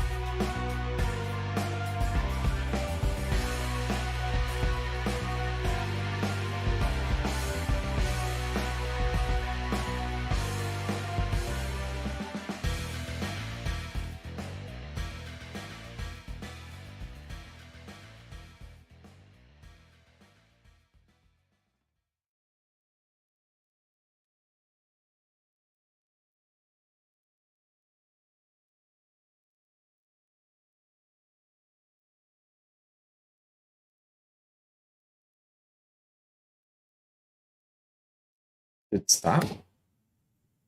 Yeah, I can tell. You've been posting a lot. Hold on.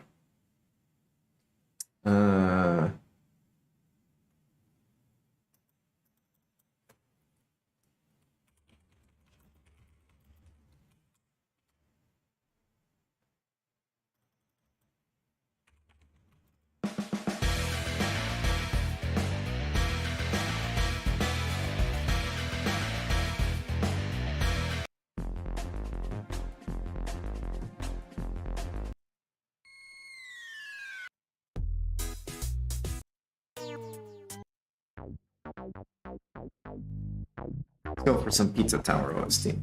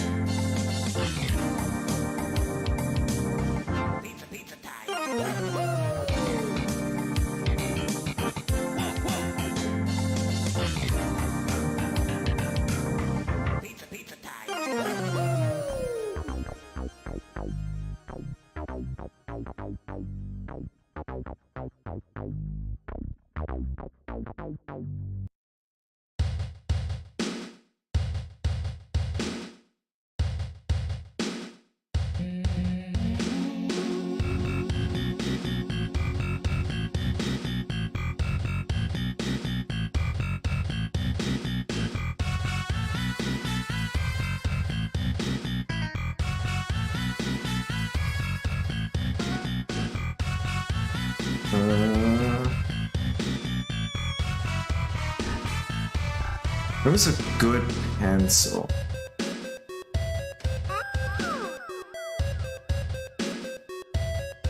It was like a marker, but I can't find it. I swear I had it somewhere. Oh, thigh marker, there it is. Heya. Pig City is very good. Pig City is fun.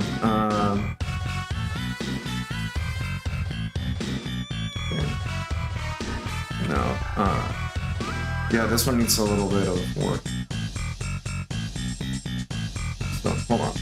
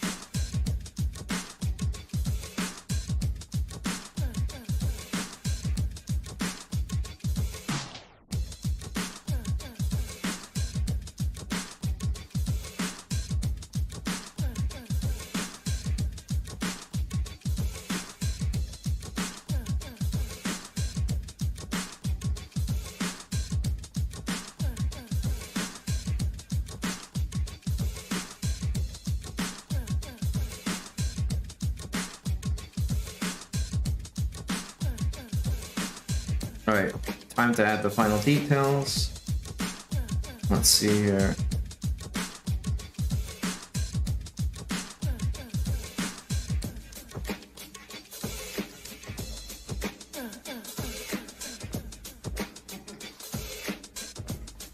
Actually, well, never mind.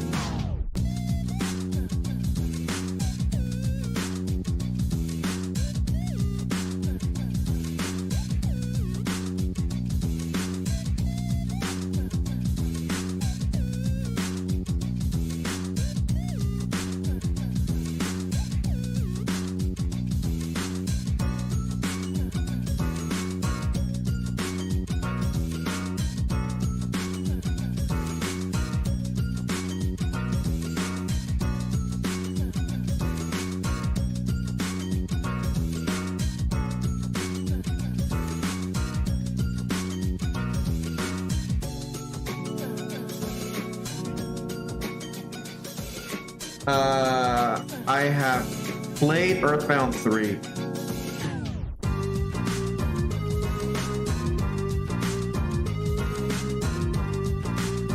I have played Earthbound 3. But not to completion. I just started playing it and I got to a certain point. Hey, Nick.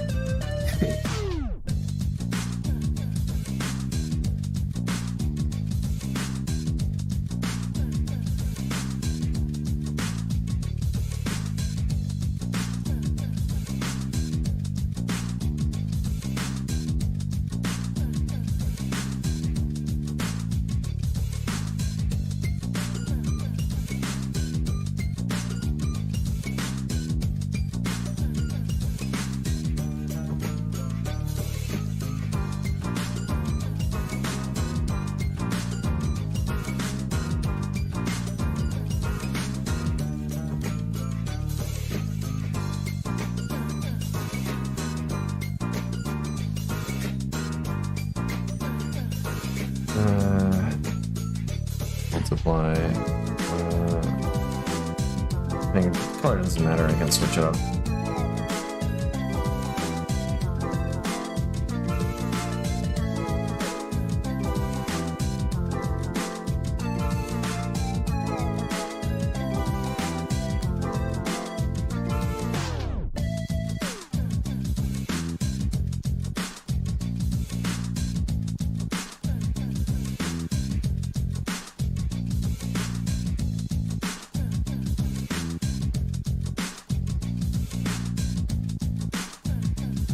All right.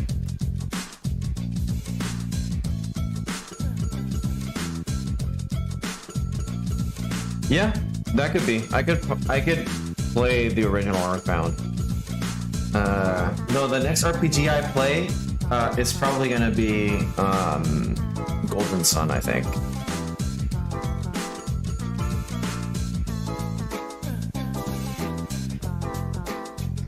I'm glad you find my stuff pleasing.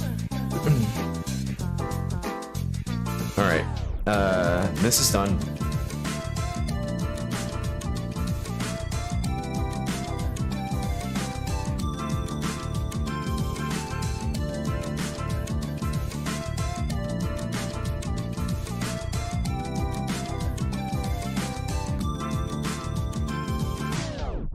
Oh, cool. All right. All right, let's export it.